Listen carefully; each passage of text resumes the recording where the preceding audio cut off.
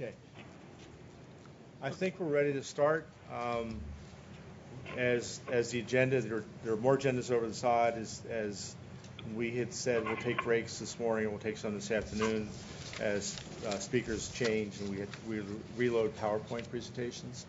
We're going to start with introductions. My name, for those of you who I've not met before, is Steve Del Sordo. I'm the agency's Federal Preservation Officer, and I look forward to spending the day with you and helping to make my life and my colleagues' lives easier, because when you're done here, you're not going to make any more mistakes. And with that, our first formal real introduction is with Jeff Steinberg, who is my boss, and he's in the Spectrum Competition and Policy Division of the Wireless Bureau, which is where all of us are housed in the infrastructure team. Jeff? Yeah. Thank you, Steve. Just make sure, I think I'm getting picked up. Welcome, everybody. I think we're going to have an exciting day of learning coming up here. This is, I believe, the third consecutive spring that we have had a training workshop of one sort or another on our environmental and historic preservation issues. I expect this one to be every bit as rewarding as the last two have been. I want to give a warm welcome to those of you who are new to the FCC's environmental process and anyone else who's here for the first time. And as I look around the room, I think that's an awful lot of you. I'm especially gratified that we have a number of representatives here from public safety agencies. I know full well how difficult it is for you to travel in the very tight budget situations we're all dealing with these days. And I hope that we make this session well worth your sacrifice. I also welcome representatives here from the utility and the railroad sectors.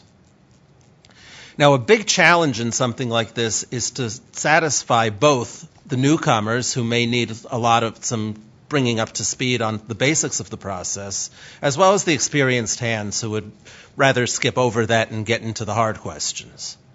Now, that task is made a little easier for us today by the fact that we've had many new developments in the past year. And I want to just mention a few of the bigger ones very briefly. First of all, we put into place our environmental notification system for antenna structure registration applications. That went into effect last June, so we've had almost a year now of experience to figure out how that really works in practice, what any of the pitfalls are, what the many advantages are. And we'll be talking a little bit early in the program about that process, and we'll want to hear from your experiences as well. We've hired the agency's first ever staff biologist, Dr. Joelle Gehring. Joelle's presence has enabled us to engage in a much more substantive way on both migratory bird and endangered species issues in a way that I think both benefits the environment and benefits all of you. The FAA completed its conspicuity study, which shows that red steady lights can be turned off and still be safe for aircraft navigation, either for some towers replaced with flashing lights or for some just turned off completely and rely on only the flashing lights that were already there in conjunction with the steady lights. The FAA has also put into a place a deviation process until it changes its formal procedures so that for the taller towers, a company can go in and ask that it deviate from what is now the standard lighting practice to use a different practice that does not have the steady lights, which, as Joelle will explain, is much better for the migratory birds if there are periods of darkness in between the flashes. And also on the technical and on the regulatory front outside of, and the legal front outside of the environmental rules, there's been a lot of change. There's an increasing focus on technologies using smaller nodes, both the DAS systems as well as the positive train control systems that the railroads are bringing into place. And these pose certain challenges and new issues for us. There's also the FirstNet public safety network coming up, which has brought a lot of attention into the public safety community and perhaps more emphasis on co-location opportunities. And we are working through at the FCC and along with our federal agency partners and others what the best way is to deal with all of these developments and how to fit them into our existing processes and into the law in the most efficient way. I do need to thank many staff around here who do the real work on these issues and acknowledge people. First of all, just running through the program that will be coming through today. The first session we're going to have is on the new ASR notification process. I'm actually going to be presenting that one. My assistant, Aaron Goldschmidt, came up with the dreaded stomach bug last night. But certainly Aaron is someone to be acknowledged for all of the wonderful work that he does in this area. Joelle Gehring is going to talk about, where's Joelle? Oh, there she is going to talk about the biological review process that we have really very much geared up in the 4 or 5 months that she's been here. Dana Beta, my other assistant chief, is going to talk about the environmental questions on our forms and on the NEPA checklist.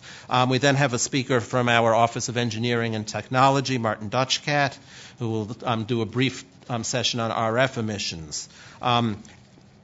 After the lunch break, we'll focus more on Section 106 and the historic preservation issue. Steve Del Sordo, who already spoke to you briefly, is going to talk about Section 106 documentation. He'll be joined by Anne-Marie Vipievsky, our tribal expert, and both talking about engaging the tribes in the Section 106 process. Steve is going to talk a bit as well about projects that involve other federal agencies, including the NTIA and the Rural Utilities Service, which fund some of the build-out. So these are projects that involve more than one agency. FEMA has a funding program as well for certain towers, and those raise unique issues. Want to acknowledge, all the work that Steve does putting together this whole program, as well as his day-to-day tireless work as our federal preservation officer. And then we're going to have a more open, more interactive session. Rescuing your project from disaster. What do we do how do you prevent things from going wrong, which is the key part, but also what do you do if things do go wrong or if unexpected issues arise, and how can we help you get through all those things? Do want to acknowledge several other valued members of the staff who are not presenting today, but who are absolutely critical to what we do. Every single person on the team plays a key role. I would be totally lost without every support from every single one of them. Don Johnson and Manya Baghdadi, our staff attorneys, who just handle an astonishing variety of matters.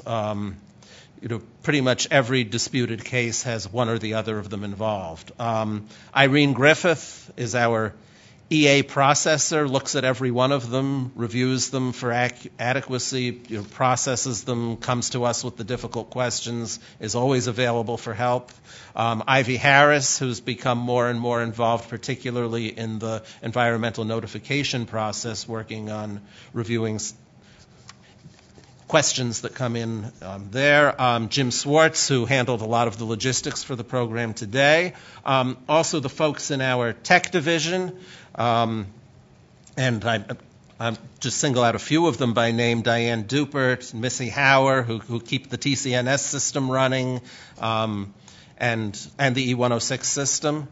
And we're always working closely with all of you. Bobby Brown, who's been making calls to Indian tribes, helping things out.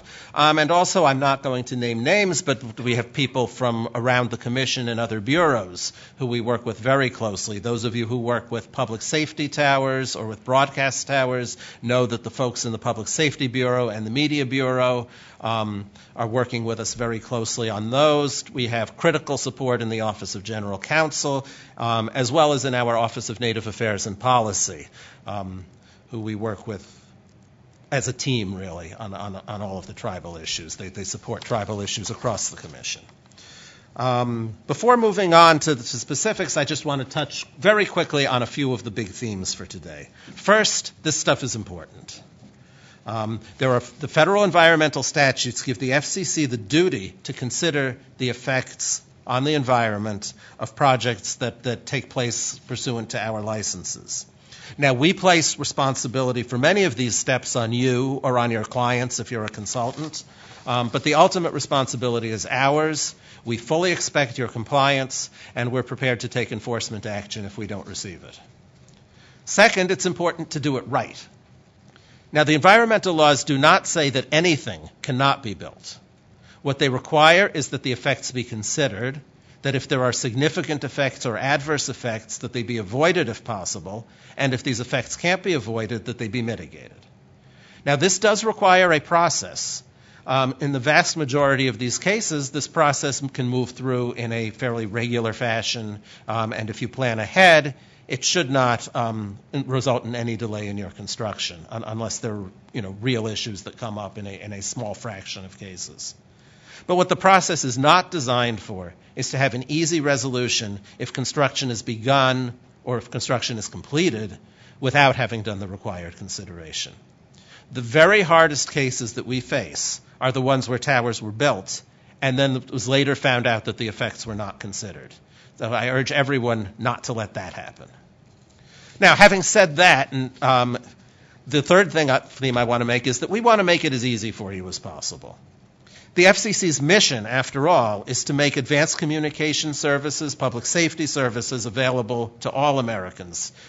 Now, while we're also committed to the Environmental and Historic Preservation Review, we recognize that that review can create tension with our primary mission, and we seek to minimize that tension to the extent possible. If there is an easier process to dealing with a situation than following, a rigid hidebound formula, and if that solution is consistent with the law, we strive to be flexible and to work with you, and we encourage the other stakeholders in the process to be flexible too. That's why, for instance, we're exploring some rule changes, and we're working with the subject matter agencies on possible programmatic alternatives to address changing realities in the technologies and in the services that we address. But the other thing that we do that's maybe even more important on a day-to-day basis to make the process easier is to make ourselves at your disposal. As Steve mentioned, and as I'm sure you will hear many times during the day, if you have questions or if you run into difficult situations, we urge you to contact us. We'll work with you. Please take advantage of this. It would make everything easier both on you and on us. I look forward to seeing you during the course of the day. I think today is not only for you to learn from us, but at least as important for us to learn from you. And at that, I'm going to move into our presentation on the environmental notification process. Let's see. Environmental notification. Yes. No, other side. Let's just do it there. Double click. What? Double click. Okay. And then I'll just hit enter to move on. We'll let it come up. And then, Well, I mean, when I want to go from, I'll figure it out. yeah, you can use the arrows. Oh, Or okay. you can use this. Okay. Whatever works for you. And we'll be doing final times. We'll probably take a break after you're done. Okay. And then as well.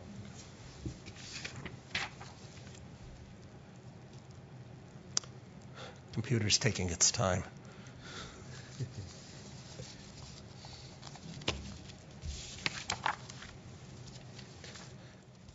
This is not going to take the full time allotted. No, it's fine. It's fine. We'll be fine. We'll take a break. And then if you want to do questions during or after, that's up to you. Oh, sure.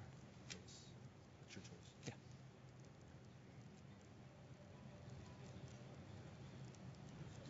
Eventually it's going to load.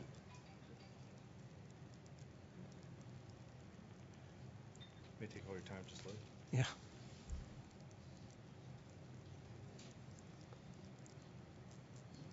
There it goes. There we go. Okay. Okay.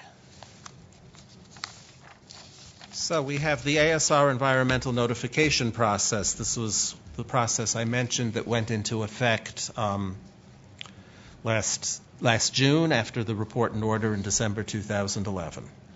And so we'll just move on.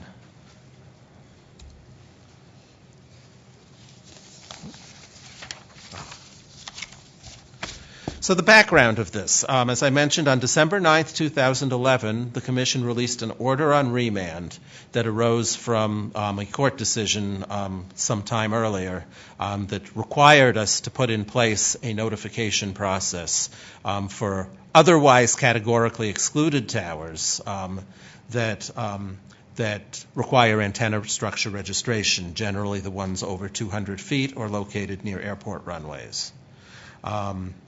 What the court held was that even though these towers routinely did not require environmental assessments under our rules, under NEPA there's a requirement that special issues be able to be raised in individual cases, and the court held that by not putting these out on notice and giving people an opportunity to raise environmental issues, we were violating the law. So we put this process into place. What the process includes is procedural measures to ensure that the environmental effects of proposed communications towers are considered prior to construction. And this was with a special focus on effects on migratory birds, because those were the issues that led to the court case. But in fact, it gives people an opportunity to raise any kind of environmental issues. And we've been seeing cases come in, both migratory bird cases and other kinds of environmental issues. And as I mentioned, it took effect June 18th, 2012. So which towers does it apply to? As I said, the ones that require antenna structure registration. It applies to specific types of filings in the antenna structure registration system. It generally, as a rule, will apply to any filing in the system for a new tower, with two exceptions. One exception is if another federal agency has taken responsibility for the environmental review, and the second exception is if we grant a waiver. And I'll get into a little more detail on both of those in a bit. Second category that it applies to is a modification of an existing registration under certain circumstances.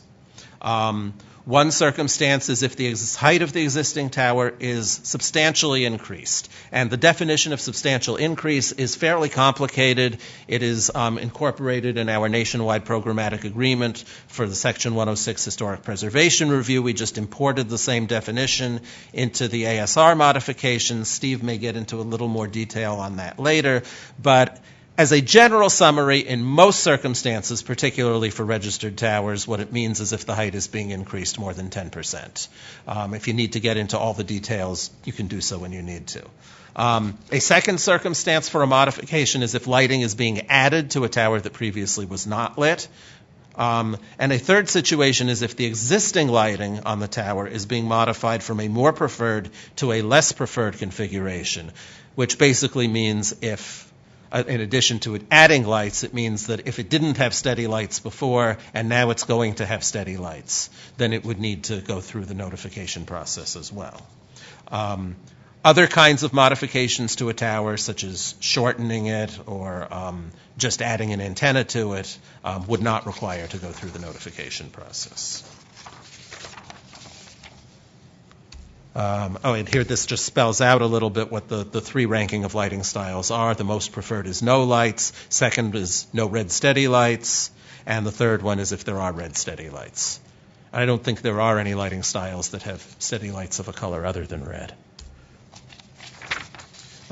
Third category that may need to go through notice is an amendment to a pending application, which for the most part requires a new notice period to be begun under the same circumstances that you would have to do notice for an existing tower, but there's some exceptions.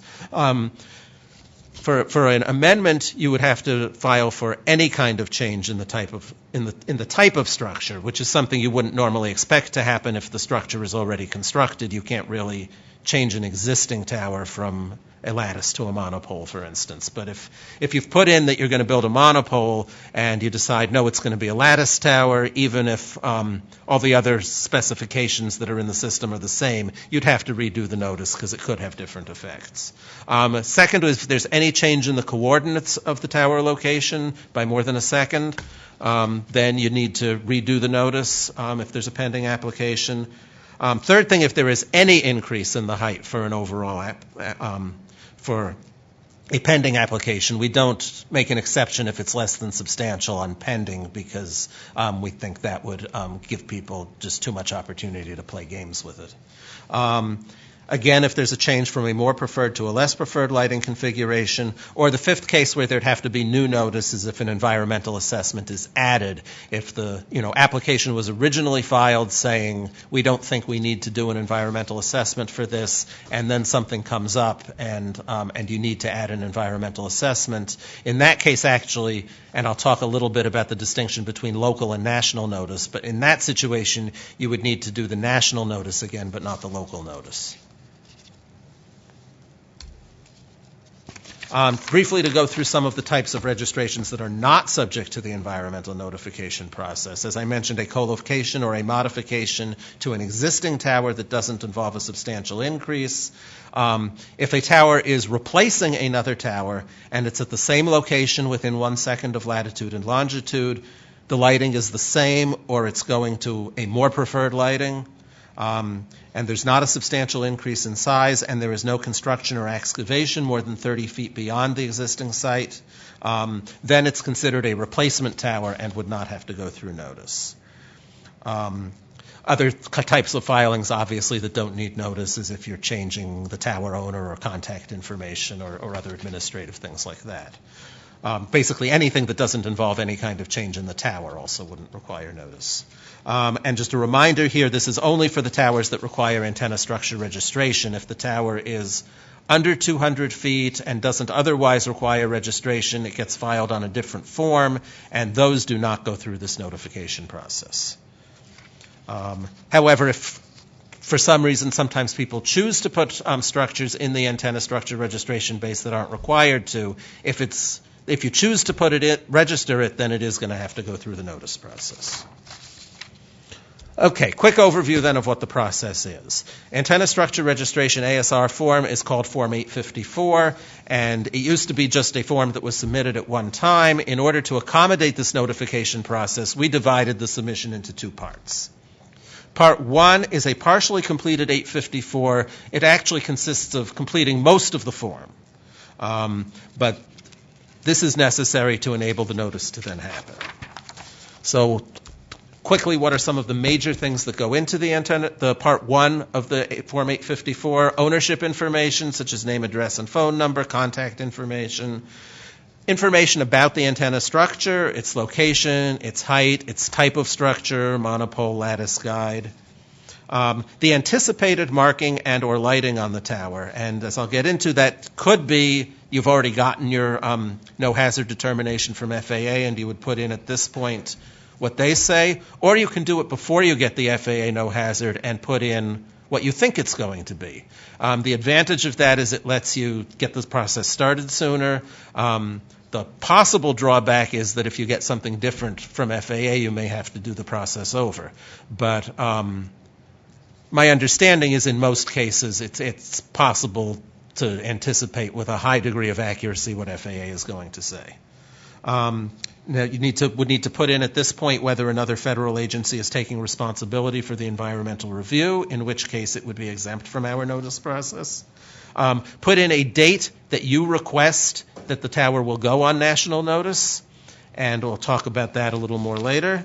And finally, if there's an environmental assessment, you would put it in at this point. Again, if it's added later, the notice would have to be done again.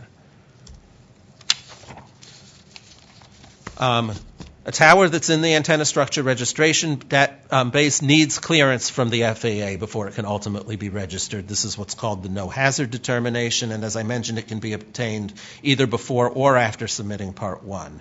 And if it's not provided with Part 1, you need to list the anticipated marking or lighting. Once you've completed Part 1, then the FCC is going to electronically assign an ASR file number to this application. This is important. This is why you need to do Part 1 before starting the notice process. Because the next thing you need to do after you get the file number is put the tower on local notice. which is normally done by publishing a notice in the local newspaper. We do provide for equivalently effective means. There are some places where there isn't a local paper. There are some places where local custom is something else, posting it on a bulletin board outside the courthouse. So you would comply with whatever is the custom in the community. Most often it's publication in a local newspaper, and that's sort of a safe harbor. You know that that's adequate. This local notice, and this is very busy. I won't run through all the details, but this is where you put the file number. And the reason you need that is because in the notice, you're going to tell people that if they want to file any kind of environmental comment about this tower, they go into our system and use this file number. You put in the basic information about the tower, its geographic location, structure type, height, anticipated lighting. You have to tell people, that if they want to file comments, they use the 854 file number, how to locate our website to do it, or they can also file by mail, but that is not recommended at all. So again, tell them how to raise the environmental concerns by filing with the FCC, and that we strongly encourage them to file online, but can also file by mail. Okay, now as many of you know, there is also a separate local notification process that we had put in place several years earlier for Section 106 review under the National Historic Preservation Act. Both of those requirements are still in place. We try to make it possible to, in the interest of efficiency, to comply with both by you can coordinate your processes, put a single notice in the newspaper that covers both of them. A lot of the information in the two is the same. You do need to, each one has its own timing requirements, so you need to be organized so that the single notice will satisfy the requirements on both of them. And there also are some differences in the requirements, so you need to distinguish them. The main difference is that if someone is filing a comment about historic preservation concerns, that is supposed to be sent to the applicant directly rather than to us. Now, of course, if we get one, we'll handle it. But that's the process in the Nationwide Programmatic Agreement dating back from 2004. And then the applicant then has to forward it to the relevant state historic preservation officer or tribal historic preservation officer. Okay, so you've done the local notice. After that, we're going to post the tower registration on our website for a 30-day comment period. That's what we call the national notice. Now, this is important. People who receive the local notice have to get 30 days to comment. If they get the local notice and it hasn't gone on national notice yet, that's going to be cut short. So the national notice has to happen on or after the date that you publish the local notice. If something goes wrong in your process, that the newspaper didn't get it in time, come into our system, amend your national notice date, and then you'll be fine. But if you fail to do that, it can create problems and possibly result in some additional notice period later. So members of the public during this notice period have an opportunity to file a request for further environmental review. The national review process, as I said, is 30 days. That's a cutoff. Absent extraordinary circumstances, we would not take a notice that is filed after the 30-day deadline. We do ordinarily wait about an additional 10 days just to try to sweep in anyone who may have filed by mail and allow. We actually need to receive it at the FCC within the 30 days, but to get from our mail room to the relevant people, we allow a grace period there. So expect that it's going to be about 40 days. At the end of the 40 days, if we haven't received any requests for environmental review, and if we haven't determined that the project requires an EA for some other reason, and again, I'm assuming this is a tower that didn't have to be filed with an environmental assessment in the first place, then you can go ahead, if you've gotten your FAA no hazard determination, and complete Part 2, complete the registration. We do have to make that determination. Now, in a case where there is an EA, we have to issue a finding of no significant impact. In non-controversial cases, we typically do that within the 40 days as well. And they go through this same process now. Previously, there was a different kind of public notice process for EAs. Now, since last June, the ASR process is the same notice process, whether there's an environmental assessment or not. And usually we can issue those in the 40 days as well, unless there's a difficult issue. We do not send you a notice that you can file Part 2. You need to go into the ASR system, look up your file number, and you'll see that I think there's some kind of a check mark or something that says this is now ready for Part 2. But I would recommend about the 40-day mark is about the right time to do that.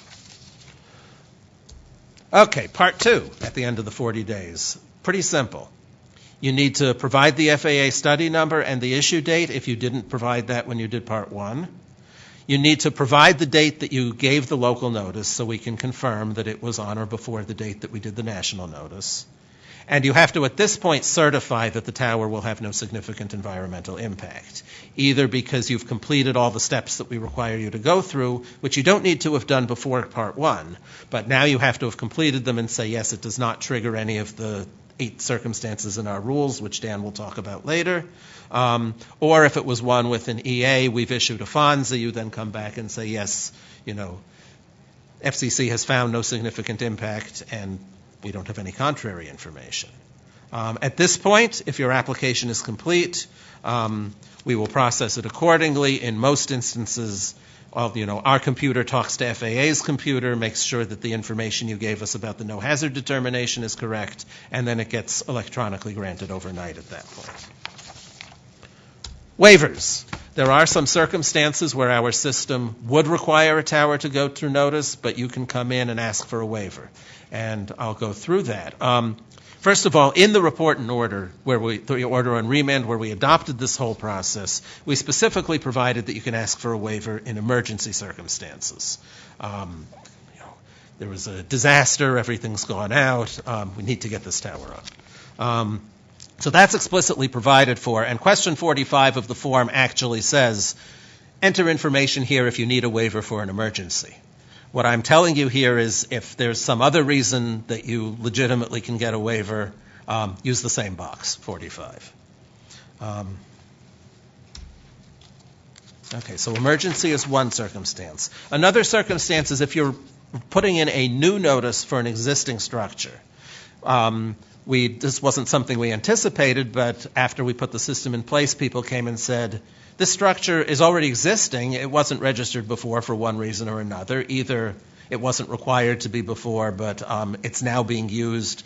Like, for instance, it was previously used only for a federal agency's antenna, which the FCC doesn't regulate. Now a commercial carrier wants to put an antenna on it, but the tower's already there. Why should it have to go through notice? We agreed, so we'll give a waiver in those situations. There are also, unfortunately, situations where a tower should have been registered and simply wasn't. Again, our view is the tower's already there. Our first priority is to get it into the database for aircraft navigation safety. Notice isn't going to do any good. So we will give you a waiver, provided the tower was in place before June 18th, 2012. We're not going to let people get away with putting up towers now and then saying, oh, whoops, I have to do the notice. So all you need to do there is indicate when it was constructed or your best estimate if you don't, if a 20-year-old tower, you don't have exact records, and tell us that there are no changes being made to the height or the lighting. I do note here that depending on the circumstances, if it was a tower that should have been registered before, we might still hold the tower owner liable for an enforcement action.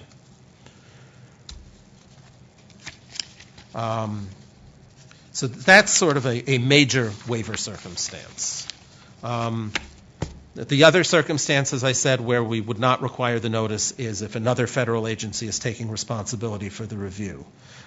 That occurs if the proposed structure is located on federal land and the landholding agency has assumed the lead agency responsibility. or if another federal agency has assumed lead agency responsibility pursuant to a written agreement with the Commission.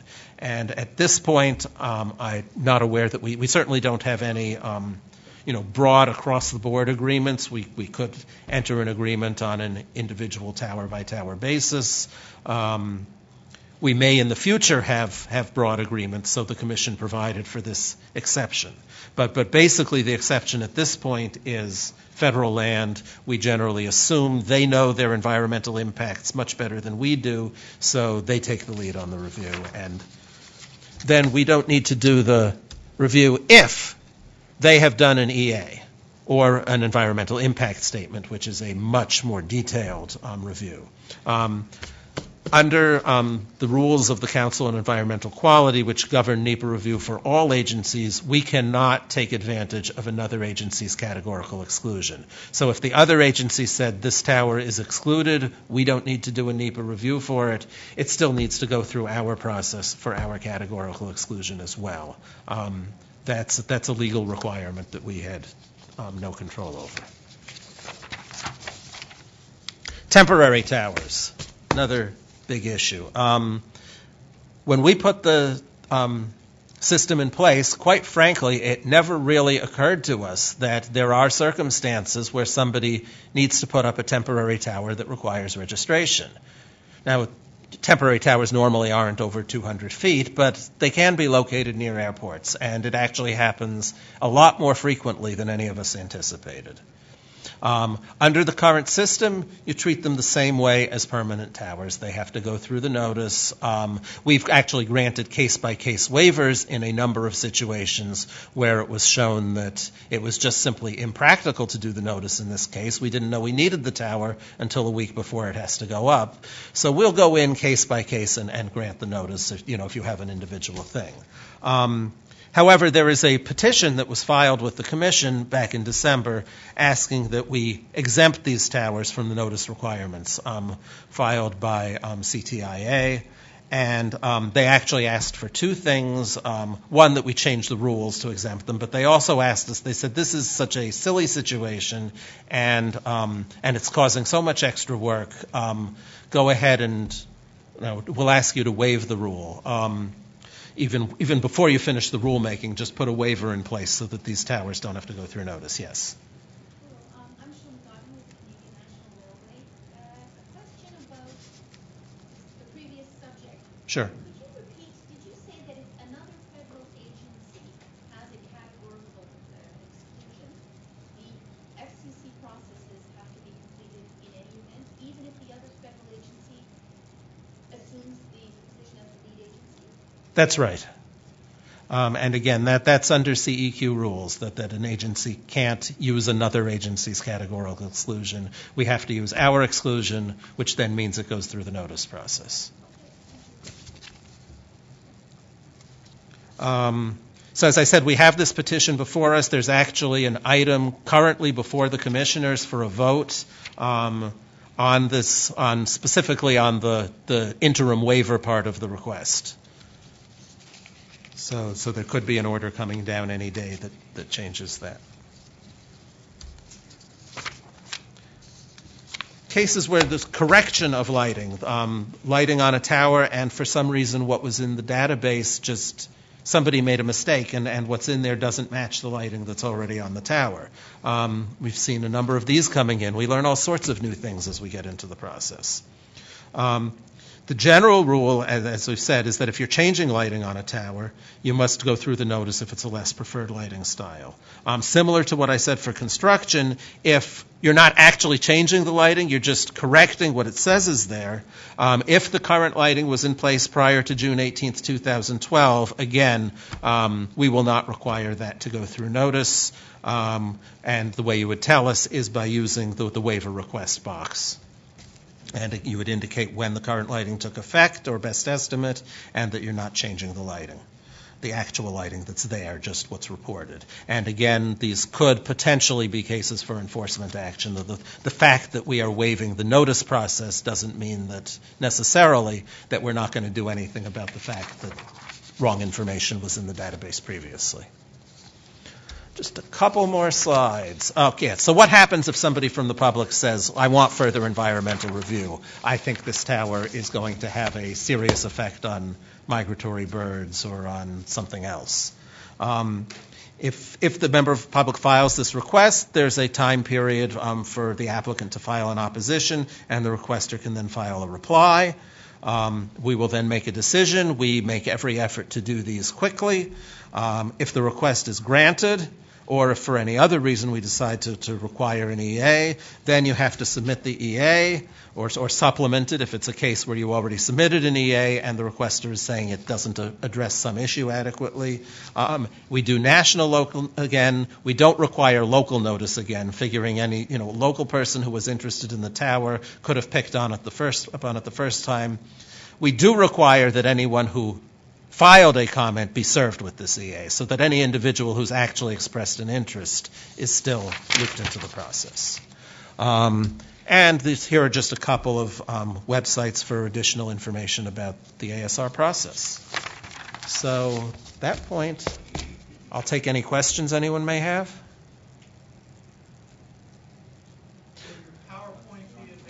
Sorry. Oh, yeah. Can we use the walking mics so that we're going to post this session on the web later, and so we want to pick up people's questions. It's over there.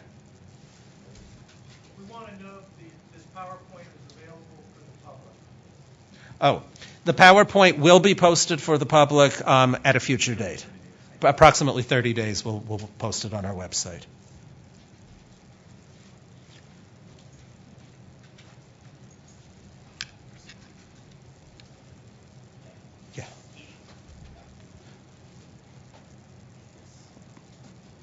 Good morning. I have a question regarding the filing of the EA along with the process. We filed the EA with the tower notification, although the tower in and of itself was not necessarily required to be put into the system, but with the EA we wanted to get it filed with the FCC. My client is the one who's asking me additional questions. We've passed the 40-day time frame. They're asking if they don't receive information on a no effect, what is their next step? And we literally just went past the 40 days. I think they're just a little anxious. Well, if it's, you can certainly contact us. I can't give you a firm answer without, knowing what the case is and having the details. Irene Griffith is, the initial point of contact on pending EAs, and she could refer it to someone else. It may just be that there's a slight delay and we'll take action. But if there's another issue, we certainly try to let you know. And if you have questions, we'll gladly work with you. Great, thank you. Oh, hold on, if you can wait for the mic. New towers that do not require an EA because another federal agency has taken responsibility for them. Right. What are those federal agencies? Is that any federal agency, or is there a specific list of federal agencies? Any landholding agency, if it's on their federal land. Okay, thank you.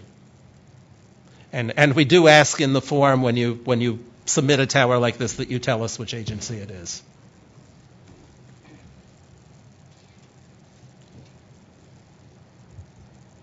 For further information on that, is there a place that we can go on the FCC website that lists those agencies that have a written commission agreement with you guys for, avoiding getting that waiver? At the moment, there are no written agreements, so Nothing. No. Okay. So it's really only the landholding agencies, or if an agreement has been negotiated for a particular tower. Got it. Thank you. Anyone else? Or, yes.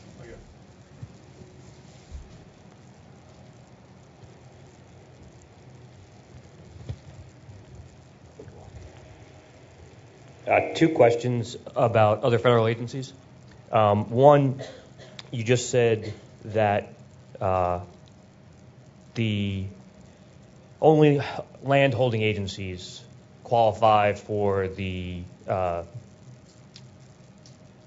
using their process Right. in place of yours. Is that an FCC determination, or was that a CEQ rule? Where does that distinction come from? It is an FCC determination. Basically, CEQ generally expects that there will be an agreement between agencies for lead agency. We do recognize the landholding agencies in general because they know their environmental concerns better than we do. We don't think that a funding agency necessarily knows the environmental concerns better than we do, so we left that for case by case, which is really more consistent with the CEQ rules. Similar question regarding categorical exclusions. You said that was not an FCC determination, that was a CEQ requirement? Right. Okay. Do you happen to know offhand any more information about that? Where that comes from? I can't give you the site. I mean, it's either, I'm not sure if it's actually in CEQ's rules or if it's in guidance. We do cite to it. If you look at the order on remand that was adopted in December 2011, we discussed that, and we do cite where it comes from. Great, thanks. And one of the things that I'll suggest is, Jim, there's a question all the way to the back. While Jim's taking the mic over there, is that if you have a specific instance on behalf of yourself or your client, send us an email. And to make it easier in terms of who you're going to email to, my business cards are on the table, and send me the email and I'll make sure it gets to the right staff person here. If you've got a particular circumstance, because based on your questions, I think some of you are thinking about a specific example that's going to help your situation. Send me the specific information and we'll help you sort through that. We actually have a paper on the table which has contact information for most of the key staff members here, so that would be a useful thing for folks to take. Is there a list of criteria for the environmental review requests when they come in from the public?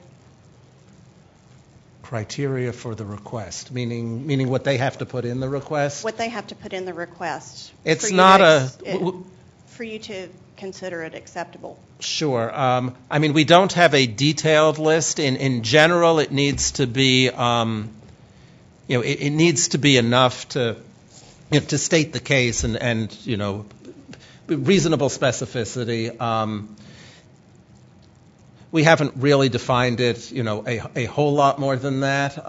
There is some term of art which I'm not pulling out of my head right now, but we do require. If it's just a general, I don't like the tower, we'll throw it out. We do try to be fairly flexible with members of the public. These are individuals, but. And I'll mention, we often get this, I don't want to look at it, comments from federal agencies as well. And with federal agencies, we usually try to ask them to be more specific.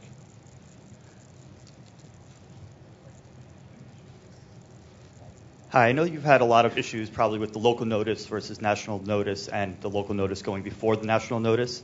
I was wondering if there may be any opportunities for us to add language to the local notice which says that comments must be received within 30 days of either the local notice or the national notice, whichever is later, which then if, let's say, towards the end of the 30-day process, we find out that no, our local notice didn't actually go out on the day that we wanted it to, would then give us the opportunity to actually amend it and thus extend the national notice, thus instead of just totally restarting it. Let's see. The problem with that, I guess, is, there's this programming issue there in our system that at the end of the 30 days, the national notice ends. I guess, we could go in manually and extend it. So I guess if you had that language in the notice. That's something we could take under consideration. I'm not Thank you. prepared to answer that. Yeah, if you could send me that in an email, then.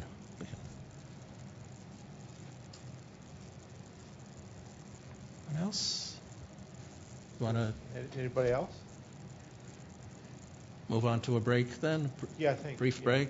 Why don't we take a 10-minute break so we can get the next speaker's slide set up. That'll be Joelle Gearing. Also, Jeff was doing introductions, and Manya Baghdadi, who's one of our staff members, there she is, is also now here. And actually, I think Anne Marie and Diane came in too. Yeah. And during break, I'm Anne Marie Vivievsky from the Gettysburg office. We had apples and bananas and Gettysburg pretzels and bottles of water and mids, so please help yourself. I'm sorry they weren't here a little earlier. That 14th Street bridge dip, you know.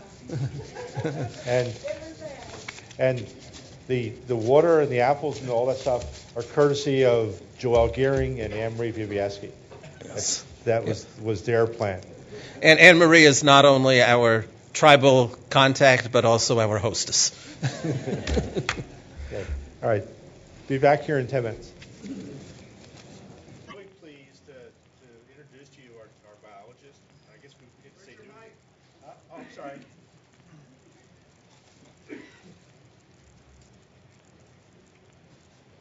It's good when the audience keeps you straight. I'm really pleased to be able to introduce our new biologist, Joelle Gearing, Dr. Joelle Gearing.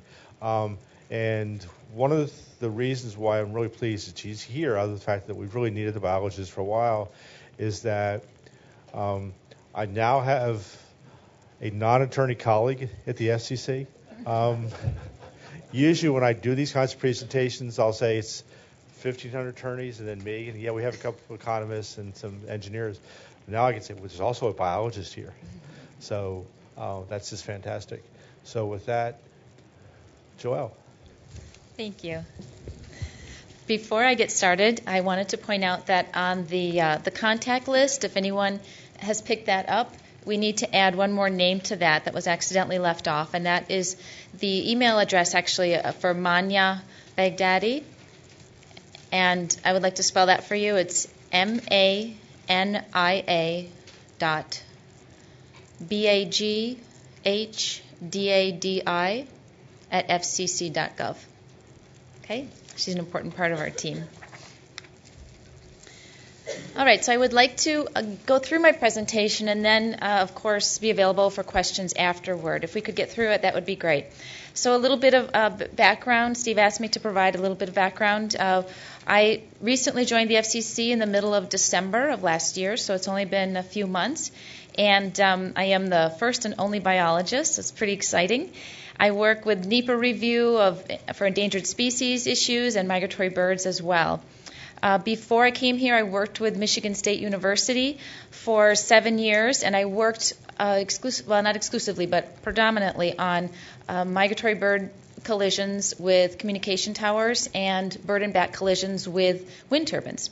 So I've been involved in that for quite some time now. And specifically, I did some work for my postdoctoral work too, and communication towers. So I've been involved in this for now 10 years, which is hard to believe. And we've learned a lot in those 10 years, and we've made a lot of progress. And it's very exciting. I'm very excited to be here. My PhD I did at Purdue University, my master's at West Virginia University, and I'm originally from Wisconsin, and I went to University of Wisconsin, Stevens Point. So that means I'm a Packer fan, even though I could choose from MSU, Purdue, the Mountaineers. I bleed green and gold. And so I have to remember that. But today I'd like to share with you the work that we're doing at the FCC now and how we can work with you to minimize or eliminate the adverse effects on threatened endangered species, migratory birds, and that includes bald eagles and golden eagles as well. Okay, now I'm not going to read through this entire slide. This is right from the FCC wording, but I would like to point out that these are right from the Commission's rules, and that most of us are familiar with this language where we're discussing the impacts on threatened and endangered species, but also the potential impacts on designated critical habitats and proposed threatened and endangered species. Trying to use the mouse as a pointer. There we go. Proposed threatened or endangered species or designated critical habitats. Okay, so we need to consider all of those. And the applicants are also required to notify the FCC and file an environmental assessment if any of these conditions exist. Okay, so that kind of forms the basis. And I also want to point out that this includes both plants and animals. Oftentimes we think about exclusively plants, they're more charismatic. Exclusively animals, they're more charismatic. We hear about them more often, but we have plant issues as well to consider. Okay, and then so one of the first steps when we're evaluating a project and when you guys are working on projects is that we need to look at to determine if there are T&E, which threatened and endangered species, at your proposed facility site. We can do that many different ways. We can search on databases online. Most states, if not every state, has an online database that can be searched. Those data are lower resolution, and that's to protect, much like the historical preservation, we need to also protect endangered species from possible collections. Orchids and turtles are at high risk for being collected and sold on the black market. So we need to be careful. So any online public databases are typically fairly low resolution. And but most states, if not all, have a natural heritage program that has a specific database, and their Fish and Wildlife Service office does as well. So those are sources of information where you can learn if your proposed facility has any concerns with threatened or endangered species. Okay, so if there are no T&E species or habitat in your facilities area, then that needs to be, the database search showing that needs to be included in your EA if you are preparing an EA for another reason. And you need to have documentation of that. If you have a listed species, or proposed threatened endangered species or designated proposed critical habitats, if they are present in the county or counties where your action area is located, but it would not be affected, you do need to explain how the applicant, how you determined that, and how you determined that there would be no effect. So how do you determine that they weren't, if they were there but you wouldn't have an effect? Okay. All right. So if they are present, T&E species or their habitats are present, and they may affect, but it's not likely to adversely affect. That's when we hope that you work with the Fish and Wildlife Service to have a letter documenting that they concur with your assessment of that. And oftentimes there are proposed mitigations or measures that are taken to minimize or prevent any adverse impacts. An example of that, many of you have possibly dealt with Indiana bat considerations. So some of those off the top of my head are things like you need to avoid the removal of potential roost trees. And they're very specific to describe what a roost tree looks like. Size, species of tree, typically dead trees, and so that the bats can go in there to roost, so in between the bark and the tree. So that would be one of the examples of something that might be included in a Fish and Wildlife Service letter. And then also the timing of construction is also typically considered in Indiana bat issues. Okay, so many of you are already familiar with that. Those are things that the Fish and Wildlife Service office that you're working with will share with you in the form of a letter, and we will additionally consider it here at the FCC. Okay, and if T&E species are present, and if the proposed antenna structure may affect and is likely to adversely affect, that's when you need to prepare a formal biological assessment. And this is outlined in our procedures. And the applicant should provide this to the FCC, and then we will proceed with formal consultation with the Fish and Wildlife Service. Okay, and just so you know, I handed out these slides, and they're a little bit small. There's 4 on a page, but you should be able to read them for reference. And there was a little bit of problem with the printer, and some of them are bright yellow on top, so it'll make them easier to find in your pile on your desk. And you can just think bright yellow sun in the spring. Okay, so migratory birds, bright yellow breasts and that kind of thing. So beautiful feathers. Okay, so then moving on to migratory birds, it's estimated that 4 million to 50 million bird fatalities are occurring at communication towers in the U.S. every year. Okay, and almost all, with a few exceptions, these are all violations of the Migratory Bird Treaty Act. Some recent research has come out that refines that number further, and that is by Loncourt et al., 2012, and he estimated 6.8 million birds per year in the U.S. and Canada combined. Okay, this is a real issue. 10 years ago, when I first started working on this, tower operators would actually snicker, maybe laughs a little harsh, but they would snicker at me and say, yeah, when we want to take a coffee break, we say we're looking for migratory birds. And we just walk around and enjoy the views. But we've come a long way from that time period. And we realize that it is a real issue. And we've moved beyond wondering if it's an issue. And now we are to the point where we actually know how to minimize and resolve this issue for the most part. And we also understand that it's not easy to find these birds. They, as you'll see in the next slide, they're not birds that we're typically familiar with. The general public, they're songbirds. These are night migrating birds, vireos, warblers, thrushes, sparrows. They're not big. Their body size is probably the size of my thumb, and some of them are bright colored, but not all of them are. So we don't see them all the time. So, it's understandable that they have been missed underneath these communication towers. So we know it's an issue, and now we know how to deal with it, which is very exciting times. And part of us understanding that was some of the research that I was involved in Michigan.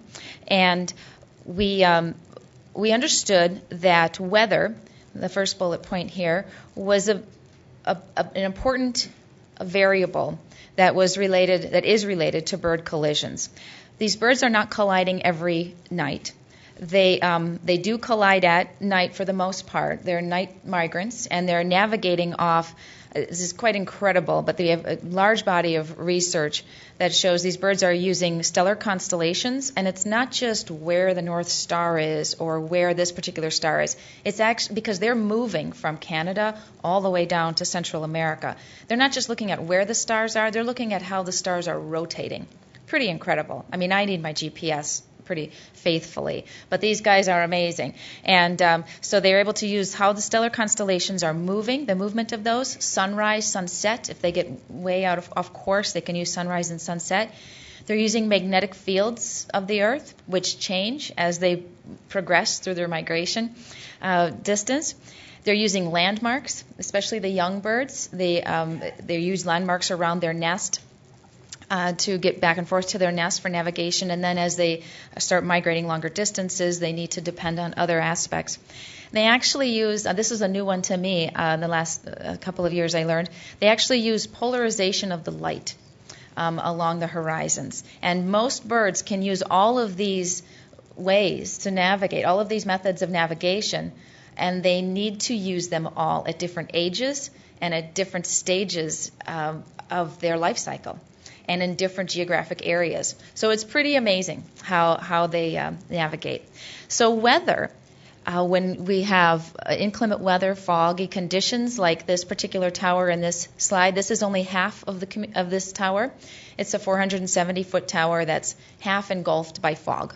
Okay, and this was about 9:30 in the morning, and so you can imagine during the night it was probably even further engulfed in fog. And so when we have those kinds of low visibility conditions, the birds tend to become disoriented, and all of us are probably familiar with kind of the red halo that shows up around red lights in foggy conditions. And it appears to attract the birds into those lighting systems. And at that point, they accumulate around like a moth at a porch light and possibly collide with the guy wires or become exhausted from accumulating around those sites instead of a straight distance migration. Okay, we also were, so that's how weather plays a role in all of this. It also explains why we don't see birds every night underneath communication towers. It tends to be when we have inclement weather combined with migration season, so spring and fall. Okay, so we understood weather was an issue. We also suspected that that tower support systems, whether the tower has guy wires or not, was a variable to be considered, as well as tower height. These birds they typically migrate, over the heights of most of these communication towers, unless we have inclement weather, which brings them down to lower altitudes. And then again, I mentioned the lighting systems that we believed were a part of this, and a location in the landscape. If we have an area that accumulates migratory birds to begin with, that would logically at an increased risk. Okay, so some of the research that was conducted, we found that towers with guy wires resulted in higher levels of avian fatalities than towers without guy wires. And that is logical as well. There's more surface area for the birds to be colliding with. And some of the graphs down here is from my own personal research. The language above is FCC language. And what we have, I want you to look at where I'm circling on the mouse here. What we're looking at here is these two bars are from towers of the same height and of the same lighting system. The only thing different between these two towers, where'd my mouse go? There it is whether this one does not have guy wires and this one does. So there's statistical difference between these two. It doesn't mean the birds are not circling these unguyed towers, and it doesn't mean it's not important to try to minimize that circling, because it's wasted energy of an organism that has to fly from Canada to Central America in a matter of weeks. But they are at least not colliding with it. Okay, and then we also found, and this it's backed up by more than just my Michigan research, this is accepted knowledge at this point, taller towers result in higher levels of avian fatalities than shorter towers do. And for that comparison, that visualization, I just want you to compare these two. These two towers both have guy wires and the same lighting systems. The one on the right are the towers over 1,000 feet tall. These towers are about a little bit less than 500. So we do see significant increase in the numbers of avian fatalities at those taller towers.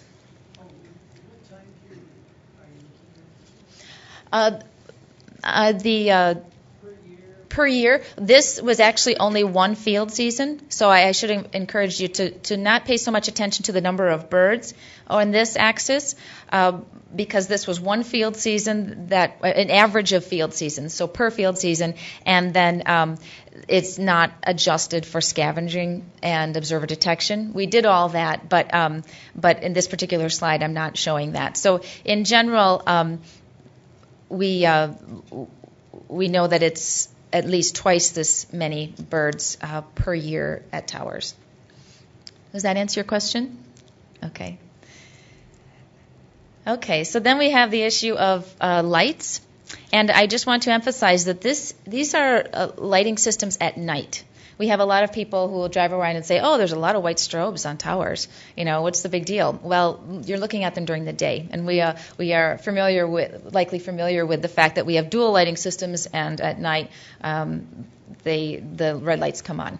So we need to look at nighttime lighting systems. I don't think the birds care a whole lot what it looks like during the day. It's at night when they're migrating. Okay, so what I'm referring to, the steady burning lights, these are the L810s, some people call them, the side markers, the non-flashing lights. And again, these are at night. I would like to point out that we found that the steady burning lights on towers resulted in higher levels of avian fatalities than the flashing lights. We looked at this with both medium towers and tall towers. And over here on this right-hand graph, this is an example from an average of field seasons, where we found this tallest column over here, this tallest bar, are those towers with steady burning lights on them. These towers are otherwise they're exactly the same. They all have guy wires. They're all 470 feet tall. Okay, and we did this work over multiple field seasons and found the same results. Those towers with steady burning lights, non-flashing, were involved in significantly more avian fatalities. Okay, and we did have to get some FAA variances to change these lights on these towers, so we were going by the books. And as you know, we can't just turn off red steady lights without going through a little bit of work. So this one over here, I would just want to point out, looking at these two bars on tall red tower, these are all tall towers. So these towers over here were about 500 feet. These are over 1,000 feet. We found the same thing. with white strobe lights being involved in significantly fewer avian collisions than those towers with the status quo lighting. This bar over here was one tower in Michigan that we were able to make all of the L810s flash in concert with the other L864 flashing lights. And again, that tower was not statistically different than the white strobe lights. So we found something that will work, not just on future towers, but on existing towers as well. So in summary of the science part of it, we found a 50 to 70% reduction in the bird fatalities via elimination of these non-flashing lights, or these L810s. So why don't we just all go turn off the L810s? Well, because we understand that the FAA has lighting recommendations that are critical to pilot safety. And the only lighting system at this time that, well, that's not at this time anymore, but as of last year at this time, the only option that we had was a white light system. And as many of us are familiar with, this is not terribly popular in urban neighborhoods, and some local zoning actually does not allow it. So that was not a popular option for people. And otherwise, as pre-May 2012, we only had these red flashing light systems that included a non-flashing red light component to them. So most of the towers that we see on the landscape were including a non-flashing red light. That's included Style A, Style E, and Style F. E and F being the dual lighting systems. However, as I was mentioning, in May 2012, the FAA came out with their conspicuity study, and that was published, and it's available online, and I am happy to direct you to that if you would like to see a copy of it. And what they determined was they found that the red lit towers, excluding the steady burning red lights, with just the red flashing lights, were as safe for aviators as those towers with the red steady burning L810s. So they found that this was true and a safe option for lighting towers. They were concerned that shorter towers would only have one level of flashing light if we extinguished the L810s, and so we have other options for those. But we'll talk about that in a second. So I just wanted to point out down here that that this is the new FAA recommended lighting system if you're going to use red lights, and it excludes these steady burning red lights, or those L810s. It's a new option. It's very exciting. It not only minimizes avian collisions by approximately 70%, but it also saves you guys money, and that's always important, especially in the year 2013. We're having some trouble. So it's very helpful to be able to minimize the tower lighting costs, both at construction and then also maintenance costs and energy costs. It's not just a one-time money-saving option. And it looks good to your consumers when you're making efforts to reduce avian collisions at your towers. Okay, so this can be completed not only at new communication towers, but also existing communication towers. And we'll go through the process of how you go about doing that. So at this point, the tower for the new towers, any tower over 450 feet, I am requesting that all communication towers that are new construction over 450 feet attempt to get this lighting deviation for their tower lighting.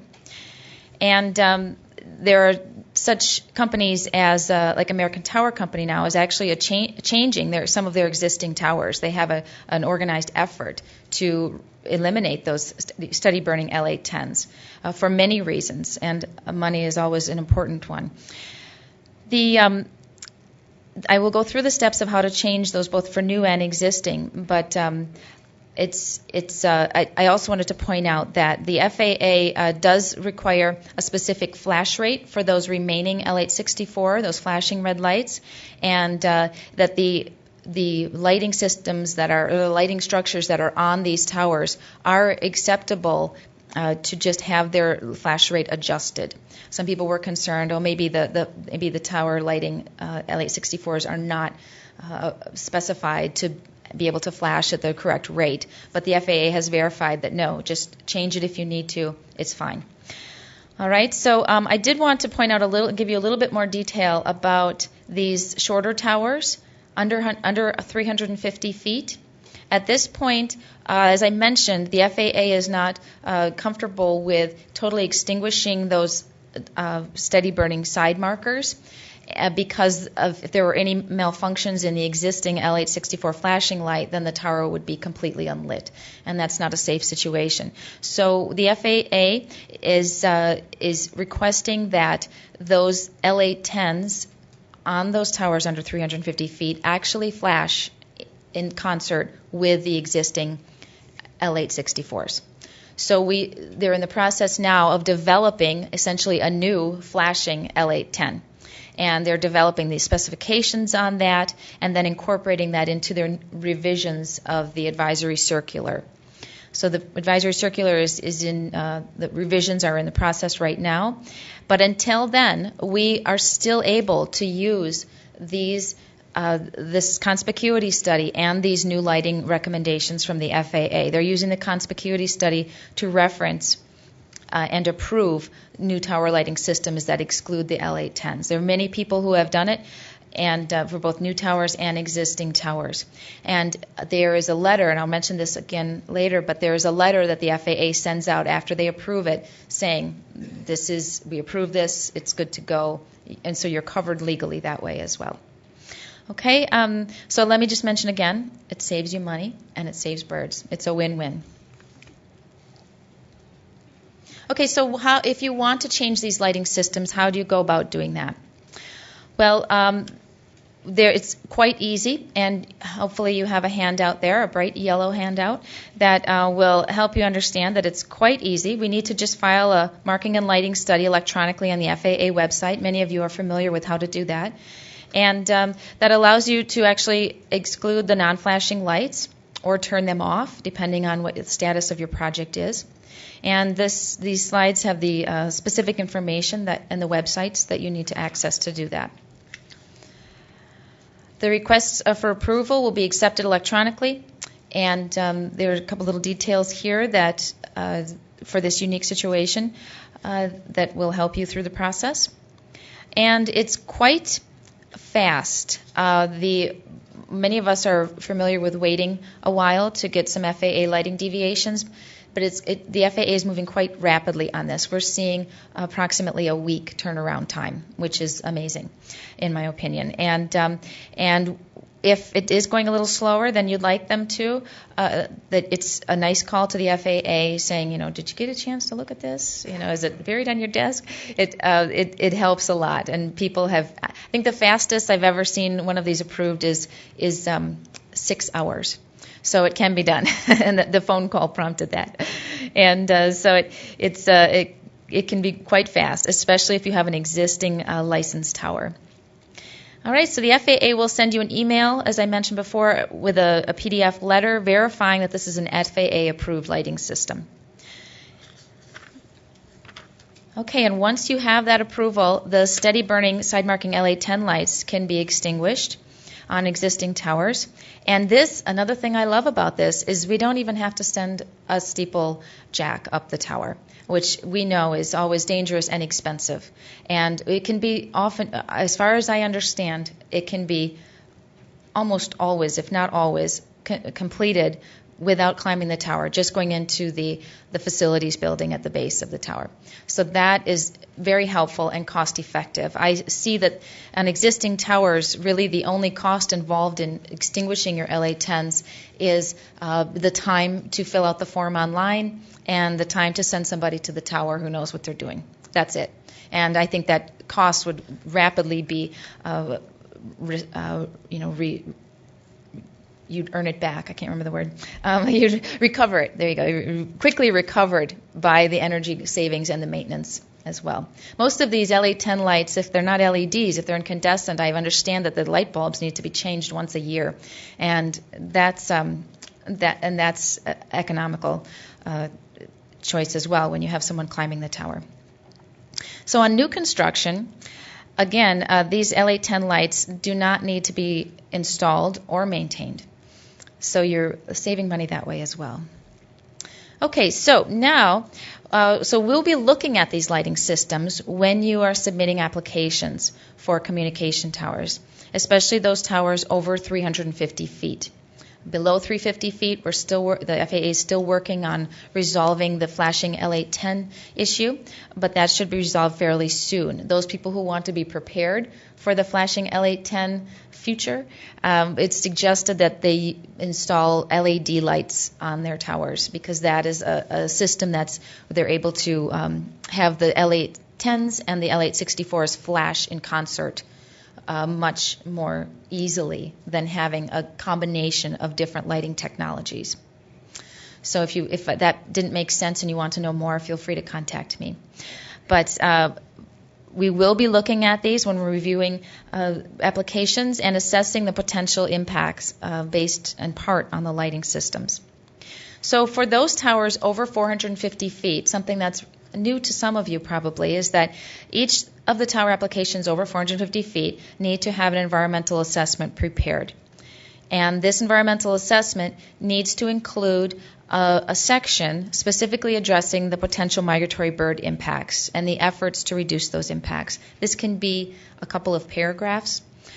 It doesn't have to be huge, but what it needs to do is bring together, these are our tower lighting systems, these are our building lights, these are our bird flight diverters that we may or may not be adding. These are the things that we are doing at this site to minimize migratory bird collisions.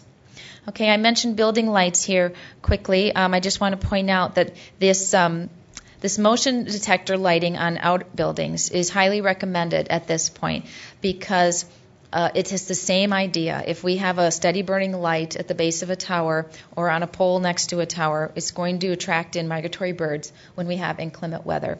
And that's what we're trying to minimize. So most communication towers, most new ones, are going with a motion sensor light that allows it to be dark at the site unless there's somebody there when we need the light to be there. So that's highly effective, and it's the same concept of attraction that we want to minimize. Okay, for these towers over 450 feet, we are also requesting that people seek comment from the Fish and Wildlife Service on migratory birds. And that allows the regional area to have some voice in pointing out any potential conflicts that there might be with the tower. Okay, so again, no steady red lights on towers over 450 feet, and motion detector lighting on the outbuildings is highly recommended. For those towers 350 to 450 feet, we are also recommending no steady red lights and motion detector lighting on the outbuildings, unless it's in a sensitive area with threatened and endangered species. There's no EA required for towers unless, again, it's in a sensitive area with possible T&E species, but we are recommending that the lighting systems be consistent with those towers over 450 feet, as well as the outbuildings. And that has been very well received, I will say. Most people were not necessarily aware of the potential, and they've been excited about it. And I love the fact that it's a win-win for everybody. The birds don't collide with nearly the frequency, and it saves them money, and it's still safe for aviators. Okay, so one thing that's, I talk to a lot of a diversity of groups. It used to be a lot of science groups, and it's neat to talk with you guys, and I'm excited to be here because you guys hold the power. We can do all the research, we can do, write all the papers we want to write, we can talk to as many birders as we want to, but you guys hold the key. And so I'm very excited that you guys are here and listening and that we have an opportunity to discuss these things because, like I said, it's a win-win and you guys have the power and it's good for everybody. So I'm happy to be here today and to share with you guys what we've accomplished and what the potential is. So if you guys have any questions now or in the future, feel free to email me and I'm happy to discuss that. Now we're ready for questions, right? Who's first?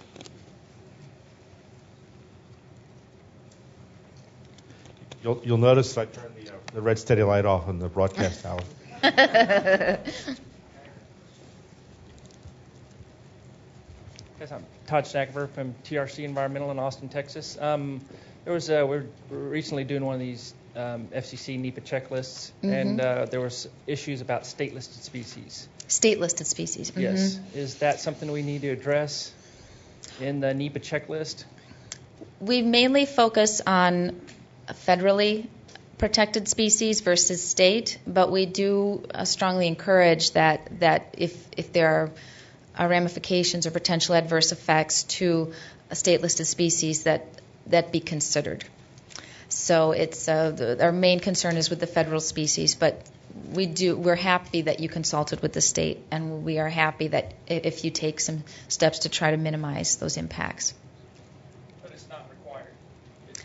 State species are not required in this in the NEPA checklist. That is correct. Okay. Thank you.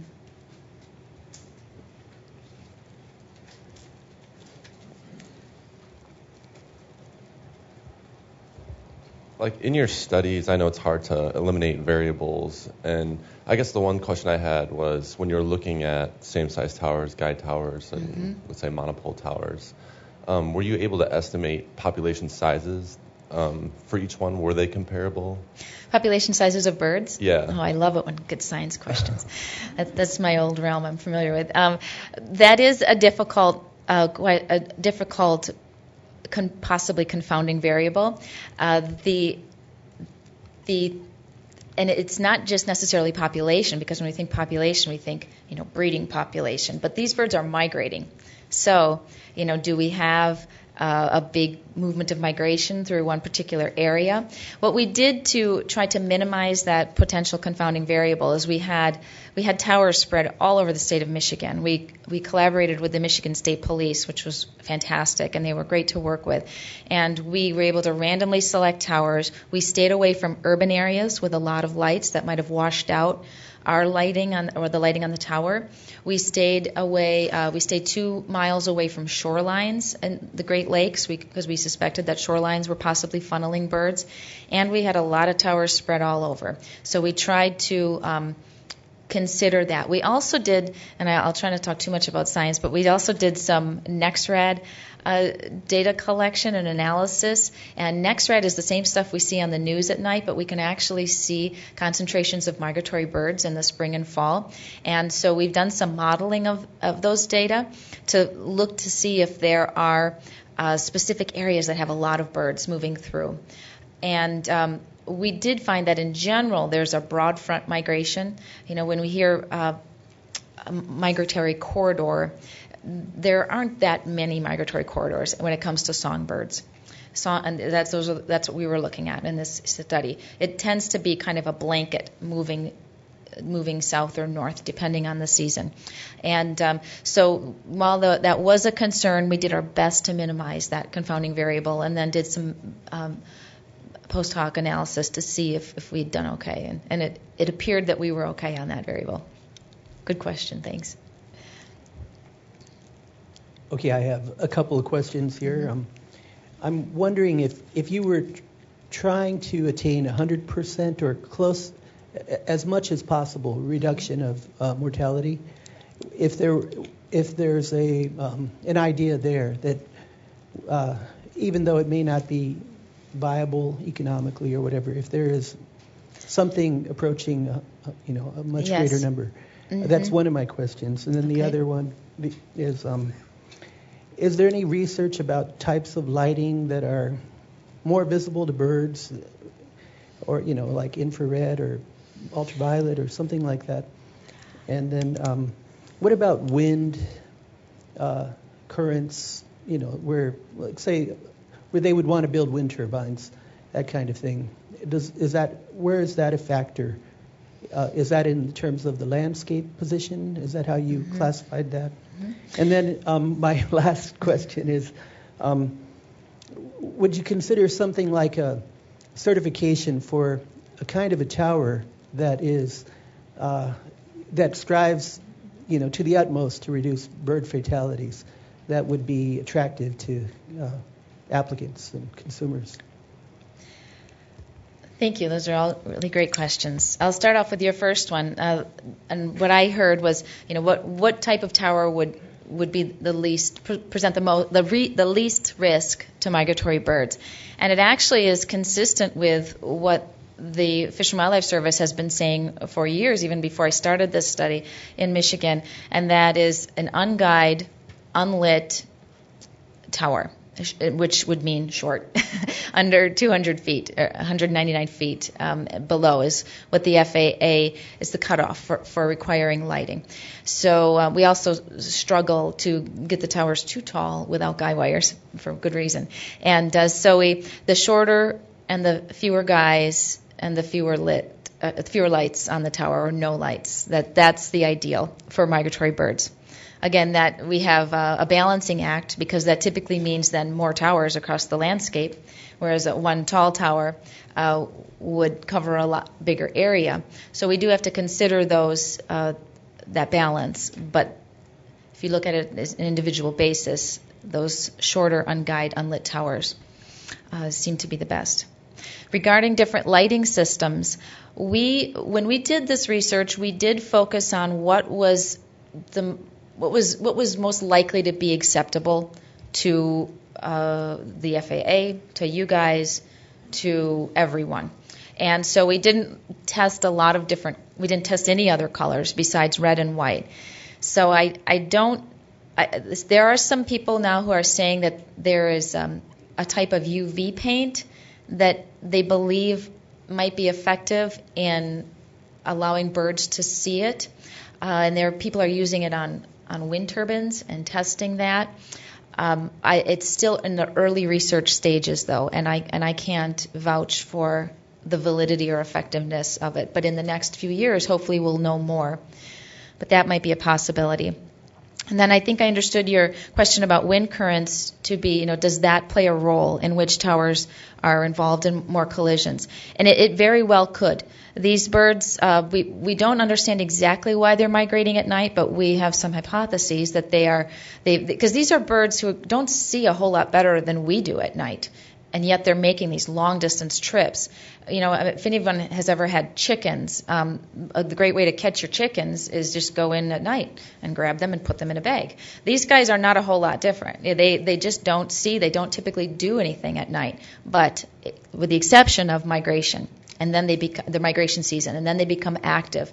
It's an amazing. I get goosebumps thinking about it. It's migration season, I'm going south, or migration season, I'm going north. And you can put them in a little cage when they've done these tests and see these scratch papers, basically, a paper with some spray paint on it that they scratch off, and they will physically be going north, north, north in the spring. So it's amazing. They're very hardwired. And so why are they migrating at night? How do wind currents play a role? They will use wind currents to migrate in higher densities. So basically, this is a good night to go. I was just thinking about this. In Michigan, we had a cold snap, and there were north winds coming out yesterday, and they were. And I thought, man, these birds are trying to go north, and they're fighting against these north winds. They're probably not doing much today, or tonight. They're probably going to sit and hold tight until the weather conditions improve, so that they can more easily go north. So it does play a role, and it is landscape related, probably, as we were thinking about with lakeshore effect and that type of thing. And then going on to your question regarding a certification process. Because I'm new to the FCC, I don't know the possibility of that. But as little Joelle here, I will say I love the idea. And we have other examples of similar things with our buildings, our green buildings, the LEED certified type of buildings. And I think that there is a lot of potential for that. And I think it would be effective, but I would love to hear other people's thoughts on it, because you guys would know better than I would. Does that answer your questions? Great. Anybody else? While you're thinking about your questions, I will unmask the questioner. Guy Lopez is actually a staff member of the Advisory Council on Historic Preservation, and I'm pleasantly pleased to find that somebody who does historic preservation work for a living is asking questions about biology because it all tends to bleed together. It does. We all depend on biology. We do indeed. Yes. Yeah. Anybody else have any questions? Overwhelmed? Getting ready to migrate? If there are no more questions that you want to ask directly, remember Joelle's got her contact information on the board, and you know where she lives. And like all of us, we tend to be user friendly. We're happy to answer questions. So if you have project-specific information that you need guidance from Joelle, feel free to give her a call. I'm not sure Joelle's preferences. My preference is when you contact me is email, so I can see exactly what it is that you're asking. And it helps when I travel to have your emails. And Yeah, things like that. email's easiest, but I'll Yeah. take either. Yeah. Okay. If there are no more questions or comments, why don't we take a few-minute break, and we'll get ready for our next.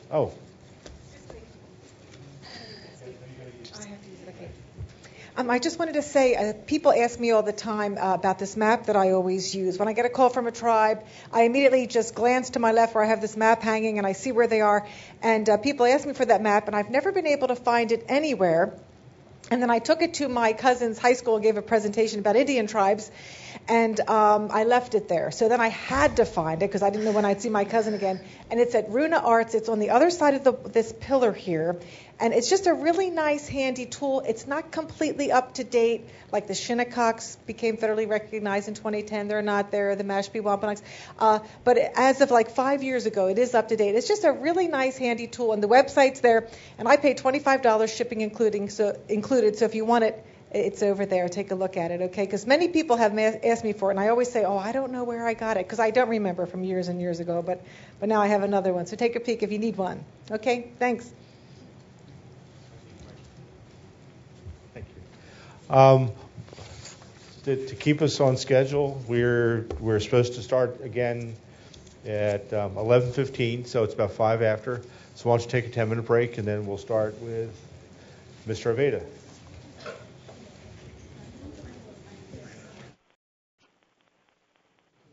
Wait a few minutes. Yeah. Actually, it is. I know. Doesn't matter.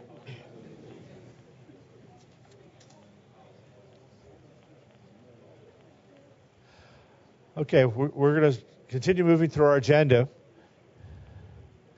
And our next presentation is with Dan Abeda, who is an assistant chief within the Spectrum Competition Policy Division. And he's the guy that helps keep all of us worker bees organized. So Dan's going to talk about the two environmental questions that are on the 854 and 601 that Jeff Steinberg talked about earlier today.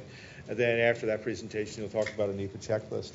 And do you want to do questions after? Yeah, we can do questions. I think it's important. We've got a captive audience here, so we might as well get as many questions as anybody is willing to bring forth. Okay. All right. Thanks, Steve. Well, good morning, everyone. As Steve indicated, my name is Dan Abeda. I've been with the FCC for 30 years, so I've spent half of that at least working on wireless issues. Let me give you a little bit of background about myself. I grew up out west, grew up in New Mexico and Wyoming. Went to college at the University of Wyoming. I worked on the railroads, and I know we have a number of people here representing the railroads, so I have some experience working on the railroads. I was in the maintenance of way department, which is the maintenance part of the railroads. So I did things like I was a Gandhi dancer, swinging a spike mall, living in the silver palaces with the workers. I went on to run heavy equipment. low lift equipment and other equipment, and it was a wonderful experience. Paid my way through college and law school. So I'd always wanted to be a lawyer and work in Washington. Why I had that dream, I don't know. I wish sometimes that I was back on the prairies of Wyoming and New Mexico. But anyway, here I am. This presentation or training session was intended to focus on those of you who are new to the 106 or to the NEPA process. As I look around the room, I see a lot of veterans, people who have been here since the very beginning, and I want to welcome them. But I think it's important to start from a mile-high perspective so that we all are on the same page in terms of what it is the Commission does and what your responsibilities are. Back in 1934, Congress vested the FCC with authority to be in charge of the airwaves. Okay, so whether it be wireless, landline, satellite, the FCC regulates the spectrum and the airwaves. So that spectrum that is out there, wireless spectrum for radio, the spectrum that we use on our cell phones, belongs to who? You? Belongs to the federal government. Okay, it doesn't belong to the railroads. It does not belong to the major wireless carriers. It belongs to the federal government. So the FCC is very much a licensing authority. We issue a license to various parties to use spectrum. Now, if all of us look at our driver's license, we know what a license is. A license is permission by an authority to do something, to engage in a certain act or action. Licenses carry responsibilities and obligations. Licenses require very often that you certify early in a process that you're going to do something, that you're going to comply with certain rules. So anyone here who has a license issued to them has that sort of responsibility. So just like a license is given, a license can be taken away. Okay, what the government can give you, the government can take away from you. The issuing authority, the FCC, has responsibility to ensure that all of its rules are being complied with. It has authority to enforce its rules. So if, for example, we find that our rules are being violated, the Commission has to make a determination whether that violation of the rules is subject to enforcement authority. Now, just to give you a background of the whole NEPA area, NEPA, as Jeff indicated, for our purposes in terms of the environmental regulations, which all of our licensees are subject to, NEPA is an old regulation, as Jeff indicated. It goes back to 1969.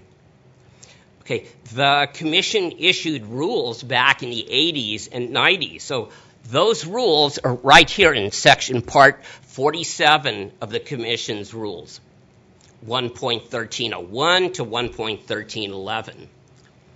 So it doesn't matter whether you weren't aware of the rules or not. The rules have been in place. So anyone who is operating on spectrum that was issued in a license from the FCC is required to comply with NEPA. So it's not an option. It's mandatory. And as Jeff indicated, NEPA is legislation, is an act that the Commission is responsible for, not you. So NEPA talks about federal actions that may have a significant effect on the environment. And it puts the onus on the Commission to make sure that any of its licensees have followed these rules and that NEPA is complied with. Now, I think it's helpful to understand that here at the FCC for many years has had a deregulatory process. And let me explain briefly. If the Commission was a heavy regulatory agency, we would require all of our licensees to submit not only the applications that they submit, but all the underlying documentation. So, for example, for all of your licenses, the radio licenses that the railroads are using, you would be required to submit all of the NEPA documentation with the authorization or with the act that you're engaging in. So if you're building a base station that's, well, we'll say it's 200 feet tall, you would be required to submit the documentation for that base station, for the NEPA, all the underlying NEPA documentation. Well, we don't operate in that type of regime. You are required to submit your applications, which will go into the 601 for the underlying radio authorization. You are required to submit the Form 854 for the antenna structure registration. We do not ask you to submit all of your underlying NEPA documentation. We do expect that all of you will keep that information in your records. And we expect, if there's any questions that come up, that we'll be able to contact our licensees and be able to review that information. Now, the Commission, even though we're a deregulatory agency, we're still an agency that's responsible for the airwaves. And we use a couple of tools to be able to, it's a hook on our licensees. And that hook is a certification, which is what we're going to discuss today. Let's start with the Form 854. That is the antenna structure registration.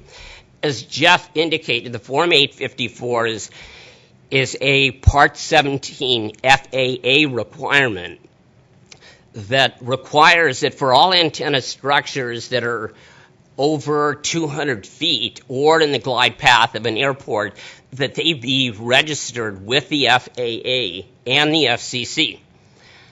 So for the railroads, for example, all of the wayside sticks that are all over the tracks that are going up now, the positive train control, anything under 200 feet, those are not subject to the ASR rules.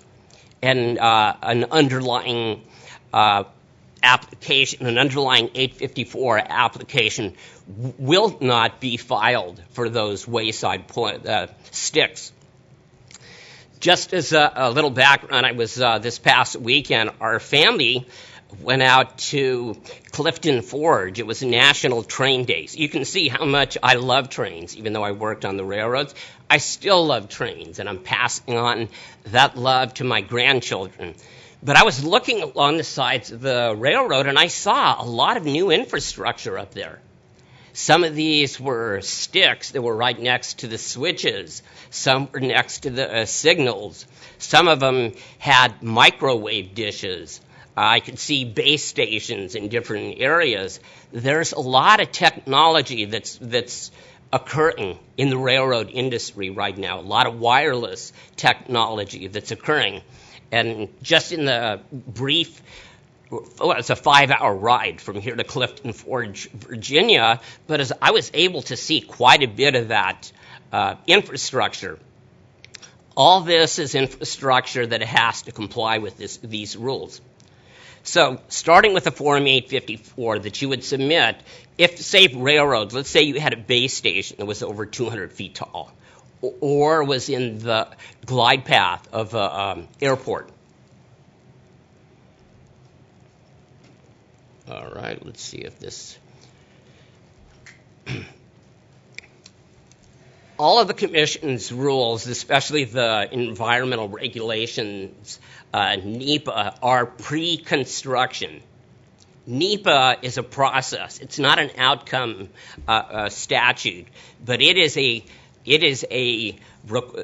is a process that requires all of our licensees to ascertain prior to construction. So that means before the first road is prepared to the site, before the site is cleared, certainly before construction, before any digging begins. NEPA requires that all of this work be done.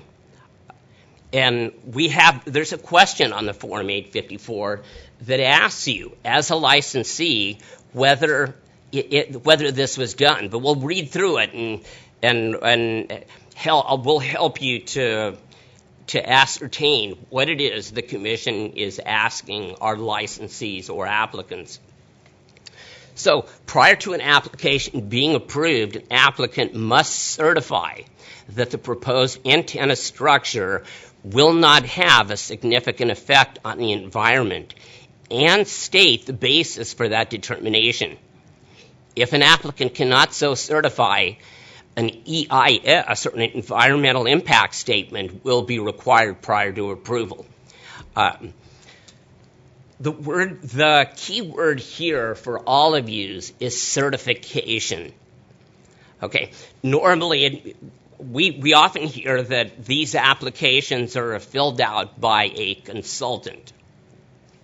That may be fine, but when you get to a question that says, I certify, my recommendation to you is that question be reviewed by your lawyer, by your inside counsel, or outside counsel. Okay, because that question has legal ramifications. The question means we are willing to stand by it legally, that this was done. So you want to make sure that somebody with knowledge of the Commission's rules and knowledge of the Commission's power to enforce its rules is aware that the Commission, that the licensee actually has done what they're required to do. That person should be able to look at the documentation and be able to say, yes, we've got the NEPA review right here. It was done for this site. I can go through each section here and see that work was done. Therefore, we can certify. Now we're able to check the box and certify that we have complied with the Commission's rules.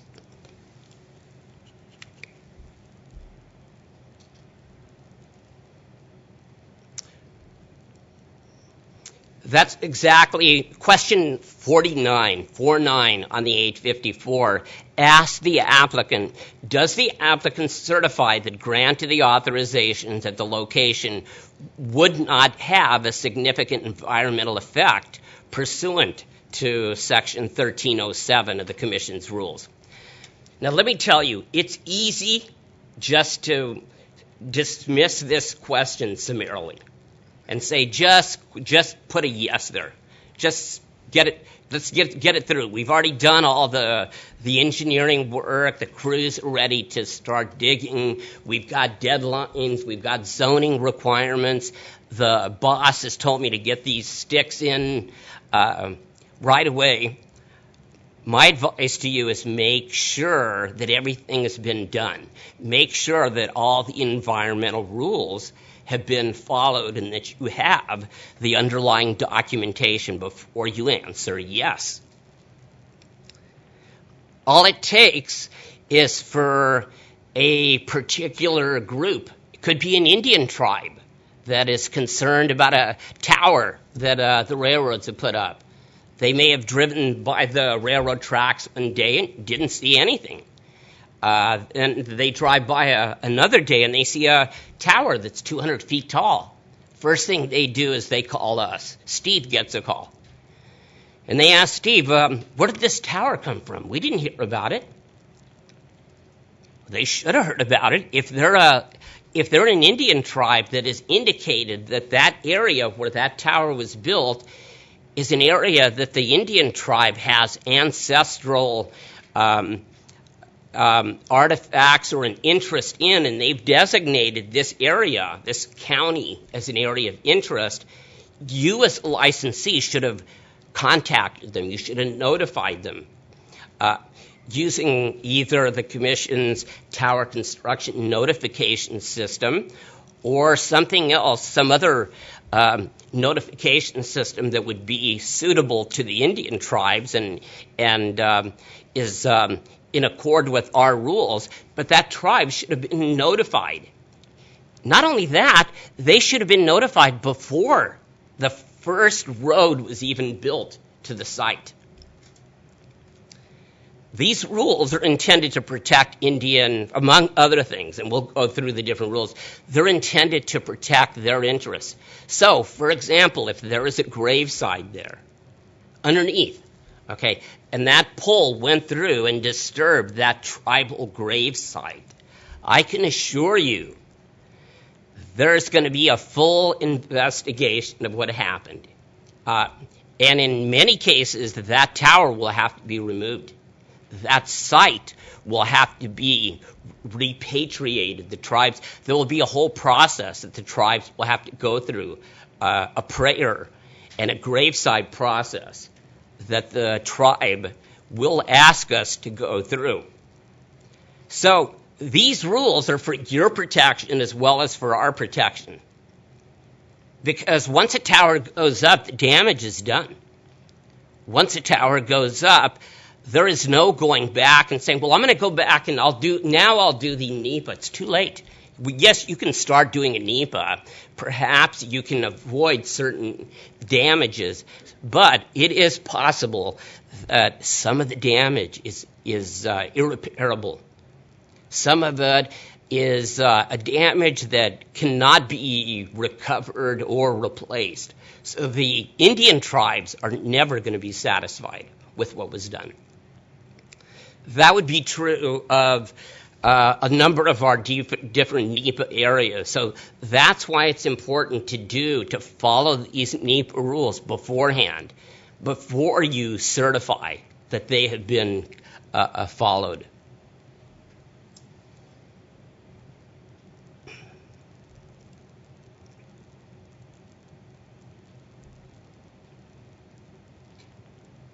One of the questions asked, is the applicant submitting an environmental assessment? Okay, there's a number of areas where you may be required to submit an environmental assessment.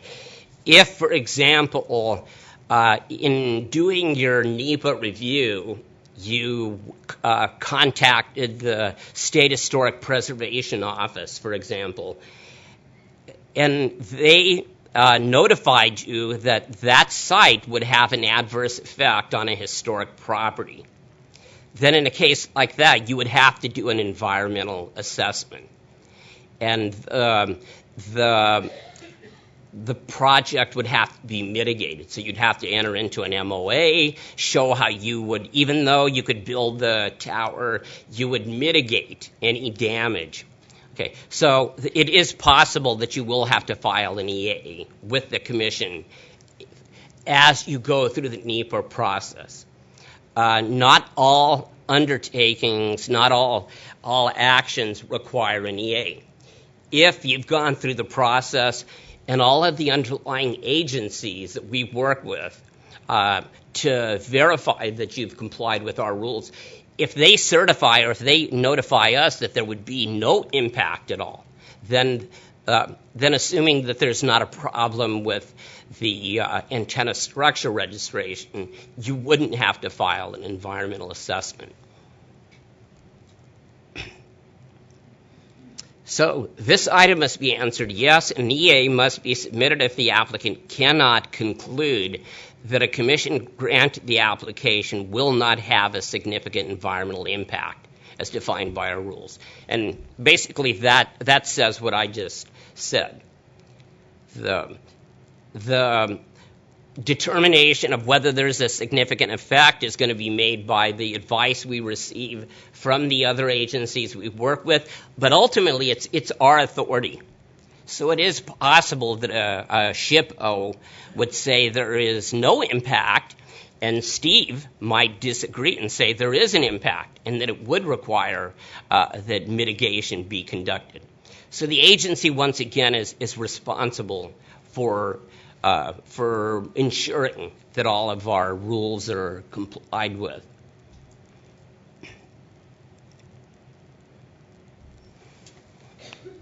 All right, that's the Form 854 for antenna survey registrations.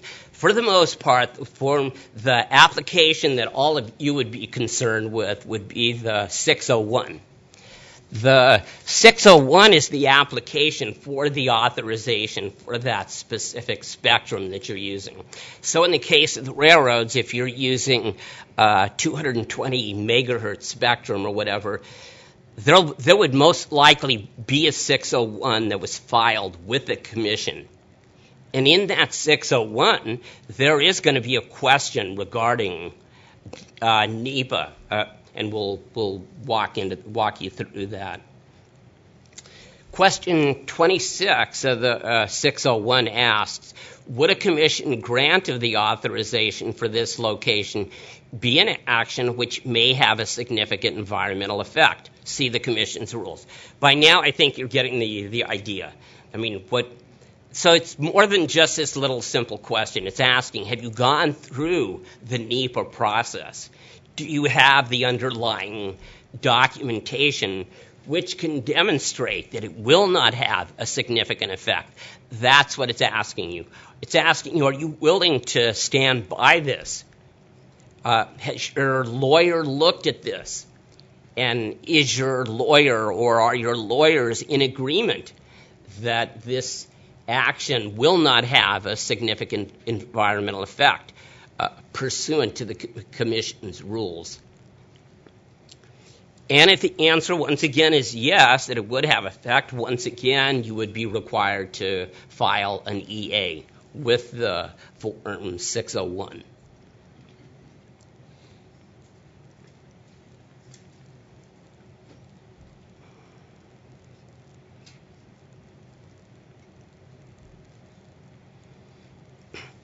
Item 26, this item is required for compliance with NEPA. Yeah.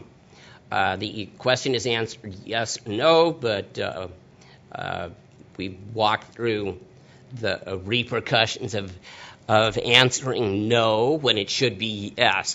That yes or no is critical.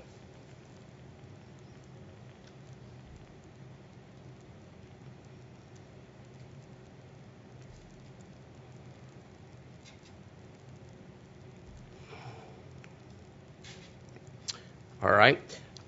Both of these forms require that you go through NEPA, and we have something, the commission has a checklist that we use. We're going to walk through that checklist, which goes through each one of the requirements of NEPA. Please feel free to use the checklist. Ideally, that checklist should be used with each one of your projects. And it should be the basis for being able to answer these questions on the 601 and the 854, either yes or no.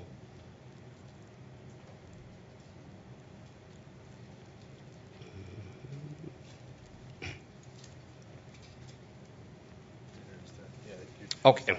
All right, so we're ready to move to the checklist. Let's just stop here, see if there's any questions first in terms of what I've discussed. This is probably a good point. Certification, does everybody understand the legal ramifications of certifying yes or no to the questions on Form 601 or 854? All right. All right, so it seems it's clear. I think it's pretty clear. There can be a propensity to sort of glide over these questions, and that is a big, big mistake. That's the point that I want to make to everybody here. All right, with that, let's start with the Commission's NEPA checklist, because this checklist belongs to the agency. We're the ones who created it. for the benefit of our licensees and applicants and for ourselves.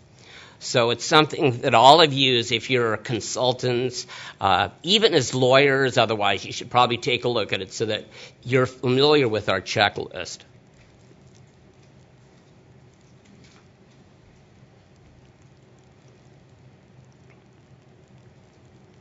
All right, pursuant to, once again, the Commission's environmental regulations, does any of the following apply to the proposed facilities compliance with the following NEPA requirements? So for each one of the projects you're undertaking prior to construction, early in the process. Now, we're talking early enough to give the public and individuals and groups who would have an interest in this project an opportunity to comment. Remember, NEPA, like all of the FCCs and other regulatory actions, are subject to the notice and comment proceedings to the Administrative Procedural Act, which give all the public an opportunity to see what the agency is doing, gives them an opportunity to comment early in the process. All right, the Commission acts in the sunlight, so nothing here should be done in the darkness. Anything here that you're doing, the public has a right to look at. They don't have a right to look at your business plans, but they have a right to see whether you as a licensee have complied with the FCC's environmental regulations.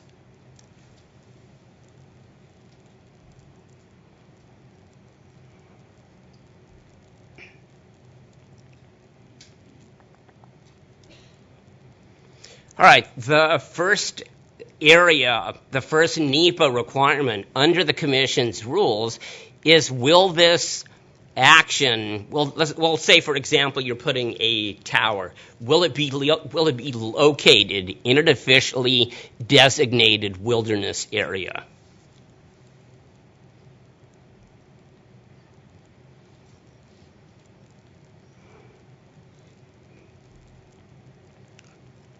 Number 2, will it be located in an officially designated wildlife preserve? And all of these terms are words of art. So you just can't look at it and say, no, I don't think that it is. You need to confer with your environmental staff. You need to confer with your lawyers who know what these terms are, who know what a officially designated wildlife preserve is. You need to confer with somebody who knows how to interact with the agencies or groups who will tell you whether it's located, whether that specific project is located in a officially designated wildlife preserve.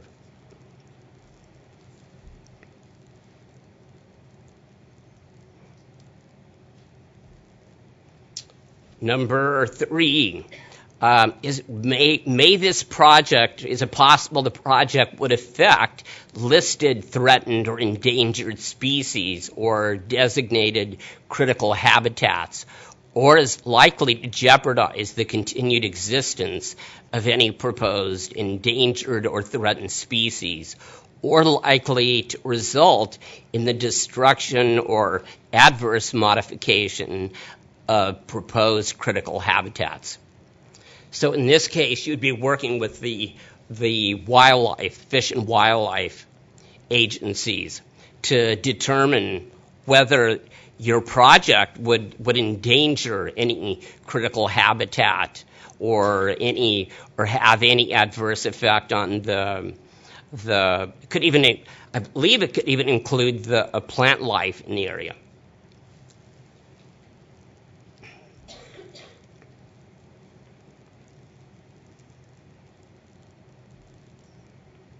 All right, A4, and this is going to be, for the most part, this is going to be what we're going to focus on for the rest of the day. This is the historic preservation component of our NEPA. A4 says that the project may affect districts, sites, buildings, structures, or objects significant in American history, architecture, archaeology, engineering, or culture that are listed or eligible for listing in the National Register of Historic Places. Now, the first thing is, this rule was really kind of what started the whole commission taking a close look at all of its rules. Just to give you a little bit of background, back in the 1980s and 90s, especially late 80s, early 90s, cell towers started going up like dandelions across the United States. And all of us remember that. You know, you'd look out and, oh, I don't remember seeing that cell tower there. Well, no surprise, there were a lot of historic agencies and groups that they were looking at these things for the first time as well. And they knew that those towers had not undergone any review. So early in the process, even the largest companies out there, the tower companies, the largest wireless carriers, were not following the commission's rules fully. So don't feel bad. I mean, the whole purpose of our training session here is to tell you this is a learning process. That's why we brought you here. And it was a learning process working with the industry. And they worked with us very cooperatively. They wanted to be able to do what they were supposed to do. So they worked with us to the point that we were able to enact a nationwide programmatic agreement and a co-location agreement for wireless facilities, which Steve is going to go into excruciating detail, more than you would probably ever want to know. But I think for your purposes, it's helpful to understand that we didn't just come up with these rules overnight. It was a lengthy process. And by and large, it was a process where our licensees, our applicants, where tower companies had not complied with the rules. What we're seeing, just to give you a big picture view, right now, I would say probably 99% of the largest wireless companies comply fully with the Commission's NEPA rules, including 106. It is very rare where you find a tower that goes up where they don't comply. But as you start leaving that group, the big carriers, and you start going down, small mom and pop licensees, small tower companies out west, the compliance rate starts to fall. Then you have public safety. Public safety still thinks they're not required to follow these rules. They still think it must have been a mistake. Congress had to have exempted public safety from NEPA and from Section 106, from historic preservation. And we always tell them, if you can show us where it's at, we'll be glad to exempt you. But no one's been able to do that so far. Public safety is required. They are required to comply with these rules. Then we continue going down the spectrum. All of our business radio, whether it be energy companies, railroads, et cetera, if you are using licensed spectrum, you are required to comply with these rules. So it's not an option. Now, if you're able to show us where you've been exempted by Congress or somebody else, please come in, and we would love to work with you on that. We'd love to have that, whatever it is, something from Congressman X that said you didn't have to follow these rules. But let us know. But to the best of our knowledge, all the railroads, for example, are required to comply with these rules in the build-out of, say, for example, positive train control or any of the other wireless services that they're following or that they're building out.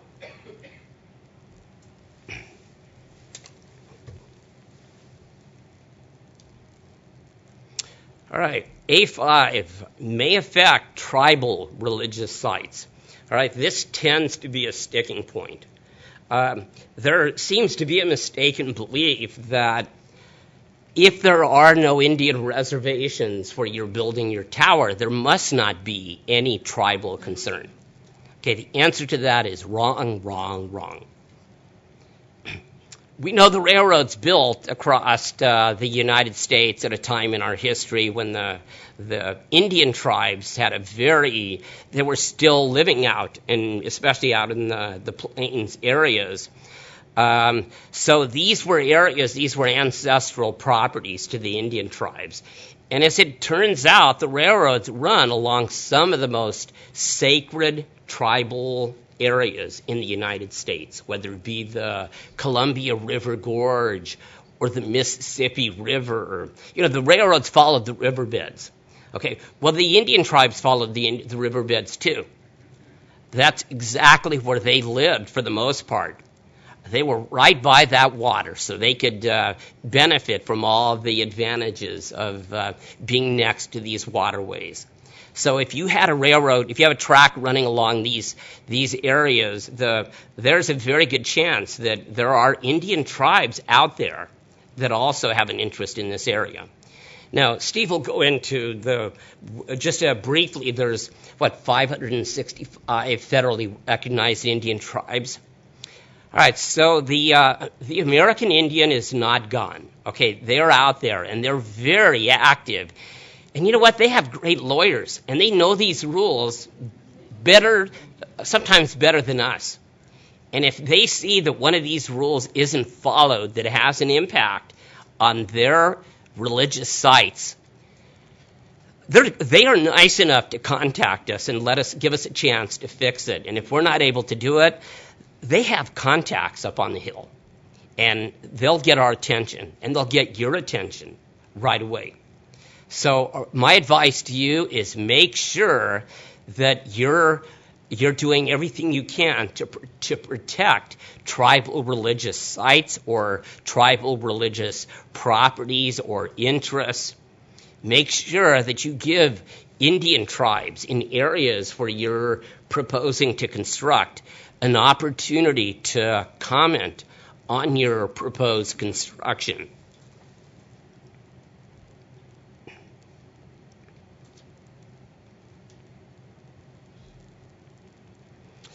A6 will be located in a floodplain, and that's a pretty straightforward one. You just need to get a determination from the federal authority that you're not in a floodplain, but you need to be able to certify that you're not in a floodplain.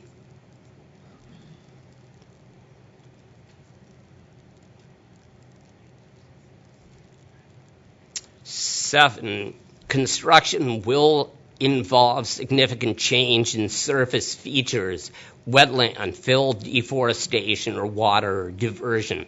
Once again, you need to work with the relevant agencies to certify that this provision is not impacted.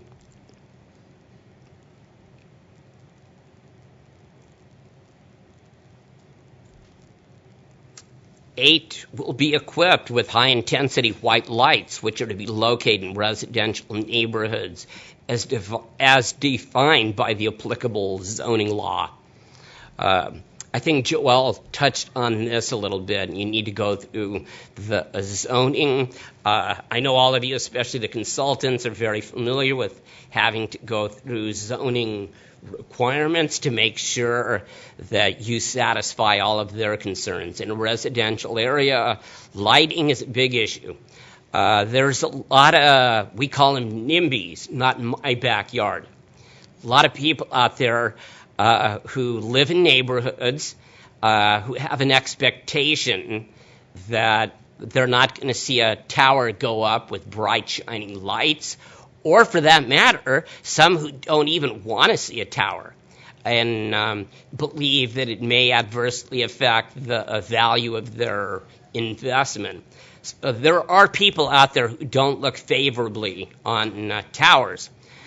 Ironically, all of those people, or most of them, they love broadband, and they tend to use their broadband phones and devices like the rest of us. They want the best of both worlds.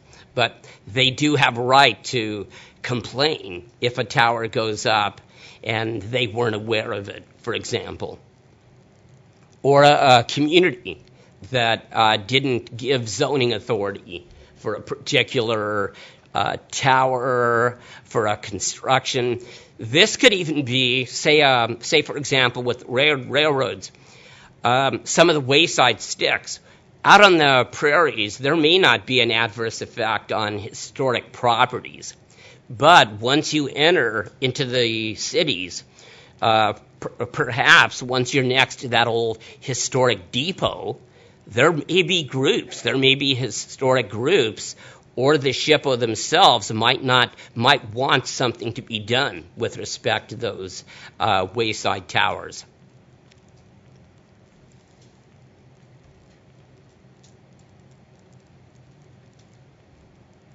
All right, so that's a rundown of the Commission's NEPA checklist.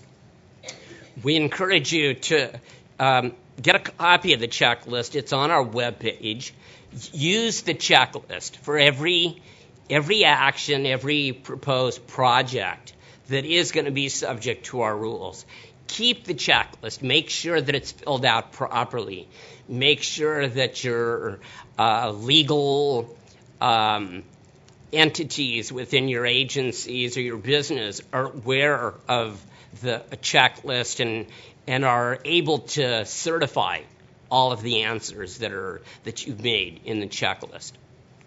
As Steve and Joel and everybody else has indicated, we take pride in being here to help our licensees. So unlike some of the other agencies that once they find out something's been violated, they take on a very heavy-handed approach. We do our best to work with you. So my advice to all of you is, if you know that you're not following these rules, step to the plate today. Don't wait. If you know there's a project that hasn't followed these rules, come to us and let us know. We're best able to help you if you come to us in good faith and tell us, we haven't been following these rules. Whatever the case was, we want to do the right thing. We want to follow these rules. That's about the only way that we can help you. If you're acting in good faith and you come and give us a chance to help you out. We have a very dedicated staff, as Jeff indicated, who with a great deal of expertise, and we have been able to manage and handle some of the ugliest cases you can imagine. It's not always pretty to go through it, but we appreciate being notified early in a process, and we'll work with you in setting up a NEPA process, giving you advice where to turn to talk to. We can't tell you who's the best person and the best lawyer or whatever. There's a lot of very good lawyers, very good consulting firms out there, but we will do our best to point you in the right direction. Thank you. Thank you, Dan. We have some questions. There's a question all the way in the back. Yeah. We've got to wait for the mic. That helps with future purposes. Right. Hi, Dan. Could you comment a little bit on the Note 1 exemption and its impact on the need for filing an EA, specifically whether or not a co-location ever needs to have an EA filed?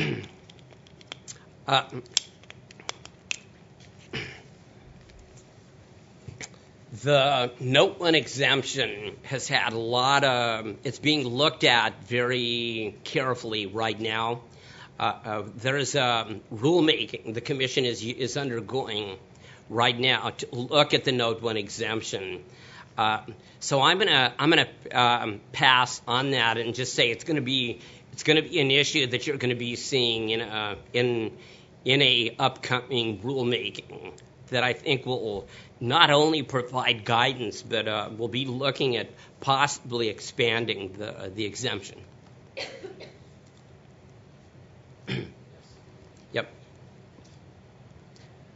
By the way, I love these questions from all of these, all of our experienced lawyers and others, and we're always, as we indicated, we're always we work with all of you closely, and we always look forward to hearing what new questions you have. Bill? Well, what I was wondering is you just went through a review of the criteria for filing an EA. Right. And as a double check, the new ASR process allows people to file requests for further environmental processing. And Right. since the ASR rules are now almost at the 1-year anniversary, I was just wondering if you could give us an overview on, in rough numbers, how many requests have been filed, and also what the average processing time is on those. Let's see if, I don't know if Jeff is here. Aaron Goldschmidt is the managing attorney who handles those. Jeff? Yeah, I can take that. Okay.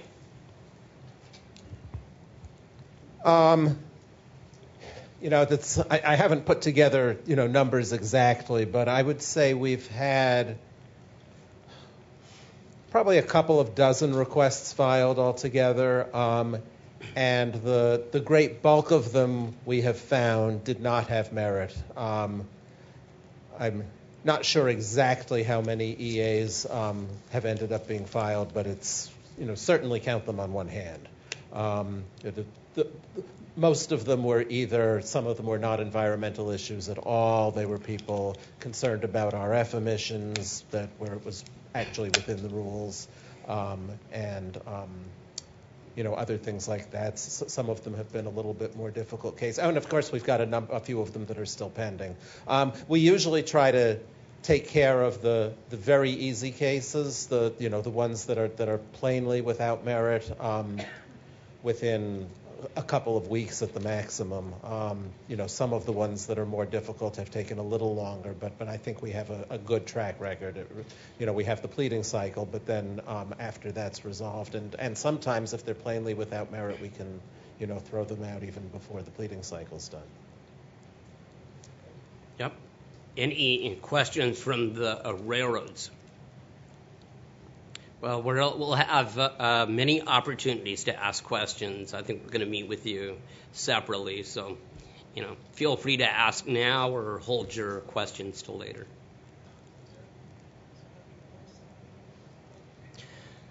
All right. Anybody else? Okay. Yep. Why don't you stay in your seats, and we'll bring our next presenter up from our Office of Engineering and Technology. Thank you very much, Dan. That was You're welcome. very, very helpful. I especially like the emphasis that you and Jeff have made on the fact that these are not options. You got to do it. And we also recognize we got to help you, so we want to help. Right. But you got to do it. Thanks. Sure. Good.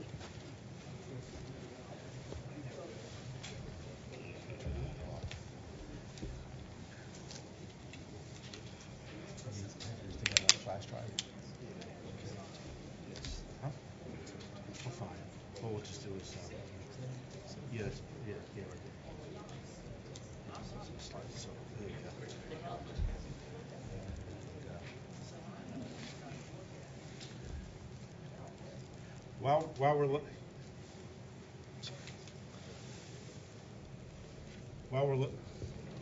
While we're loading the presentation, those of you who are clock watchers, we will give you a full hour for lunch. That's not a problem.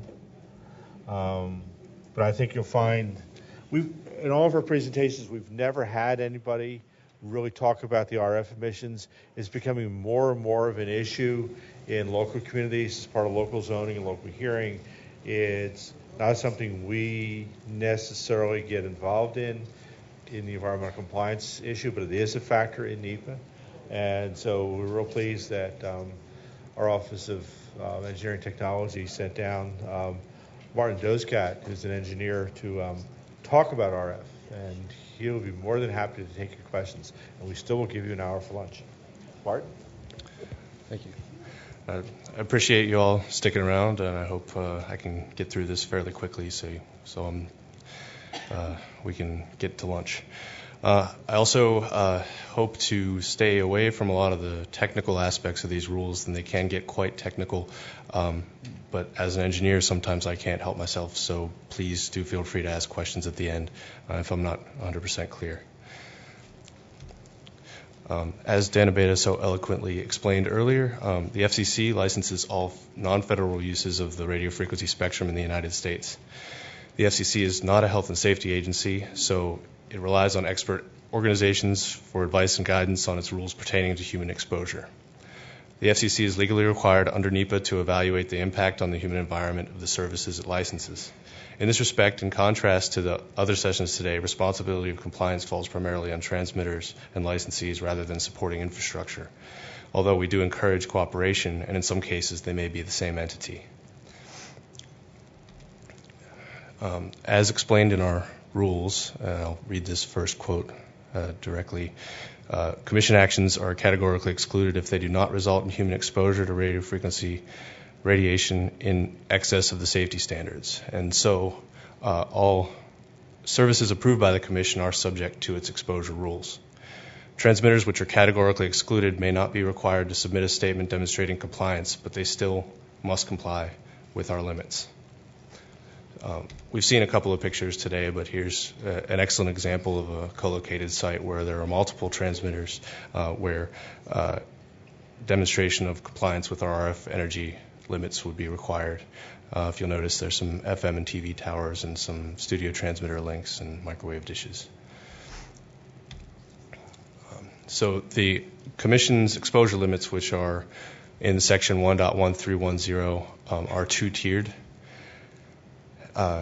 So we interpret our terms and the requirements of fully aware and exercise control to mean that individuals can only be exposed above the general population limit if they have received appropriate training. And control should be in place to prevent access to those of the general public that have not received training. So just for purposes of demonstration and visualization, this is a chart showing our maximum permissible exposure limits that would be applicable to a fixed multi-use site, such as the one I showed in the photograph. The top tier is the limit that would apply to the occupational individuals in a controlled environment, and the lower tier would be the general population uncontrolled limit. Categorical exclusions, as you can see here, and in Table 1 in 1.1307B1 of our rules, are different for each service type, and there's a complete list in that section of the rules. But these are a few examples here that are quite common. As shown by these examples, categorical exclusions can be based on just effective radiated power from an antenna, or a combination of effective radiated power and height above ground for towers. And it also can depend on whether the antenna is mounted on different types of structures, such as whether it's on a building or on a tower. So regardless of whether a facility is categorically excluded under 1.1307B, here are some standard ways to control exposure at a site. To control for exposure above the general population limit, some recommended ways would be to restrict access or mark the site with signs. And there's also some sort of technical engineering adjustments to avoid overexposure in those areas. In a controlled environment, within the access restrictions, training as well as different aspects of an RF safety program that you may put in place to avoid exposure above the occupational exposure limits. So the Commission recently published a 3-part document advancing its policies on human exposure to RF energy. The first part of the order is an order which concludes technical proposals initiated in 2003 that update the FCC's rules implementing NEPA. The second part is a further notice which advances those proposals beyond 2003, including updates to its categorical exclusion rules as well as its view of awareness and control.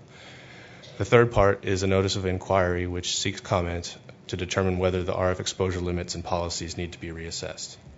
The Commission is confident in its exposure limits, but it looks forward to developing a complete record to determine whether its limits should be unchanged or possibly relaxed or tightened. So one of our proposals, which affects the previous information that I presented, is a proposal in the further notice to replace the service-specific categorical exclusions with broader exemptions, since our limits are broadly applicable to all service types. The main differences in our proposal from existing categorical exclusions are the distances themselves for a given effective radiated power. If you notice at the bottom of the slide, there are a few examples there. I guess I'll single out for 1,000 watts, a wireless service that might be operating at 1,000 watts effective radiated power and above 1.5 gigahertz would be on the order of the same separation distance, about 10 meters or so, would work with these exemption criteria. And these distances now, though, are defined in the context of the nearest point of the antenna to the closest accessible region rather than height above ground level as was defined in the past.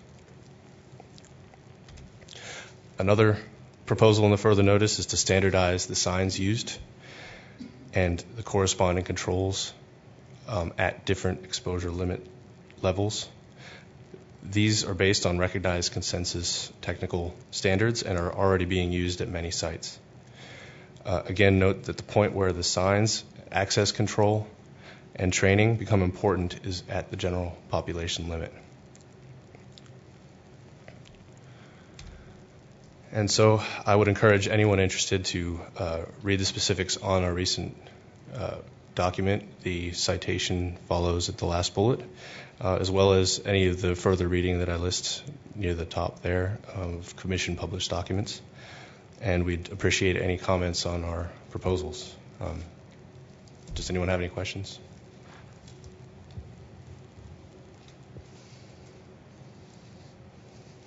This is a rare opportunity.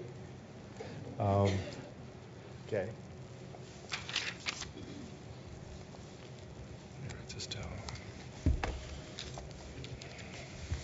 Yes, I think one of the things that the commission could do when I'm out there, and I'm an attorney that does the defense of new stuff with the public. The public vastly confuses our antennas on the towers to the antennas on the cell phones.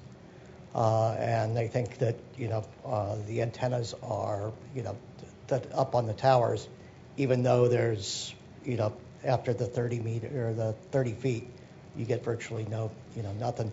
They think they're going to die from it.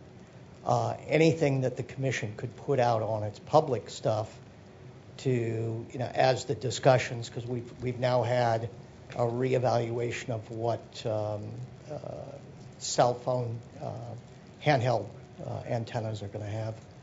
I think that would go a long way to help the industry out there. Okay, thank you. We do have a few consumer fact sheets. Our Consumer and Governmental Affairs Bureau publishes those. There's one for fixed wireless sites as well as one for devices. I hope that material helps. We also do continually monitor a mailbox, RF safety at fcc.gov, to address the questions that we get from the public. So I hope that's responsive, and we'd obviously like to hear some more input if anything might be helpful additional to what we already do. Okay. Other questions? Okay, thank you very much, Martin. That was very interesting. Logistics for the next hour or so. Those of you who have been to these meetings before and who experienced our security system coming into the meeting room recognize that like all federal agencies, we have some challenges because of security. There are several options for lunch. If you go out the main door on 12th Street and go to your left down Maryland Avenue, just around the corner of the building, there's a Starbucks and a Potbelly's. If you want to take advantage of the cafe that's in this building, You need to take the elevator. For those of you who don't understand the elevator numbering system, the button that says TW actually stands for 12th. We're at the 12th Street entrance of the SEC, which is why it says TW. Took me a year or two to figure that out. The button you want to push is CY for courtyard. That's where the cafe is located. So, but when you go to the cafe at courtyard level, it's upstairs. You'll go through another security checkpoint. They'll check your badges. When you come back from the cafe, make sure you have your badge. We're going to make you also turn on all of your electronic devices again. Jim, do you have any other thoughts from security about what we need to do? Okay. Raise your hand in case they don't recognize it. Jim is the one who's been doing a lot of our stuff. In many cases, you're going to need an SEC employee to come back with you to this building. But if they let you go, because sometimes they let you go through. We did a session like this a couple weeks ago, and they let all the visitors wander upstairs to the 4th floor, and so they just did. So I don't know, not sure what they're going to do today. But go to the elevator, CY to the courtyard, go to the courtyard if that's what you want. Go out the front door if you want the Potbellies or the Starbucks. And isn't there another little luncheonette place right outside the door? Or is that closed? I don't usually go out this way. Well, if it's there, you'll walk past it. Huh? It's still there, yeah. There's something right outside the corner here. So with that, it's 20 after. Yeah, Emery has a thought. If you're not coming back, please see me because I have a little token present for everybody, and you have to get it now because you're not coming back. But if you're coming back, I don't see you. Okay. It's 20 after 12.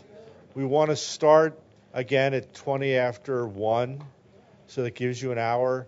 There are restrooms. If you go out the doors to the right and around to the right, there are restrooms in this building.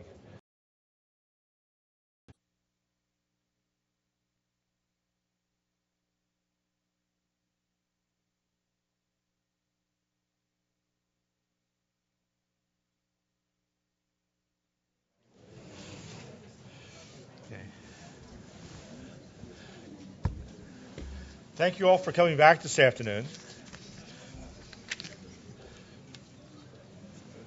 I always get embarrassed when I lose my audience.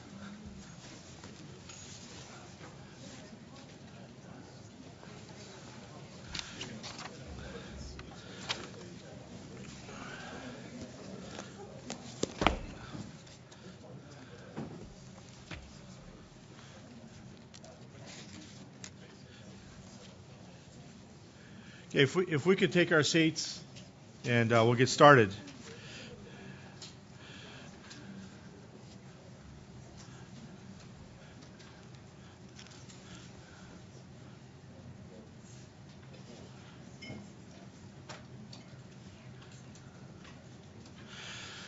Okay. As I said earlier today, my name is Steve Del Sordo. I'm the Federal Preservation Officer for the FCC.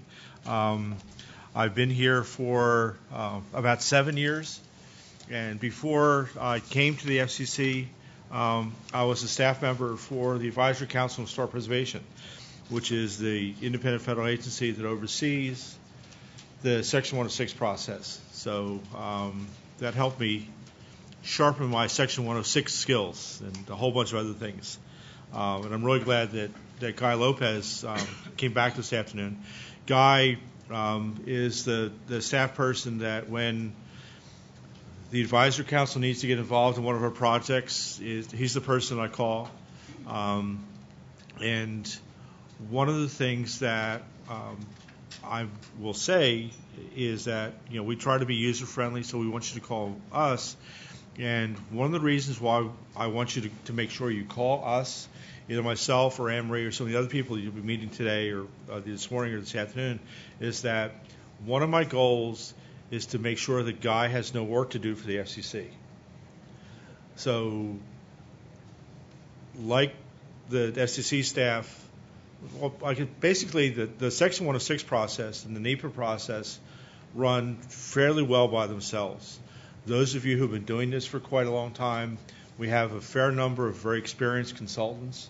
We have a fair number of very experienced attorneys who do telecommunications work. For those of you who are new to this, because I know some of you are new from public safety entities, from different pieces of the utilities, from railroads, from other parts of the world that all use FCC licensed spectrum, there are a number of lawyers here, and until I came to the FCC, in my 30-plus years of doing Section 106 historic preservation work, I had never met an attorney.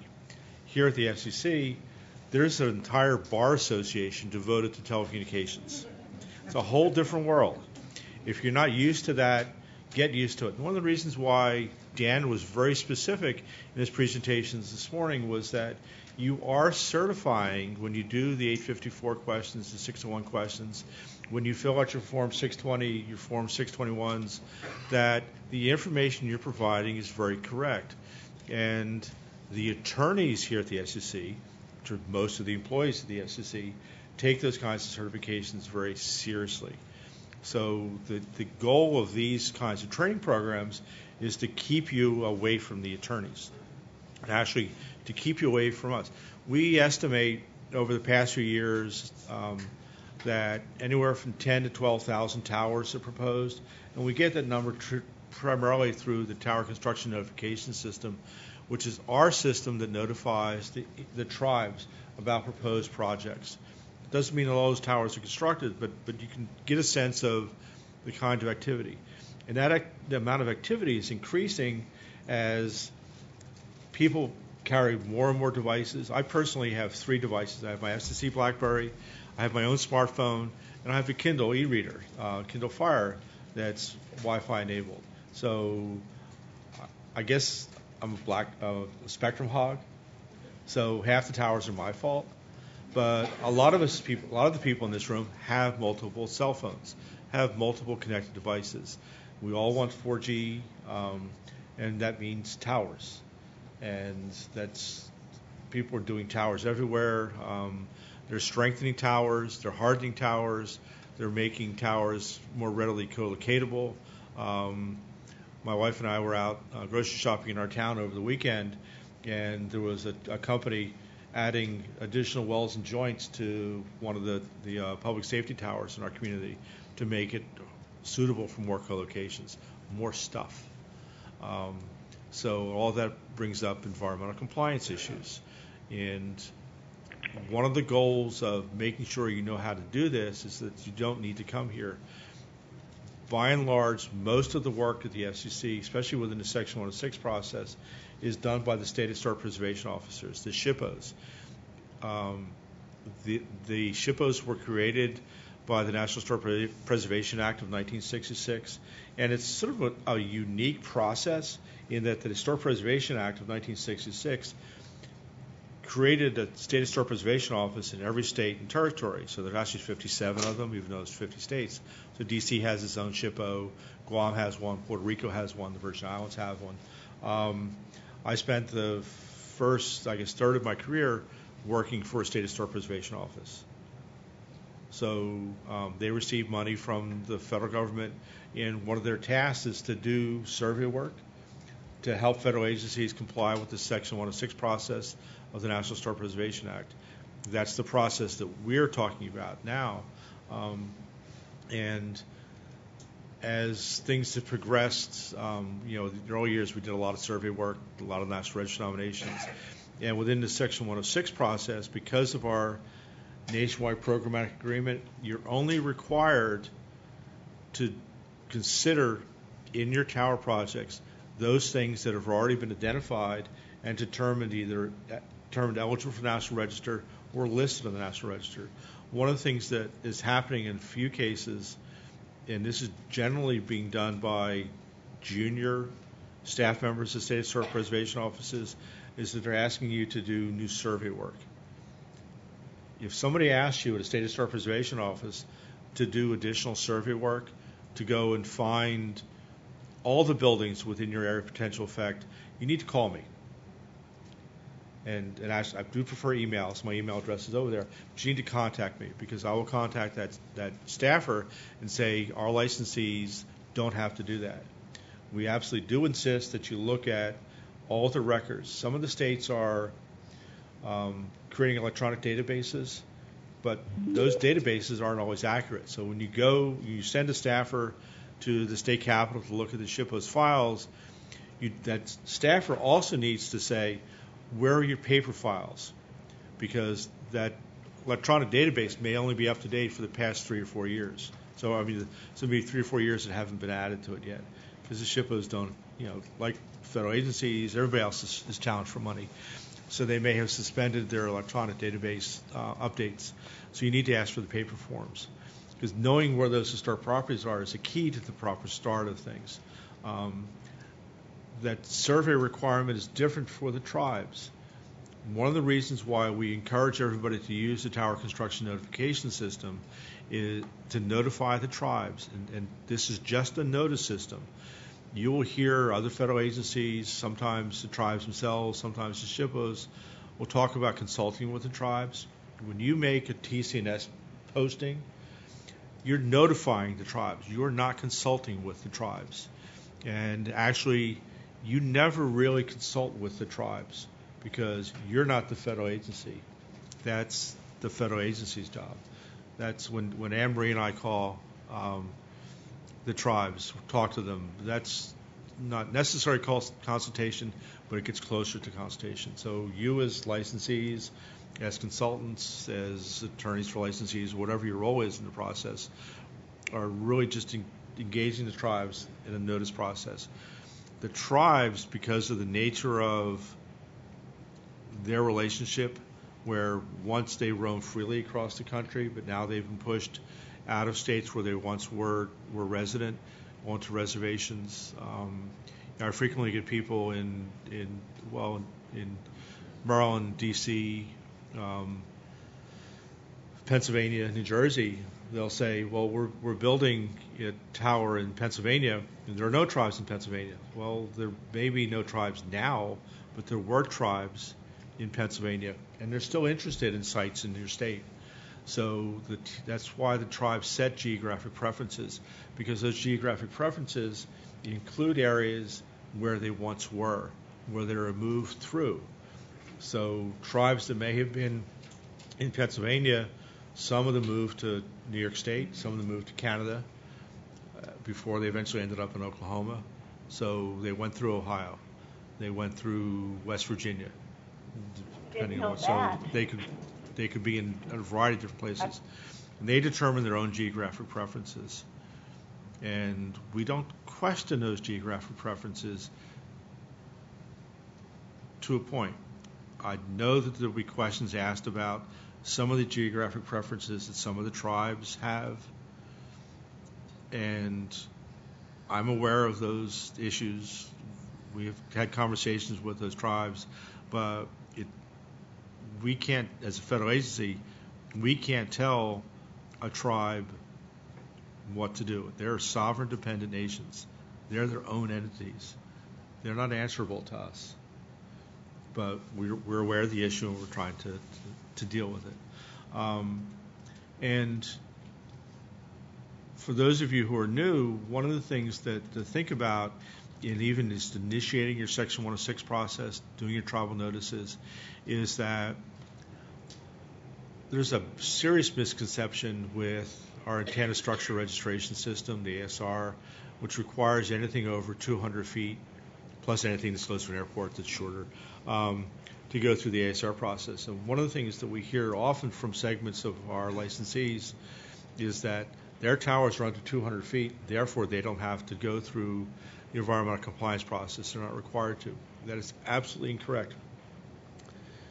If your communications gear is going to be placed anywhere, it's on the side of a building, it's going to be put on a tiny little stick that's 2 inches off the ground, the placement of that communications gear is subject to the Section 106 process.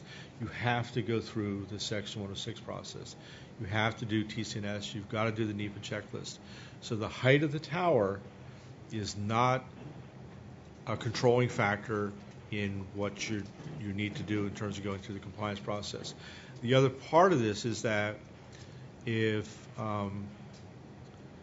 there are different licensing schemes. Some people have licenses from the Public Safety Bureau. Those tend, and from the Media Bureau, those tend to be site-specific. The Media Bureau will say, well, you can put a tower on that corner of the table. If you move to this corner, you've got to go through a whole licensing process. Public safety is the same way. They've got very fixed points because of interference issues. Then you have others, the commercial cell carriers, the national carriers and regional carriers, all have geographic licenses. They have much more flexibility about where they can place their towers, and that becomes important when there are issues generated for effects upon historic properties or effects upon wetlands or effects upon endangered species, because those with geographic licenses can move their towers around. Those with site-specific towers have less flexibility with those. And for those of you who have site-specific licenses, if there's a question about the location of your tower and what kind of impacts, whether it's NEPA or Section 106 or tribal, you need to make sure to explain to the entity that's asking you questions, whether it's a tribe or a State Historic Preservation Office, a SHPO, that you've got a site-specific license, that you have very little flexibility about where you can place that tower. It may be for the public safety. Sometimes it's a radio frequency and RF issue, where the tower you're proposing to construct needs to complete a system that you're already working on, or if a broadcaster needs not to be interfering with somebody else's stuff. And people forget to do that. We had a case during the broadband project. An entity had gotten a grant from one of the broadband agencies and forgot to do the environmental compliance process, not one of yours. And they didn't do the coordination, and if they had gone online, they would have blown CNN and the Weather Channel off the air. So there's lots of issues associated with this that we didn't really get it much into. But for those of you with the site-specific licenses, no matter how tall or how short you are, one of the things that you may sometimes be asked is, why can't you move it? And we started working with a public safety entity here in the Mid-Atlantic area that had that question asked of it because they were near a national park. And one of the services that we're able to offer is that because we have, in addition to all the attorneys and the biologist and the historian, we also have engineers. And within the Wireless Telecommunications Bureau, where most of us are housed, we have several engineers that we can call on that can take your radio frequency data. We'll ask you to provide it to us. They'll look at it, make sure this is correct, and they will help us demonstrate, if this is indeed the case, that to that State Historic Preservation Officer, or the tribe, or the community, whoever's areas the issues, that tower needs to be where it is. Or if the data shows us that the tower could be moved, but it can't be moved very far, the engineers can help us make that case. So it's real important for all sorts of reasons that if you're having anything that's out of the ordinary, if you're getting any kind of pushback from an entity, except for local zoning, we don't get involved in local zoning. That's their own creature. I watch local zoning cases. I guess the middle third of my career, I became a certified planner, and I used to write comprehensive plans and zoning regulations and all that sort of stuff. So I understand the issues, but we tend not to get involved in local zoning issues because that's not our role. We're involved with the environmental compliance process. But you certainly can, if you want to talk about them, you can certainly talk about them, and I'll listen, but there's not much we can do about that. But if you're having issues with those kinds of things, with the RF, with the locations, let us know so we can help you. And, it's a lot of this afternoon is about how we can help you. We don't really want to be involved in your projects. We like them to go through the process. Those of you who build towers all the time, it's primarily commercial carriers. They've been doing this for so long that for many of them it's an automatic process. It's, they know how to move their towers. They know how to negotiate with the local community. They know how to do the negotiations with the SHPOs and the tribes if necessary. So they're used to it. But for those of you who don't build towers, for the local sheriff who builds a tower once a lifetime, this is a new, foreign, strange process for them, and we understand that. We get lots of folks calling us up, and I'll talk, this afternoon about rescuing projects disaster. We've had a couple people that have called us from the public safety community that said, we don't have to do this. And the consultants have told them, well, yeah, you do. And I've assured them, yeah, you do. You got to do it. It's not an option. But we've made it right. We've made them successful projects. And that's the service. One of the services that we offer is that we can make your marginal projects that are going to go down the tubes where you're not going to be able to build successful, because we do want you to be successful. We don't want you to be successful when you're trying to build a tower on top of a tribal burial site. And we've had people try to do that, and that is not something you ever want to do again. That was something I got deeply involved in a couple years ago, and it was not a pleasant experience. So avoid that. And that's why you need to contact the tribes early. And the tribes set their own geographic preferences through TC&S. The tribes also set their own preferences for how they want to be contacted. Some of the tribes want reports. They'll ask for cultural resource reports beforehand. Some tribes just want a map. Some tribes will ask for other sorts of things. And when you put your notices in TC&S, every Wednesday morning, the tribes get emails that list all the projects from all the people that submitted requests for tower consultations and notice that past week. And you'll look at your list, you'll see who's interested, and some of the tribes will have set their preferences. If you don't hear back from them within 30 days, then that's good to go. Other tribes will want other kinds of things. There are several tribes that ask for cultural resource reports, and I know why they do that, because that helps them look at your tower project, especially when they have had wide-ranging geographic areas. And if this is just your only single tower project, somebody may have done a report for your area, and you might want to contact the person that's asking you for the cultural resource report to see if it's already been done.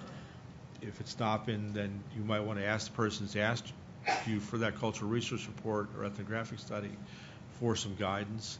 Sometimes they have preferences, sometimes not. One in particular I know is changing their process, where they used to favor a firm to do their ethnographic reports. Now they're trying to do them in-house and changing the system. So things change, but we can work through those things together. A piece of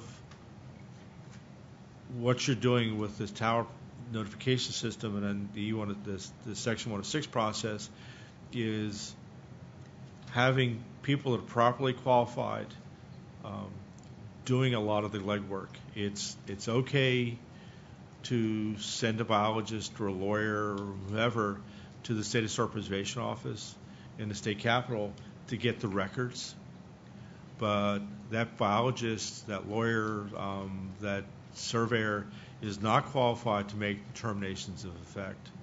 And for that, our NPA, the Nationwide Programmatic Agreement, and the rules set up by the Advisory Council on Historic Preservation and the National Park Service require that determinations of effect be done by somebody who's properly qualified.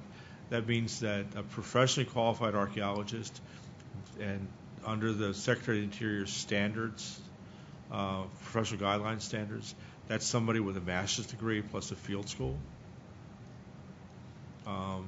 Historians were a little less organized when they were doing the qualification standards a couple years ago, a lot of years ago actually. So an historian can just be somebody with a bachelor's degree. But archaeologists do things below the ground. Historians, architectural historians, architects do things above the ground. So it's not appropriate for an archaeologist to be making determinations of effect on historic districts, unless they're archaeological districts, on buildings, on churches, etc. Basically, archaeologists don't look up. For effects of showers on buildings, on landscapes, that needs to be done by somebody who's a historian or architectural historian, maybe an historic architect. Some of the ethnographic studies that may be required, depending on how detailed the project needs to be, would need to be somebody who's a qualified anthropologist, which is different than an archaeologist. And we can't recommend people, but the State Historic Preservation offices often have lists of contractors that do this kind of thing. So there's a lot of them around. It's a big industry, and getting bigger all the time. The other thing to remind, and this is something especially for the commercial carriers, but it also works for everybody else as well, is that a lot of the commercial carriers have their sites chosen by a site acquisition company. Sometimes they're in-house employees, sometimes they're contractors. They need to make sure that when they're acquiring that site or making an arrangement with the property owner, that property understands that there can be no earth disturbance before you've completed the Section 106 process, and properly the NEPA process as well, because there may be some endangered plants there. And we get calls not infrequently from people that want to do soil borings. You can't do that before the Section 106 process because you don't know what's under the ground. You don't know what you're boring into. You could be boring into an historic farm house foundation or a well foundation, a well hole. You could be drilling into a cemetery that you may not know is there. My undergraduate degree is in anthropology, so I started out as an archaeologist and decided I wanted to stand upright, so I became an historian. But my field school was 2 summers of excavating an 18th century southeast Pennsylvania colonial site, 18th and early 19th century site, that had a cemetery on it that served the farm family, the 6 generations of farm family there. The farmer that owned the property was approached by a tenant some years before we were there doing excavations in preparation for a big housing development, and he wanted to repair the steps to the basement of the farmhouse. And there was a well, and the house was built over a spring. The farmer said, "Sure, you can go fix that. Where are you going to get stone?" "I know where to get some stone." The guy took the stones from the graves, took the headstones, and put them into the basement as new steps. Well, since the stones were gone, that meant that the farmer who had an airplane could use the cemetery location as his landing strip. So he would fly in and out all the time.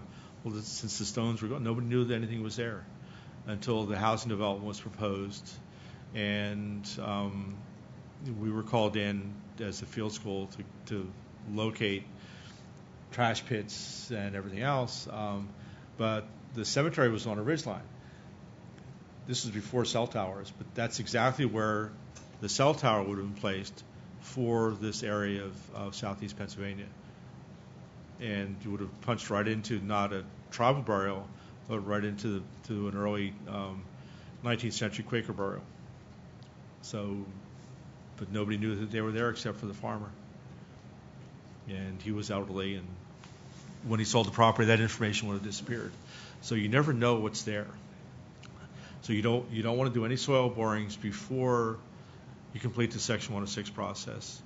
The other thing is that happens frequently is that especially if you're doing a raw land in an agricultural area, guy's got a bulldozer, likes to play with it on the weekends, wants to do his new tenant a favor, so he goes up and clears the site for you and plows your road for you. That's a no-no.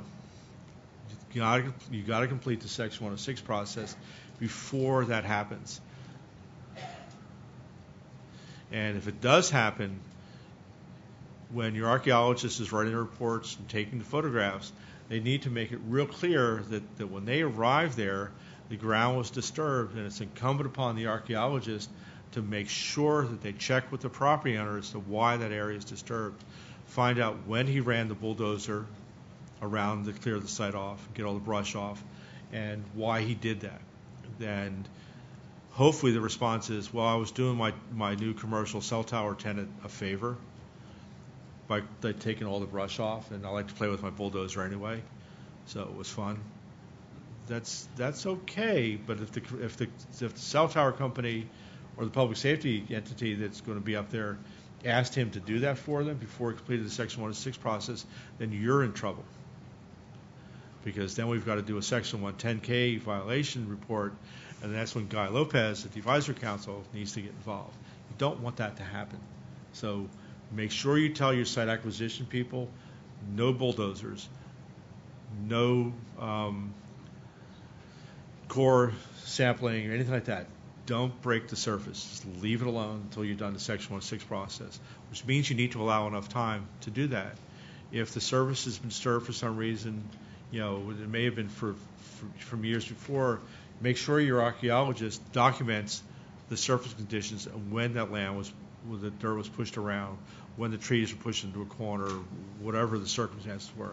Make sure that happens, because oftentimes it's the consulting firm that hasn't properly documented the problems that you're having that have caused problems. So you need to make sure that your consulting firm is a good firm, is a reputable firm, and is experienced. It's all well and good to have new people doing cell tower work, but they need to have supervision. And I ran into this a lot when I worked at the Advisory Council, where you've got junior people at consulting firms talking to junior people at SHPOs, and they start tripping all over each other.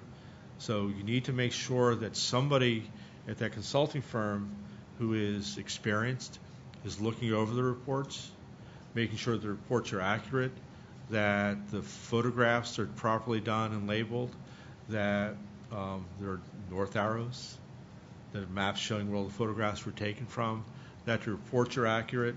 If there are historic maps for an area, that they're included, and that it really is incumbent upon somebody who holds the license. And Dan mentioned this morning. You need to make sure that somebody who holds that license actually looks at that consultant's report before it goes to the SHPO, or before it goes to a tribe, or before it comes here. Because if you let that consultant submit their report, then that consultant is saying on your behalf that this is accurate. If there's a problem, then we're not going to go after the consultant. We're going to go after you to, if nothing else, explain why there's this discrepancy. Why is there this problem? So you need to make sure that all that is accurate. And if you're not sure, you need to ask the questions. Why is this discrepancy? Why, use your own judgment to make sure that there's not a problem. The other piece that you need to be very careful about is that, it's just that people are just properly qualified and that the reports are there.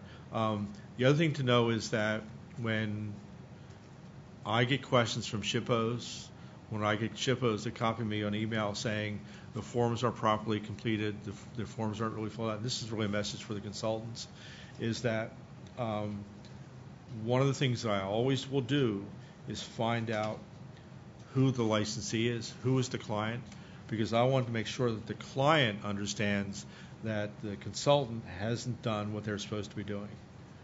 And I have no hesitation about involving your clients. And so you need to recognize that if a SHPO calls me or sends me an email saying you didn't get all the historic properties, why did you miss this other dozen historic properties? Where are the photographs? Where's the maps? I'm going to ask, why did the client know this? What's going on here? So, don't think you can hide this stuff from the clients. We started a little late, and those are some of the things that I really wanted to hit. Start early. Make sure you do your TCNS. You notice the tribes early.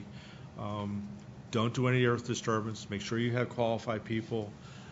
Also, remember that it's real important that you understand that environmental compliance is not just for towers over 200 feet. It's also for the short towers, for the co-locations. We have exemptions for some locations, co-locations, that makes it easier to go through this process. But all new towers, no matter what their height is, need to go through a compliance process. What I want to do now is take any questions you might have, and then we'll go on to the next session, which is engaging the tribes. And I get to be joined by partners. And let me turn the mic on.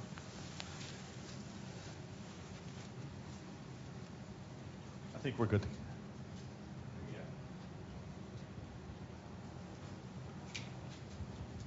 Steve, you mentioned ethnographic studies. Yeah. And in my experience, some tribes require ethnographic studies, even though it's a co-location that involves no soil disturbance, regardless of whether another applicant has already done one for the same area.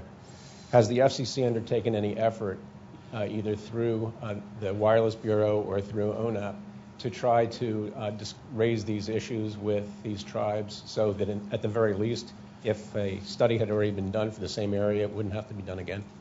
Yeah, Bill, we have, there's nothing in the written record, there's nothing on our website, but we are aware of some of the issues that have arisen with an incredibly small minority of tribes over geographic preferences and some of the requests that they've made. And we've been working with those small number of tribes to improve the system. But as I said earlier, we are not able to tell a tribe what to do. That's just, so we're trying to affect some change. Change sometimes takes time, but we're aware of the problem, and I think the other people you'll be hearing from this afternoon will be more than willing to talk to either you or your clients or anybody else that has some of these issues and see how we best can go through them. And if I can, just one more question. Some tribes require that a tribal monitor oversee construction of the project. And I just wondered, as part of the Section 106 process, are there any guidelines concerning when a monitor is required, the terms and duration of the monitor, the nature of the monitor's report, and whether the monitor's report should be made available to the applicant that's paying for the monitoring effort? There are no standards that we have for that. Again, those conditions are set by the tribes. They're the ones that determine whether the monitor is appropriate.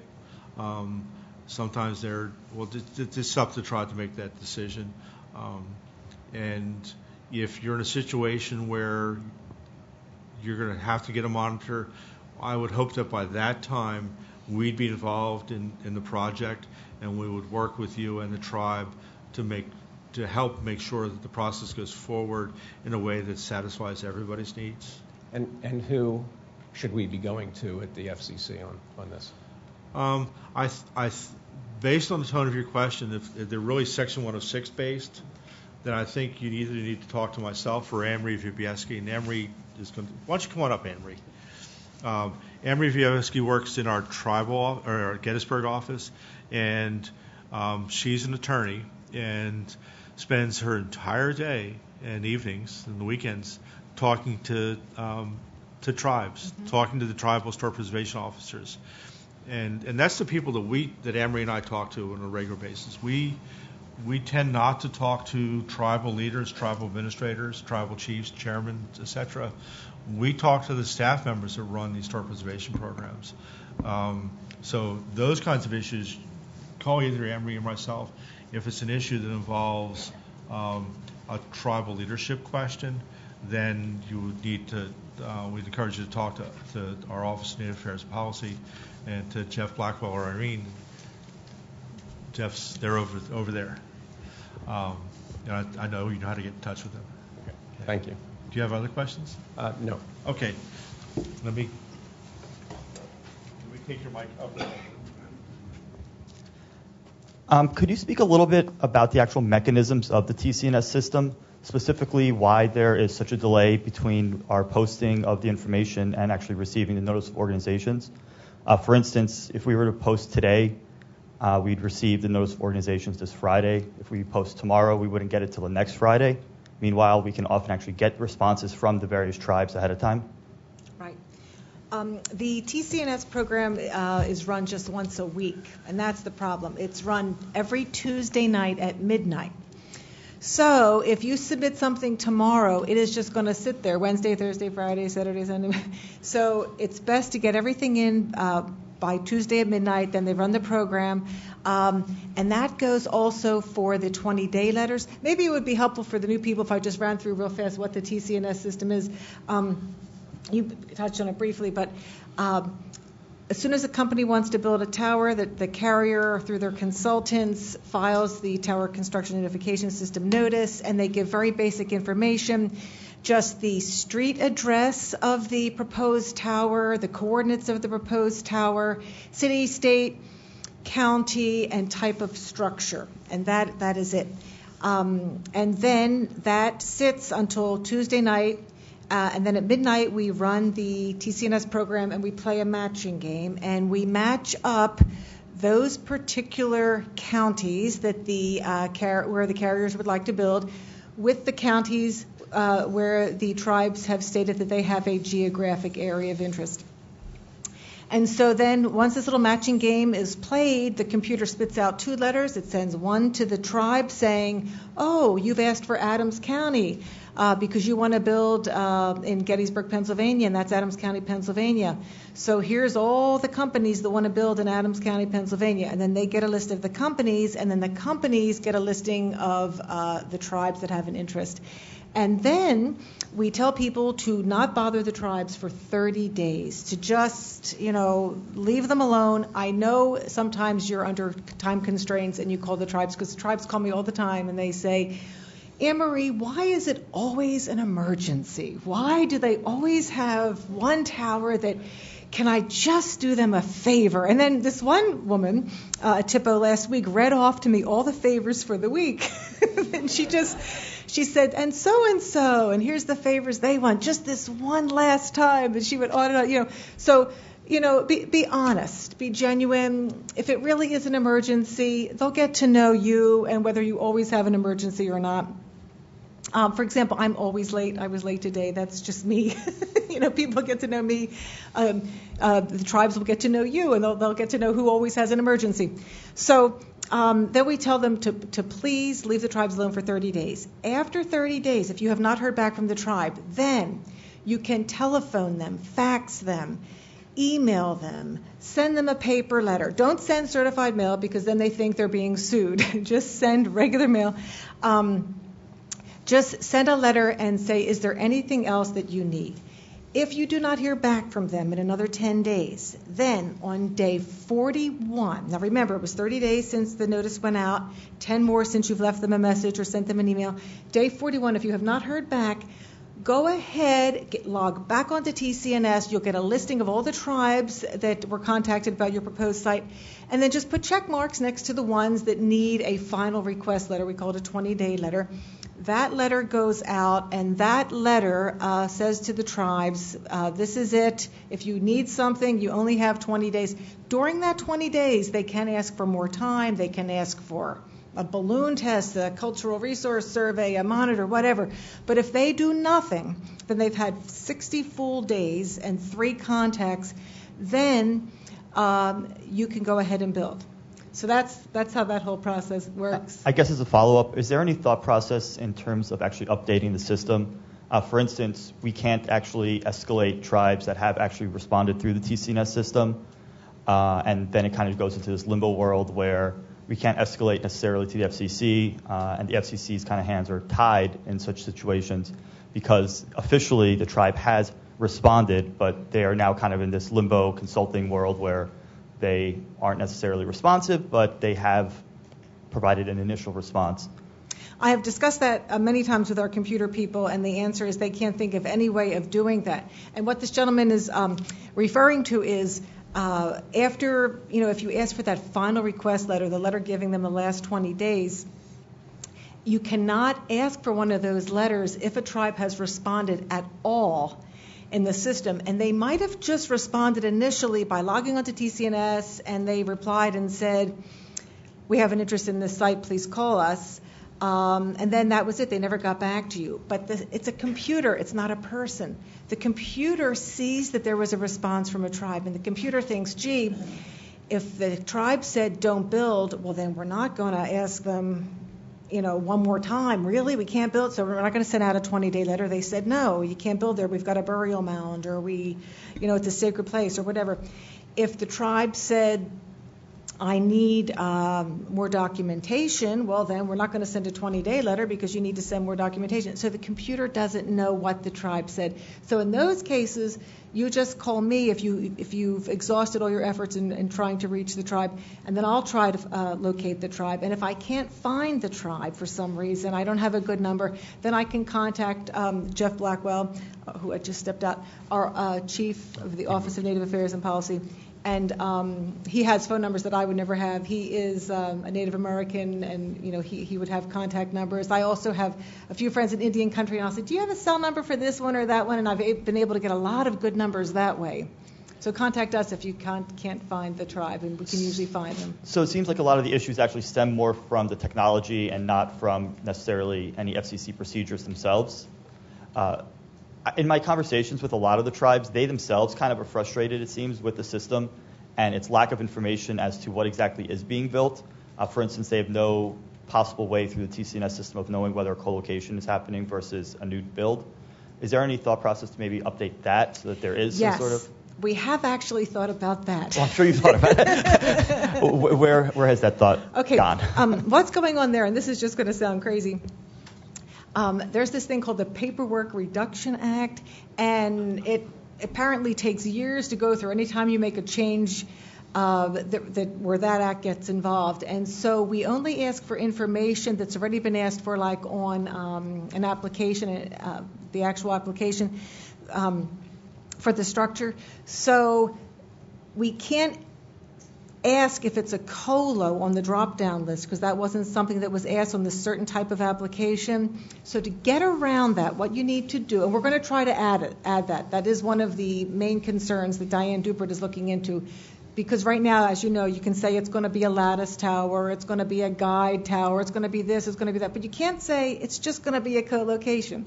So what people do, instead of saying, like the FCC Gettysburg office where I work is at 1270 Fairfield Road in Gettysburg. Instead of listing that as the street address, they'll put COLO at 1270, for, whatever the address is.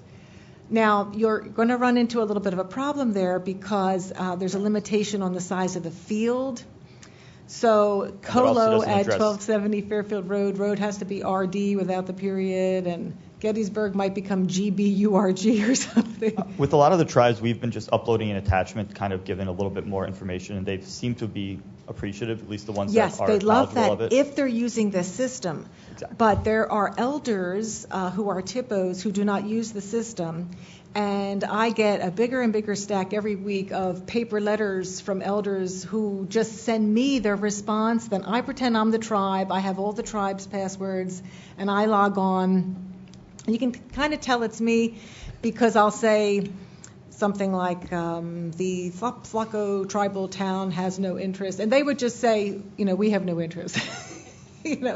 But when it's me pretending I'm them, I always write the name of the tribe in the response. Thank you. Sure. Sorry, I did have one more. Okay. On a positive note, I was wondering, as more public utilities and public safety applicants use TCNS, it stands to reason that the number of TCNS pings are going to increase.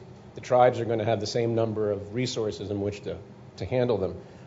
So I was wondering if the FCC has thought about either sponsoring a conference to bring the tribes and industries together, or whether something like an electronic forum could be set up, like an electronic suggestion box, so that both users of the system, the industries and the tribes, could make known their concerns, their wants, and their desires.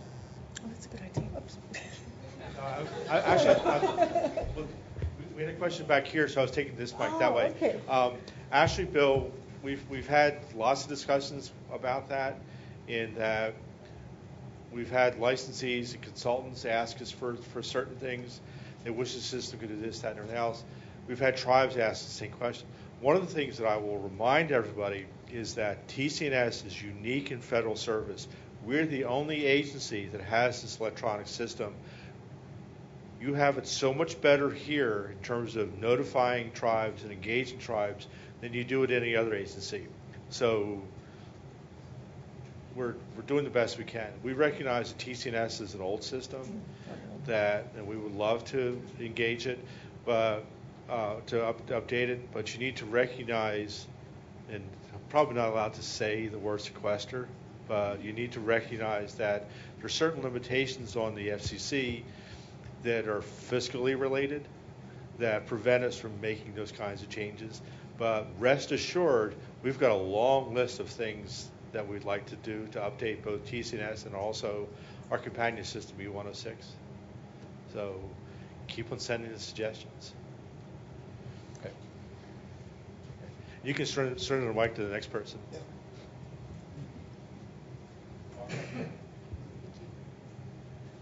Steve, I wanted to ask you, you mentioned the qualifications that are required for, specifically for architectural historians and historians for above-ground properties. And I wonder if you could expand on that a little bit. The NPA is kind of worded that it suggests that only if you're challenging an existing determination of eligibility is a qualified individual required for above-ground resources, but that doesn't seem to go along with what you were saying earlier. My statements are directed to making determinations of effect. An archaeologist can make determinations of effect for those historic properties that are archaeologically related, but they cannot make determinations of effect for buildings, for above ground resources.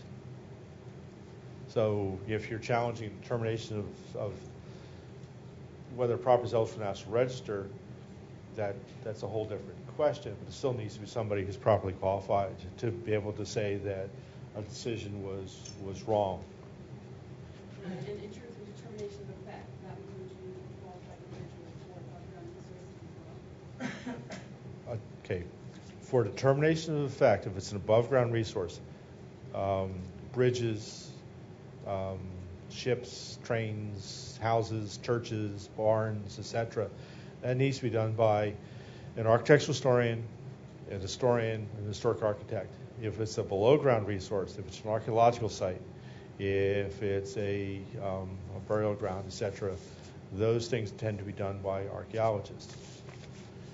So it's not appropriate for an archaeologist unless that particular archaeologist has special qualifications in the above ground fields, in history and architectural history, to make those kinds of determinations of effect.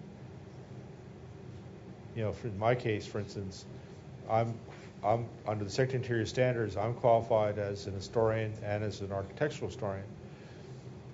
I don't have the Secretary of Interior standards for archaeology, although I do have an undergraduate degree in anthropology, and I did a field school, and I did all the archaeological work that I did as part of my undergraduate coursework, but I don't have a master's degree in archaeology. My master's degree is in American history. So, but I still could be a federal archaeologist because under the federal personnel system, all you need is a undergraduate degree in archaeology. Any other questions? Okay. Okay, back here.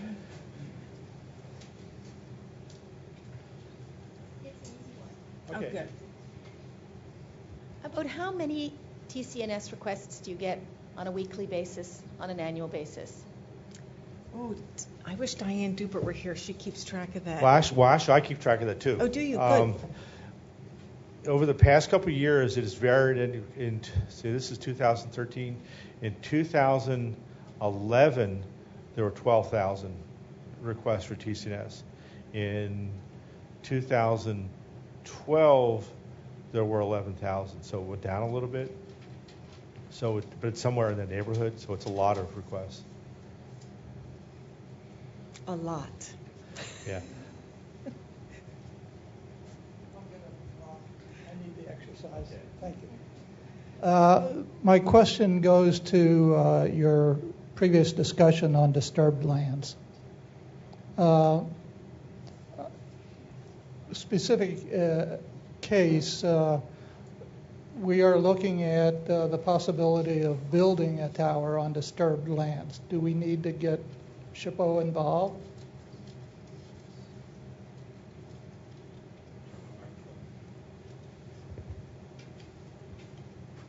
What do you mean by disturbed lands? It's land that has been used as a sand pit for about 20 years. So there are big holes in this land, but there's room for a tower. Okay, I'm familiar with what I call borrow pits. Yes, that's exactly what it is. Okay, so if there's still level surface that has not been borrowed out for sand and gravel, you need to have a professional archaeologist look at the site and assess whether anything remains there. They'll look at historic maps. I found that in some situations Google Earth is real helpful for seeing things, but the archaeologist will know that. But yes, the bottom line is yes, even though you're putting a tower on the edge of a borrow pit, you still need to go through the Section 106 process, which includes an archaeological site visit. Okay.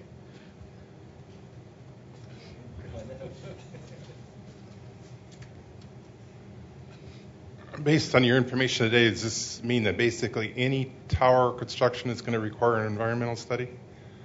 Yes. You could never check that there's no known environmental impact. You have to do. To answer that question, you have to environmental study. You have to do the study first. Okay. Then you can check no, and that's just not an option. I'll let you do that side of the room. Okay.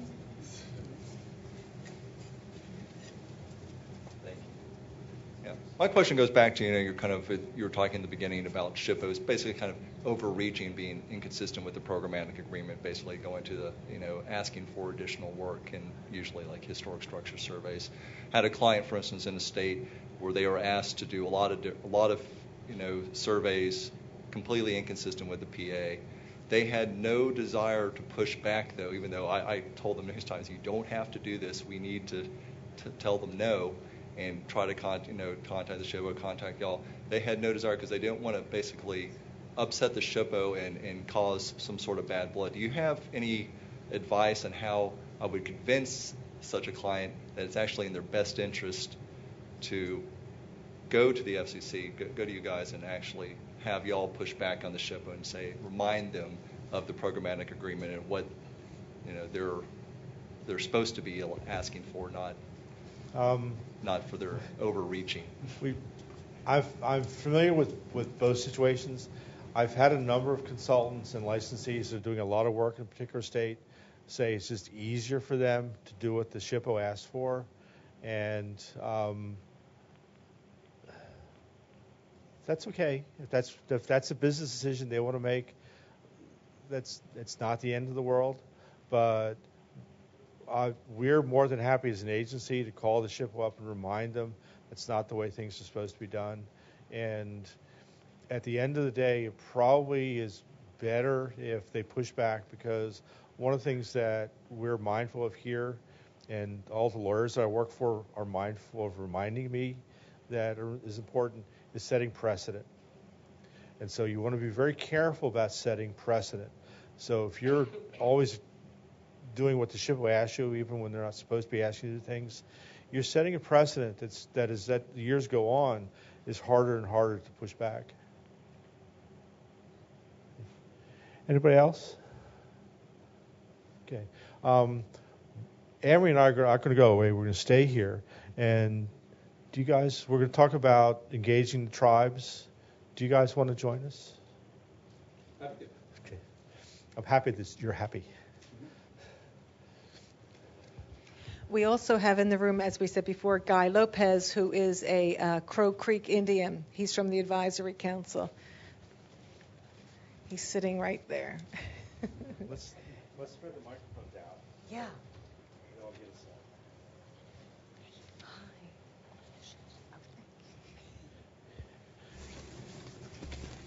And while they're sitting, we have been, actually, I didn't really properly introduce Anne-Marie. Anne-Marie Vubieski, and nobody, well, you've taught me, but I still can't spell it, is an attorney in our Gettysburg office. She's the one that spends her entire day talking to the tribal historic preservation offices. When tribes get behind in their responses, Anne-Marie is usually the one who makes the calls. I make some of them, but Anne-Marie usually does that. The tribes like her and they trust her. So Anne-Marie knows people's birth dates. She knows private phone numbers. Some of the tribes will call her up just to share recipes and talk. So Anne-Marie's going out of her way. A lot of Facebook friends. To make the tribes well, that's her personality. The tribes like her, they trust her, and they're happy to work with her, and they cooperate with Anne-Marie. And so if you're having problems, call Anne-Marie, and usually Anne-Marie can help resolve those. We've had a fair number of requests from other federal agencies, we get this all the time, that they want to use TCNS too because they're jealous because they don't have the system. And we've talked to them about what that would involve, but we always tell them, yeah, we could. TCNS is really just software, but TCNS works because Anne-Marie makes it work. And so you can have TCNS maybe, but you can't have Anne-Marie.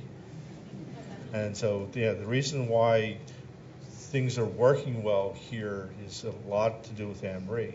It also has a lot to do with the agencies having a separate office of Native Affairs and Policy in our Office of Government, Consumer Government Bureau. And that's Jeff Blackwell, who's the director of that office. And I'll let Jeff talk about his background, and Irene Flannery is his assistant director. So why don't you guys introduce yourselves, and then we'll talk about engaging tribes in Section 106 process. Eshte Chukma. My name is Jeffrey Blackwell, and this is my second tour of duty at the FCC. Even though Anne-Marie didn't find me, I was actually still in the room. I've been in the room since she started talking. Like any good Indian, I move around a little bit, present less of a target, especially when we're outnumbered. But I count myself as being very lucky, having worked here at the Commission before on these very issues. I was here and worked on the co-location agreement, the nationwide programmatic agreement, at the inception of the tower construction notification system, an idea of a gentleman, a lion, a field marshal of the FCC, Jerry Vaughn, who had an aha moment and then told us, this is what we were going to do, go figure out how to do it, create TCNS. And I appreciate some of the questions that were asked before. I would add to the answers that, yes, we do indeed have plans to host the type of training and interactive opportunities to build relationships based on our rules and TCNS. It is an unfortunate reality that we are facing sort of an unprecedented situation in my experience, the 25-odd years off and on from when I was in high school that I've been in this town, the situation that we're facing with federal budget sequestration. I can assure you, though, those plans are in place, and as soon as we have the opportunity to move forward on them, we will, and you will hear directly from us about that. I would support what both Steve and Anne-Marie have said. They are delightful colleagues to have. I think between myself and Anne-Marie, we may know just about everybody in Indian country.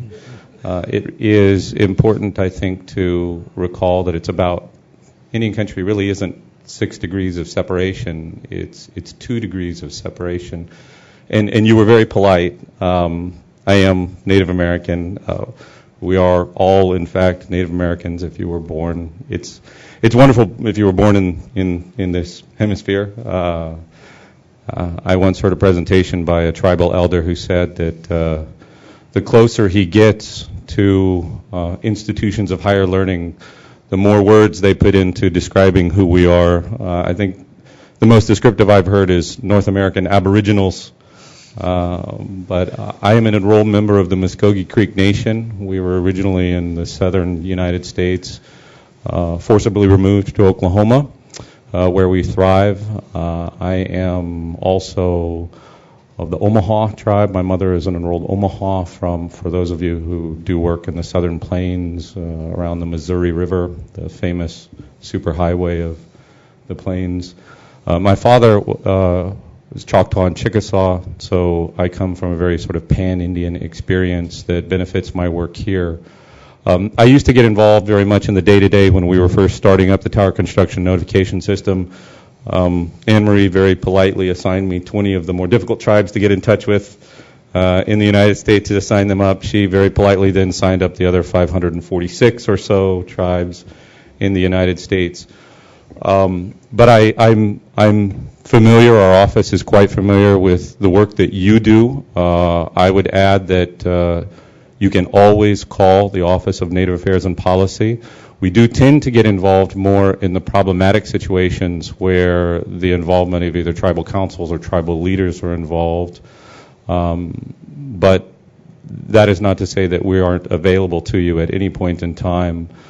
I think you do benefit, as Steve said, from an amount of, sort of maybe advanced opportunity here at the FCC, being ahead of the curve in dealing with Section 106 issues. And it is something that the other agencies are working to try to figure out how they can use the tower construction notification system.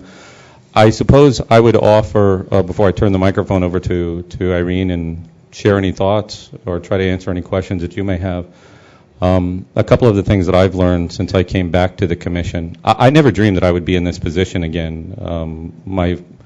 And Steve is very polite. My title is actually Chief of the Office of Native Affairs and Policy, and Irene is my Deputy Chief. That's a hard one to live down in Indian country. I explained to the chairman that we actually have real chiefs in Indian country and that I might get really teased about that.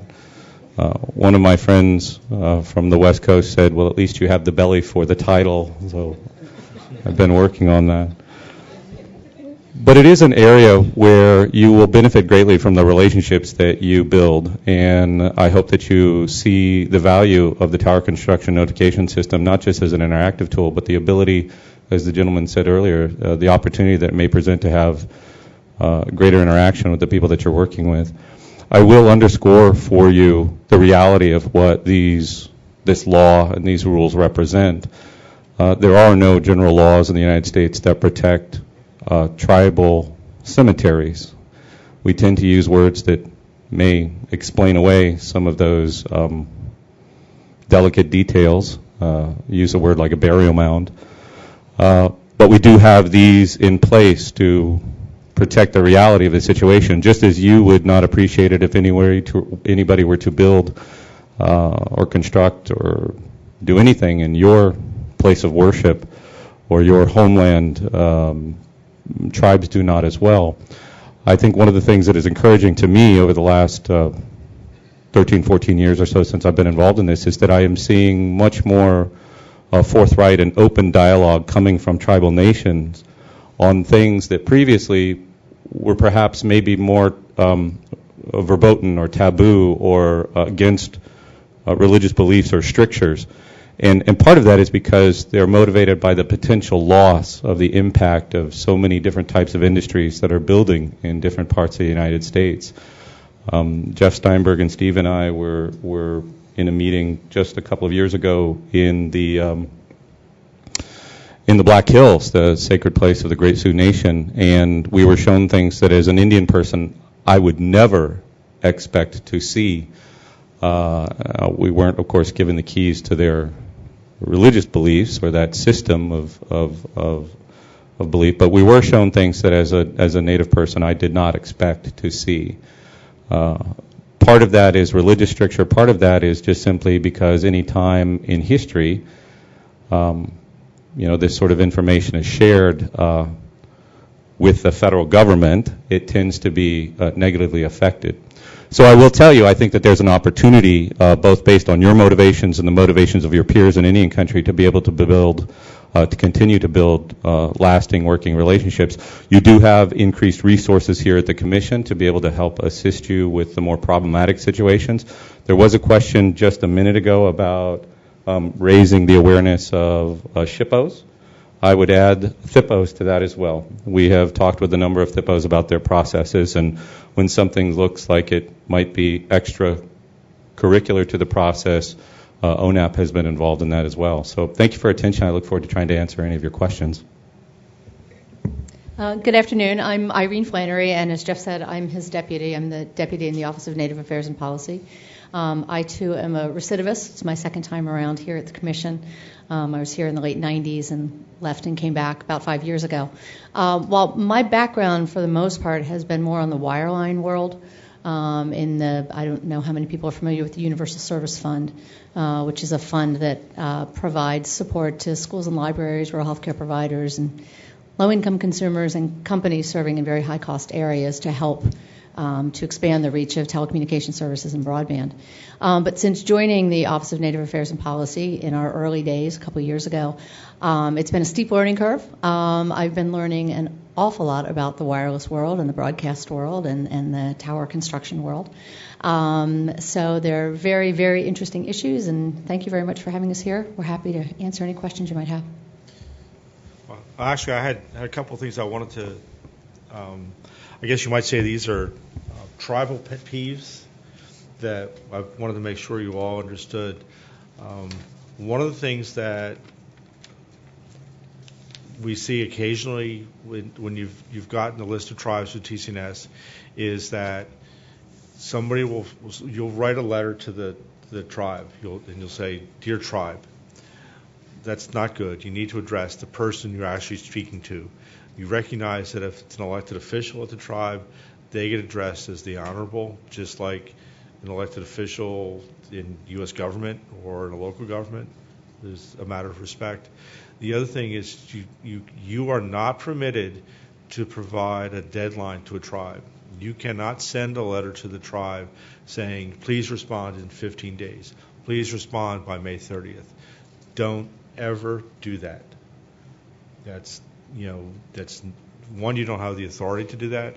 One, that's just not part of the process.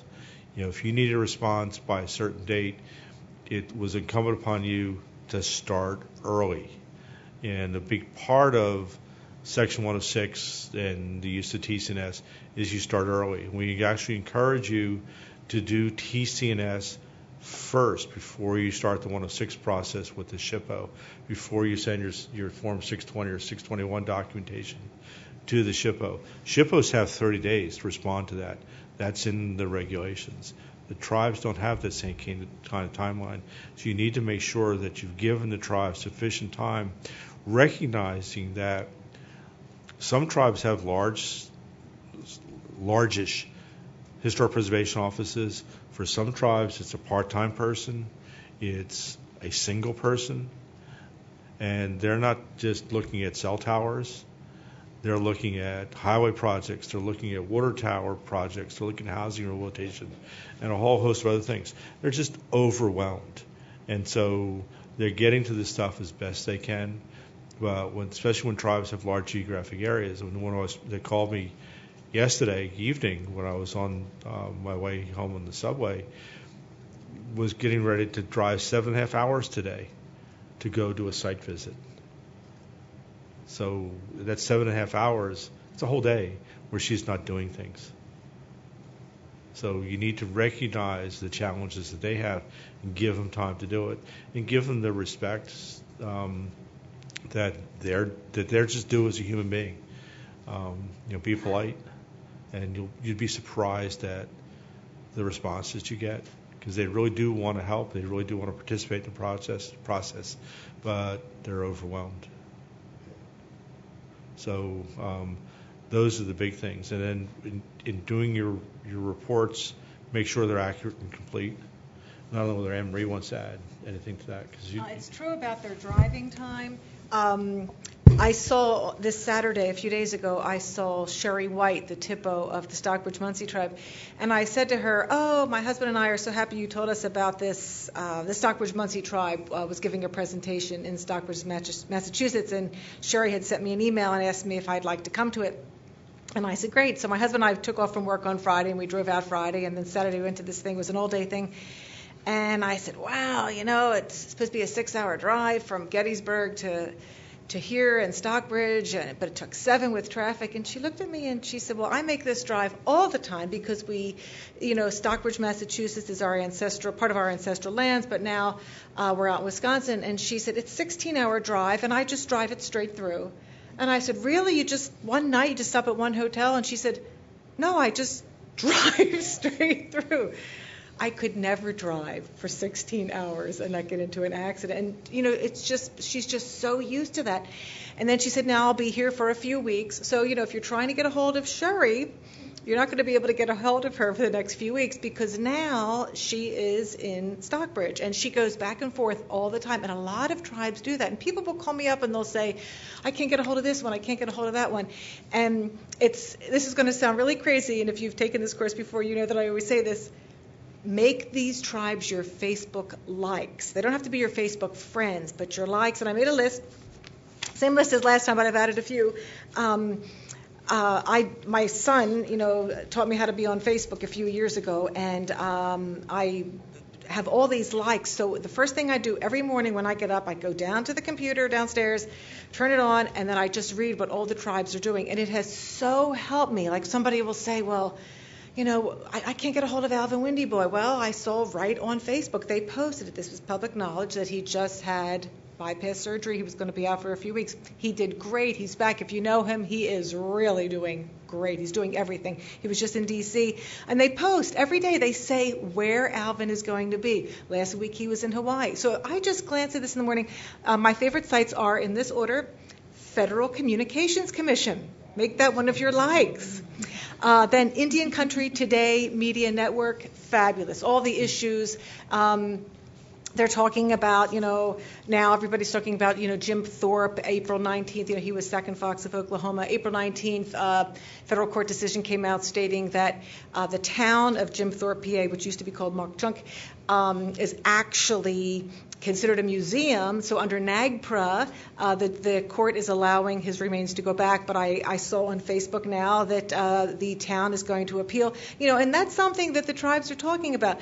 There's another one. It's Indian News, NDN News. I like that website. Another one that I just find fascinating because I work in this area is the Indigenous Environmental Network, and they talk about things like the Keystone Pipeline and logging issues and clear cutting and things that you archaeology folks might be interested in.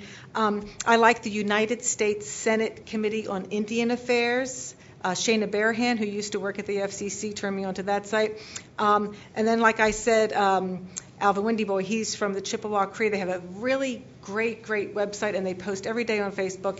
Chippewa Cree Cultural Resources Preservation Department. If you're looking for that, just plug that into Facebook. That'll pop up. Another one, Washington Tribes, fabulous. All the tribes list what they're doing. It's just fabulous. I really like Dr. Tim McCune, if you know him. He just wrote a book. It's called In the Smaller Scope of Conscience, and he has a website, and he posts on Facebook every day. He says what the issues are going on, the current issues, and it's called Dr. C. Tim McCune, McKeown',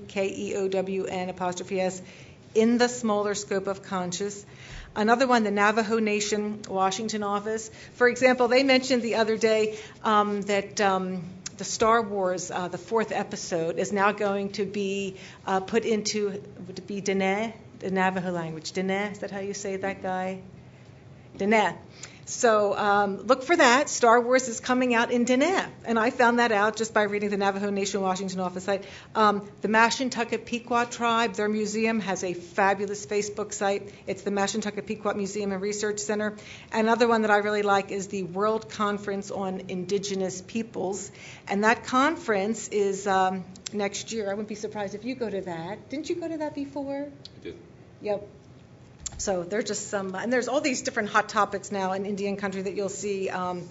The Violence Against Women Act. A lot of the Facebook chatter was about that because now, under the new version of the act, the tribal courts now have more jurisdiction, even on people who are not native, who come on their land. So just by reading this, and I don't look at all my Facebook friend stuff. I've actually gone in an unchecked news feed, so I don't have to read, what somebody had for dinner. I just check all these sites, and you'll be amazed. Just doing that in the morning, and then you'll say, gee, I can't call that tribe. Their chief just died. They're going to be really busy with a burial. And you'll just be amazed after just a few weeks. Yeah, it really does help. It really does help to pay attention to what the tribes are doing, especially, and if you're working in a particular area of the country, then Emory needs to look at 567 tribes and 66 tribes and like them all equally. But if you're working just in the Pacific Northwest, then you've got a smaller subset to work with. With that, we'd like to open it up to questions. Easy questions. Well, you can ask hard questions. We just want to answer them. Like when we're going to upgrade TCNS. So that's. We have no control over. Great question. Wish that. We knew the answer. Yeah. But.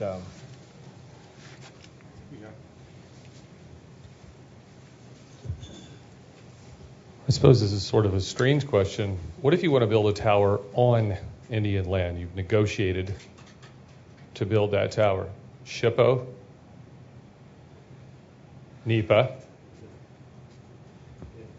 The question is building a tower on a reservation, and I'll make it a little more generic. And you need to talk directly to the Tribal Historic Preservation Office. That's a given. And you need to understand that within the historic preservation world, some of the Tribal Historic Preservation Offices, the THPOs, have been designated as such by the National Park Service, which means that the SHPO, the State Historic Preservation Office for the state that reservation is located in, doesn't have authority on that reservation.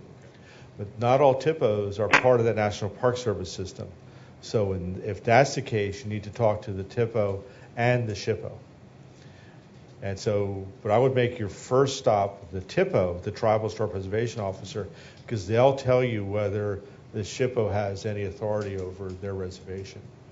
And then they're going to ask you for your Form 620 and all the environmental compliance responsibilities you'll have, no matter where you're building. That's all the same. Some of the tribes may ask you to get archaeological permits to do the testing. They may require that you use one of their archaeologists. So there may be some variations that way. You still have to go through the compliance process, but if you're building on land that's controlled by a tribe, always talk to the tribe first. So I can add a little bit to that as well. There are many different types of land tenure that tribal nations or members of American Indian tribes or Alaska Native villages, or indeed Hawaiian homelands. There are many different types of land tenure there. So when you say on tribal lands, for instance, at the commission we have pretty much one uniform definition of tribal lands, but they can be very, very specific. The gold standard is actually found in the Federal Criminal Code in 18 U.S.C. Section 1151, which is termed Indian country.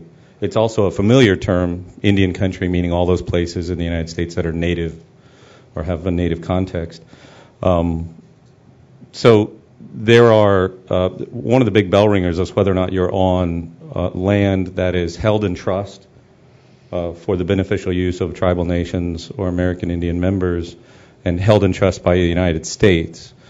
And there are also lands to which tribal nations can own the land in fee, but the United States still holds them in what the law calls a trust-restricted status.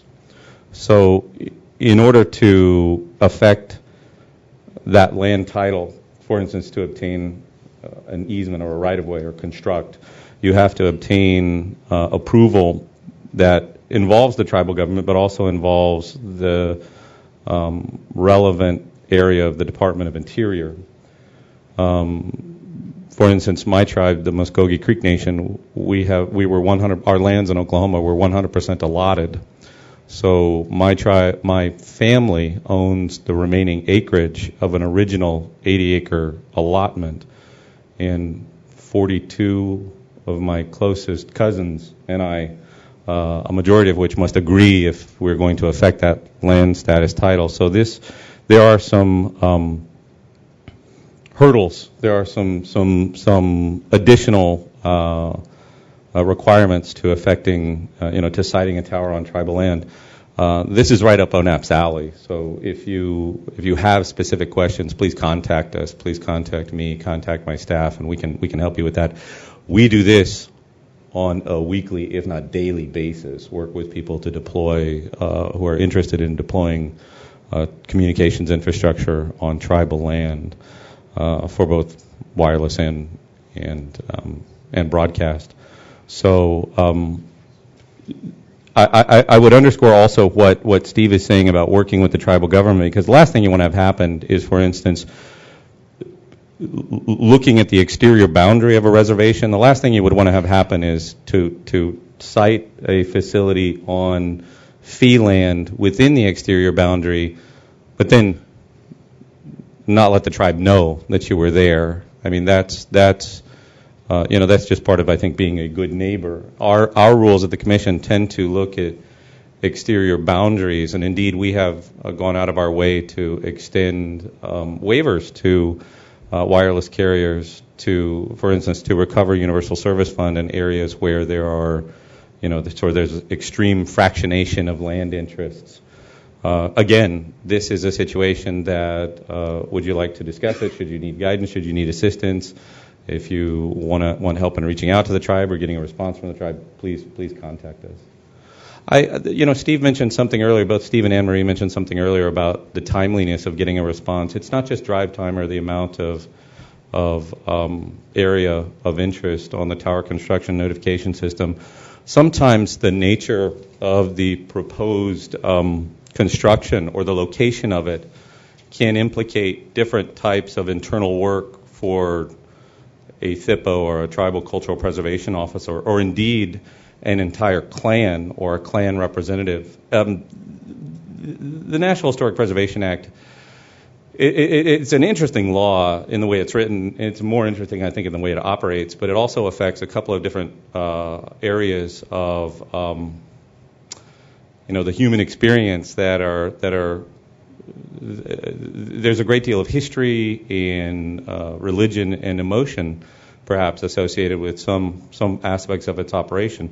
But to give you for instance, from my own experience, I told you earlier, I'm 1/4 Omaha, or Omaha is how we pronounce it, from the Southern Plains, and I'm a member of the Black Shoulder Clan. The name of the clan is the Nkesabeh clan, and it means black shoulder of the buffalo. Buffaloes have big, shaggy shoulders. And we're named for the black shoulder of the buffalo because our clan has responsibilities associated with the hunt. And it is such a strongly held belief that it is the responsibility of the Nkesabeh clan to lead the hunt, that the way the story goes in our history, my mother's people's history, is that even if there were only one Nkesabeh and this was an infant, the entire encampment, the entire group of the other clans could not break camp and move to follow the buffalo until this child said it was time. So if, for instance, there is a construction or is a potential proposed construction or some element of your work or another agency's work that might include certain historical hunting grounds or elements related to the hunt, it would be the responsibility, one can imagine, of the person, the person who's the representative to the United States and to outside industries, to contact a representative within the Nkesabeh clan and take that and get back in touch with you. Now, I've seen some, shaking of heads or sighs or roll of eyes. That's a practical reality that your counterpart on the tribal side has to deal with. They have timelines, they have deliverables, they have expectations in their profession, their chosen profession. You, on the other side, have expectations in your profession. You know, time is money. You're in competition. You've got deliverables to your clients. You've got accounts receivable, and it is our job to try to be the grease in the machine to assist you with that. But so there are times when, for instance, we've been contacted and ONAP knows, all right, well, we're in August. August is an important powwow. It's an important ceremonial time. If any of you have ever tried to get something through a federal agency in August, it's a difficult time when agencies sort of power down. Everybody gets to go to spend time with their children and go on vacation. There's a similar sort of ebb and flow to Indian country. We use the word tribe often. It's worth it to remember that these are nations. These are indeed governments, local governments with an amount of autonomy that approaches international sovereignty. But I wanted to relay, because I hear often, as I just did with Steve, the description of THPO, the role of THPOs, at the same time we hear the description of the role of SHPOs.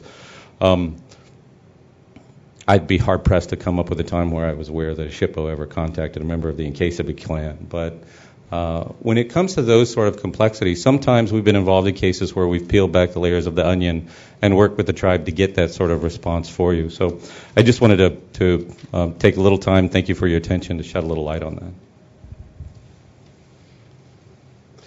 Yeah, and as Jeff pointed out, with the clans, there are times that I've been involved in a couple of projects where the THPO was in the clan that didn't have some knowledge about a site that was held by another clan.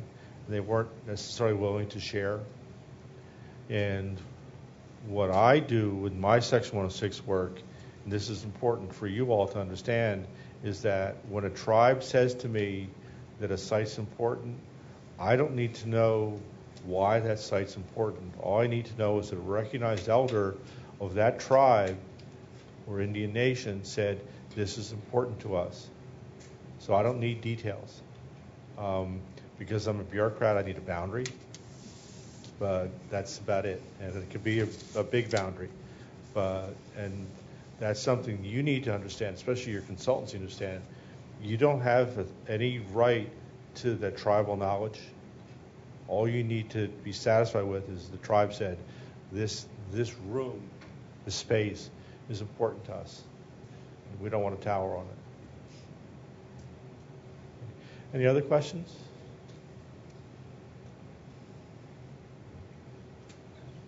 Okay. We're getting down to our last session. And this session, you guys can stay if you want, is rescuing your project from disaster. So I wanted to talk a little bit about successful. Why don't we take a break for a couple minutes? Because you've been sitting for a while. And let's get together in 10 minutes, and then we'll complete. And if you're going to sneak out before we come back again, make sure you take some of the notebooks with you, because I don't want to take any more of them upstairs. Thank you very much. Thanks. It's good to see you. It's good to see you. 45 minutes is combine two sessions. I wanted to spend a little bit of time talking about building towers and other federal agencies, and then we're going to talk about rescuing your tower projects from disaster. Let me turn this other microphone on so everybody gets a microphone. Okay.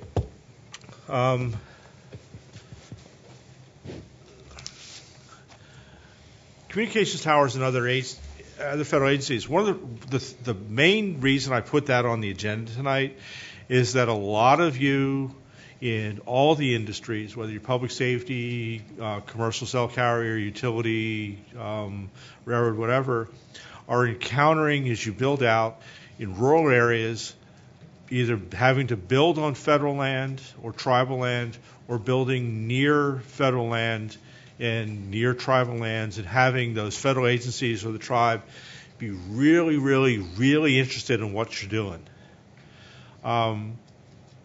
If you're building on federal land, if you're building on Forest Service land, Park Service land, BLM land, we're not involved as the FCC. The lead agency for environmental compliance is the agency that owns the land. So when you're putting your tower on National Park Service land, you need to do what the National Park Service tells you. And it's not going to do you any good to come and whine to me that you don't like what they're telling you to do. Because while I care, there's nothing I can do about it. You're on their land. You wanted to build on their land. You go through their special use permitting process. What I will tell you, and without a conclusion, is that in June of last year, President Obama issued an executive order on broadband on federal land. There's also a companion executive order on infrastructure on federal land. The whole purpose of that is to make it easier to site broadband facilities, the fiber optic cable, the towers associated with that, on federal land. What has happened since that executive order was issued last year is that a working group of federal agencies has been meeting. They've been talking about some of the issues that have been brought up by industry, by our licensees, by other federal agencies. And so a dialogue has ensued. No conclusion has been reached, but a dialogue has ensued. People recognize what the issues are and recognize what they need to do to resolve those issues to be in compliance with the executive order. And I'll just leave it at that. At some point, there will be resolutions, but those resolutions will be up to basically the federal agency. And when that resolution occurs, you can still come and whine to me about what the resolution requires you to do, but remember, there's still nothing I can do about it. Nor can Anna Marie or Jeff or Joel. It's their land. However, when you're building near a federal agency's land, when you're building near a national forest, when you're building near a national park, near BLM lands, near tribal lands, those agencies may have a concern with what you're trying to do because it will have an impact on their land. The Forest Service and BLM, because they're land managing agencies that are also resource managers, and they have an instruction for resource extraction and dairy profit making, tend to be less concerned with the impact of your towers on their land. But when that land has a recreational value, when it's part of a heritage area, when it's part of a forest that is primarily recreation related, has lots of recreational residences. When I worked at the Advisory Council, I worked with the USDA agencies, the Forest Service, et cetera, so I know a lot about what they do. So that they have some legitimate concerns with how your tower will impact what they're doing. So they're going to want to talk to you. If you're approached by a federal agency, I would request that you also let me know so that I can be aware of that you've had the request and participate if I need to. It depends on the nature of the request. The National Park Service tends to be a little more fussy, but it depends on the unit, and a lot of this depends on the unit. Each federal agency's unit managers make their own decisions, not necessarily with guidance from a headquarters staff. So it varies greatly across the country. But I would just appreciate you letting me know if you're building near a federal agency's land and they've expressed an interest, so that I can help guide you through that process. I've got a lot of experience with a lot of these federal agencies, land managing agencies from across the country. And depending on the nature of their interest, we can help. I may not be able to resolve the issue, but we'll help as best we can. When you're building near tribal lands, near reservations, it is in your best interest, in addition to doing the TC&S notice, also to go and talk to the Tribal Historic Preservation Office, just to let them know that you're building a tower a mile from the bounds of the reservation. The APE may not include the reservation, but just it's a courtesy, and it'll do you, I think, a lot of good to make that contact. You also need to recognize, as Jeff Blackwell explained, there are all sorts of different kinds of land within a reservation, and that's one of the reasons why I changed the gentleman's question from tribal land to a reservation, because I didn't want to get into the minute details of fee land versus trust land and all that sort of stuff.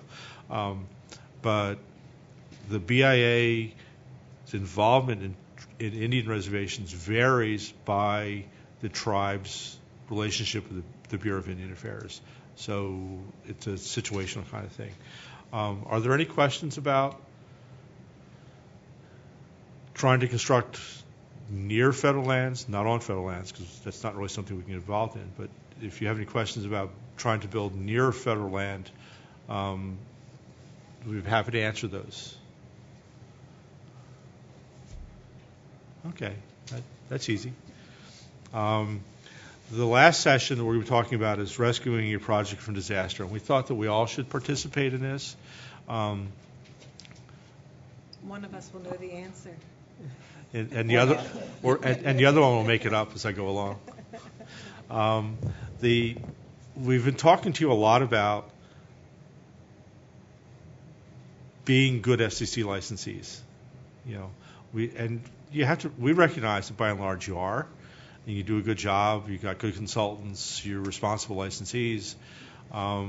And while we've sort of been insisting upon you that you need to make sure you need to do your compliance, and that's not an option, there are lots of success stories, some that we've been involved in and some that we have just heard. And so, you know, I think Dan actually teed up this whole session that we have a dual mission at the FCC. One is that we're required by the National Historic Preservation Act and the NEPA and other federal environmental statutes to make sure that our licensees, our undertakings, don't damage the environment, or that we consider to do the least harm. We consider the environment in our process. Our other, actually primary mission is to make sure that the citizens of the United States, no matter where they live and who they are, have communication service. So we're encouraging you all to build out in all the difficult places, except mountaintops that are sacred to tribes. Just leave those alone. Well, you have no idea, and unfortunately, one of the things that you like to build towers high. Well, the tribes like to go pray high, and the two don't mix. So if you can find another site, it'll free up Emery and I to do more useful things, rather than just telling you no, go away, go someplace else. But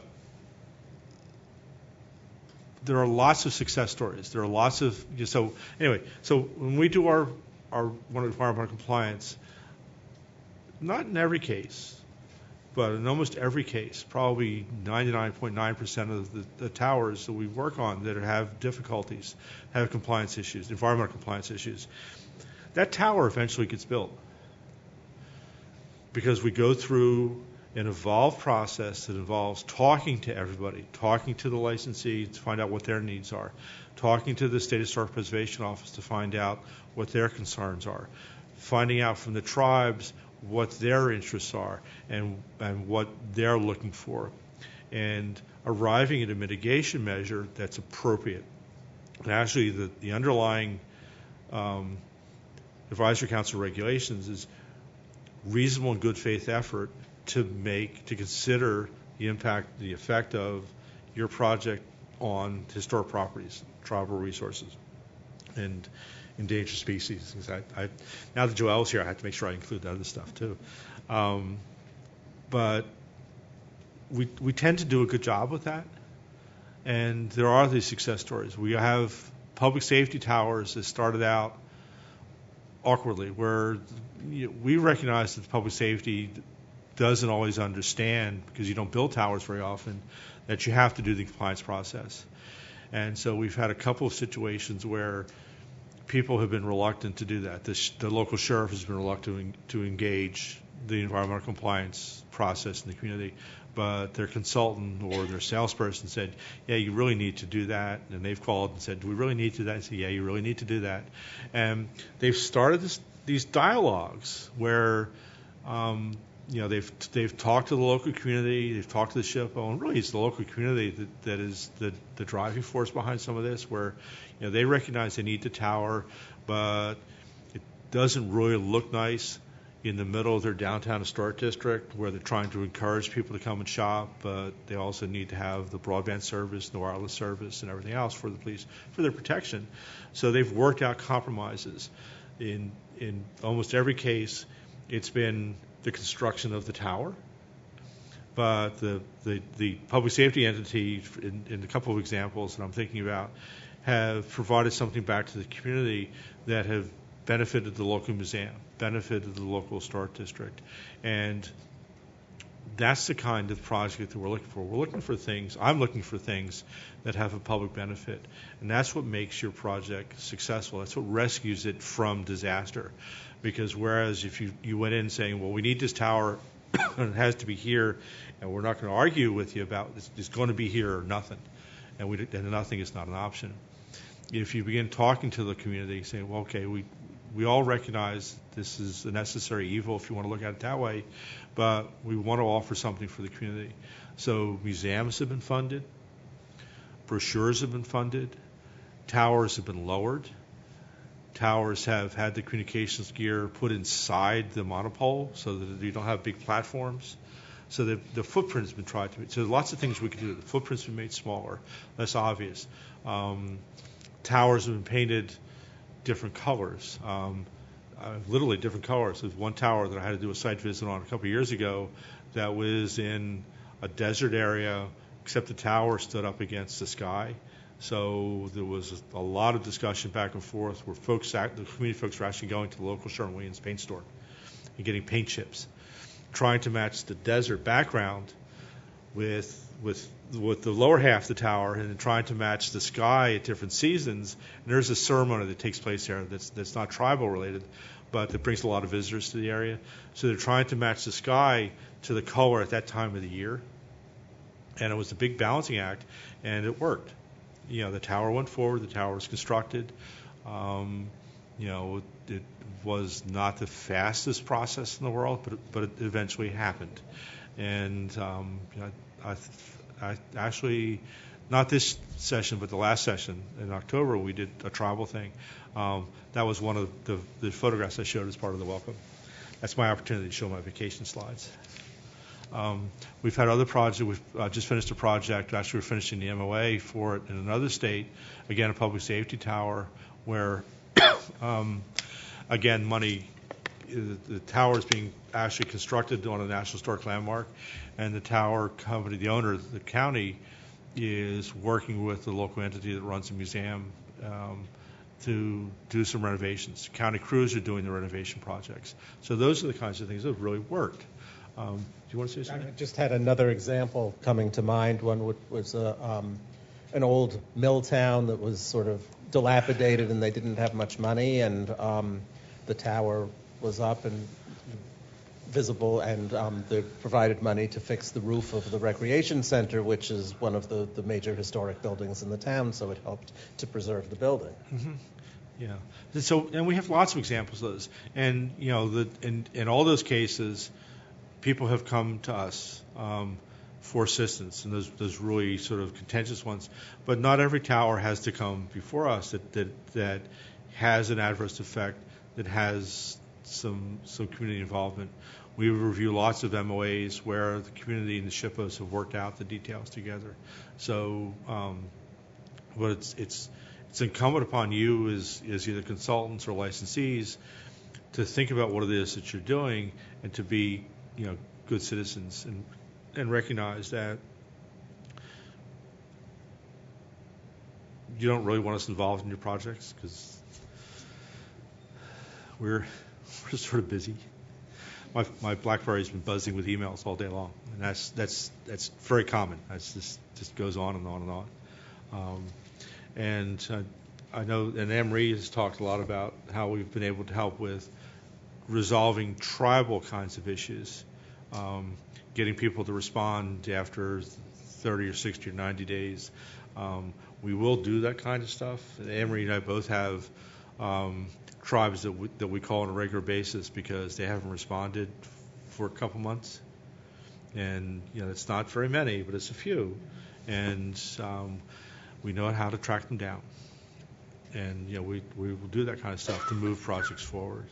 And Go ahead. Yeah, before I forget, if you're a public safety entity and you're not used to using our tower construction notification system, I still encourage you highly to use it. You don't have to use TCNS, the Tower Construction Notification System, to notify the tribes. It is the absolute best way because there are 566 tribes, and every single tribe, without exception, has told us their geographic area of interest. So if you use the system, and you never have to say, gee, I wonder if another tribe, a year or two down the road is going to pop up and say, well, I have an interest there, or I had something buried there. It won't happen because if you had gone through the system, you're safe because you're given the list of tribes that care about that area of interest. You're totally safe. We need to give Joelle. Jeff has his own microphone. Okay. I mean, basically what I tell people about the fees is, first of all, we follow the ACHP's guidance on fees. The guidance that they have issued is that a tribal historic preservation office may not charge fees, expect a fee for performing their governmental function. They may expect, when they are being asked to perform as a consultant, to provide advice about what is important to their tribe, the same way you would ask a consultant about other historic properties, then they can expect to be compensated for that. That I think makes a lot of sense logically, is very difficult to apply in practice to separate those two functions. We recognize that. Our position on the fees has been, if anyone who has a problem with that, with a particular fee being requested by a particular tribe, can come to us about it. If you want a formal request about it, we can take it under consideration. We would consult with the tribe about it. We certainly cannot promise a resolution in any particular time frame. The other business decision that can be made is to pay the fee.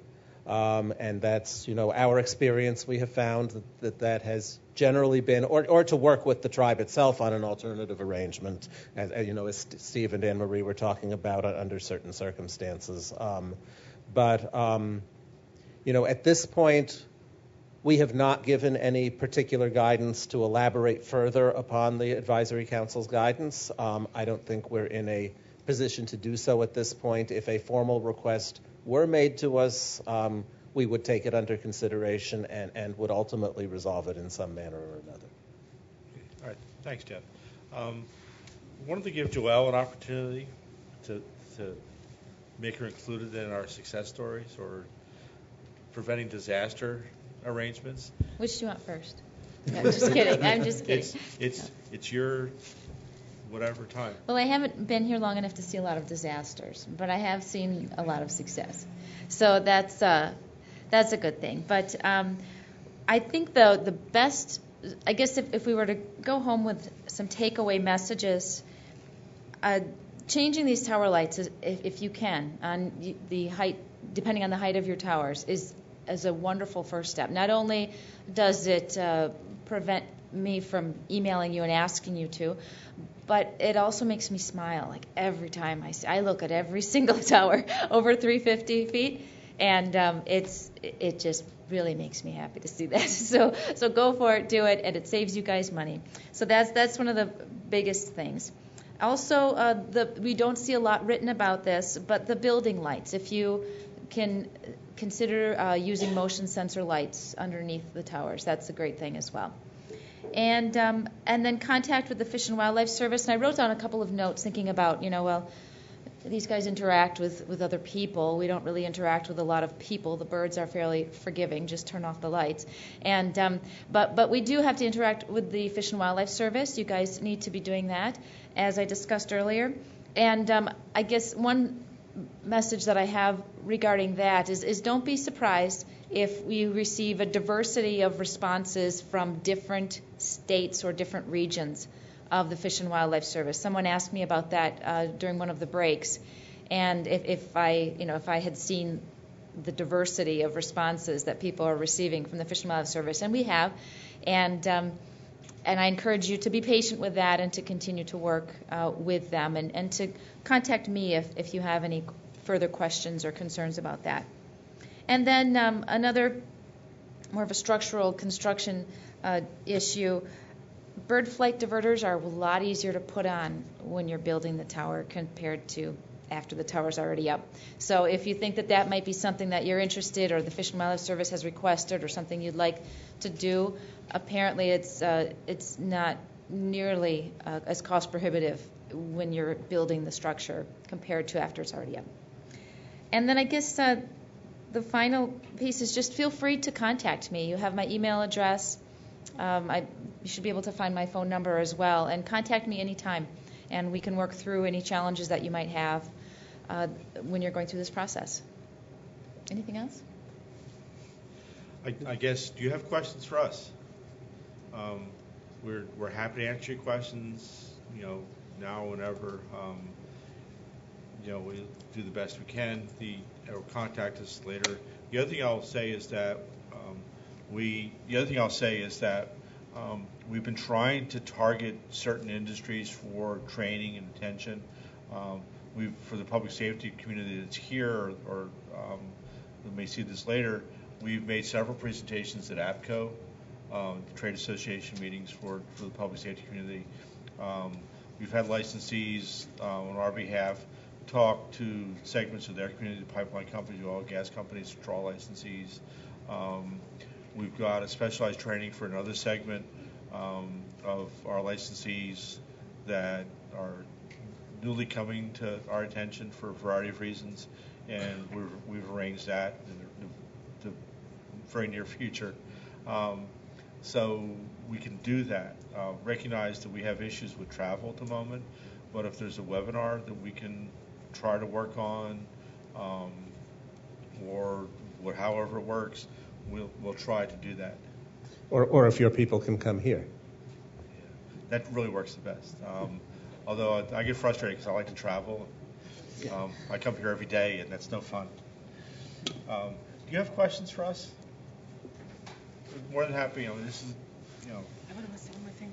Okay. On your way out, I had some Gettysburg pretzels, and I asked the shop to make them individually wrapped. And the reason I brought them, I wanted to show you that when you meet with a tribe, it's always nice to take something about yourself.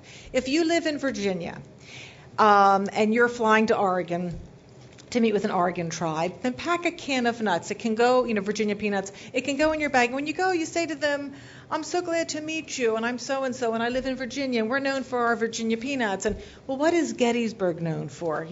Our blood-stained battlefields. Well, what could I possibly take to a tribe?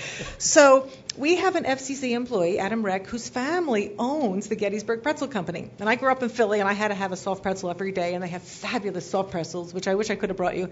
And they also sell these hard, they call them beer pretzels. So I always take beer pretzels to the tribes, and I've been doing it for years and years, and they all call me the pretzel lady now, because I always take them. And I had the big barrels there. I brought one for you folks, and then I had one to take this past weekend when I met with the Mohicans, who are now called the Stockbridge Munsee. And then I didn't get to give them the big barrel. I did give the TIPO a small bag. It has a dozen in it. And then I didn't get to see the council again to give the barrel, so that's why there's 2 barrels back there. But I take a bag size. I give it to the TIPO. I take the barrel if I'm driving. I can't take a barrel in a car.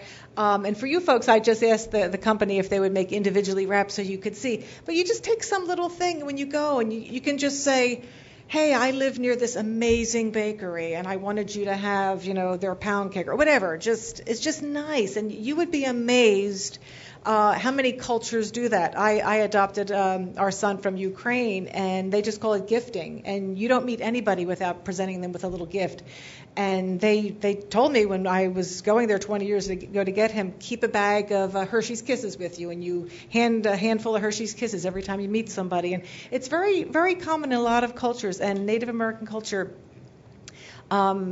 they like to share. They'll give you something. Like Saturday, they made sure to serve us the foods that they like. I had rabbit. I had venison. I had this amazing meal. It's all about sharing and building relationships. So make sure you take a Gettysburg pretzel on your way out. It's wrapped, so it can go right in your suit pocket. When I travel and meet the tribes, I take potato chips. because I'm originally from Pennsylvania.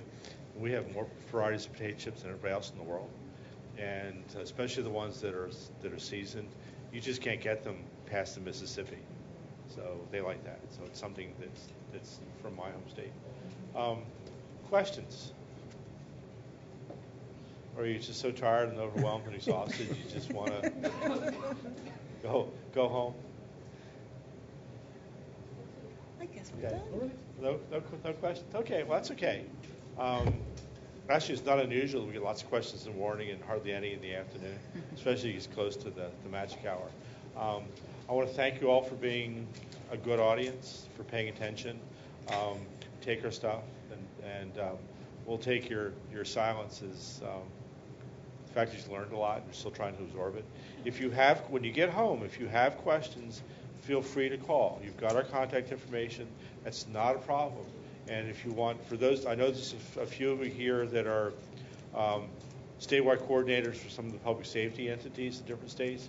If you want us to do a mass phone call that you guys can get the bridge line and all that kind of stuff, we can do that kind of thing. It's not a problem. Because actually doing this sort of stuff makes our jobs easier. So in some ways, this is a selfish activity that we do, because if we can have you come here and answer mass questions, we're not going to get the questions 20 times over again from similar kinds of folks. Okay. No? Okay. I guess we're done. Okay, great. Thank you very much. Thank you all very much for coming. Thank you.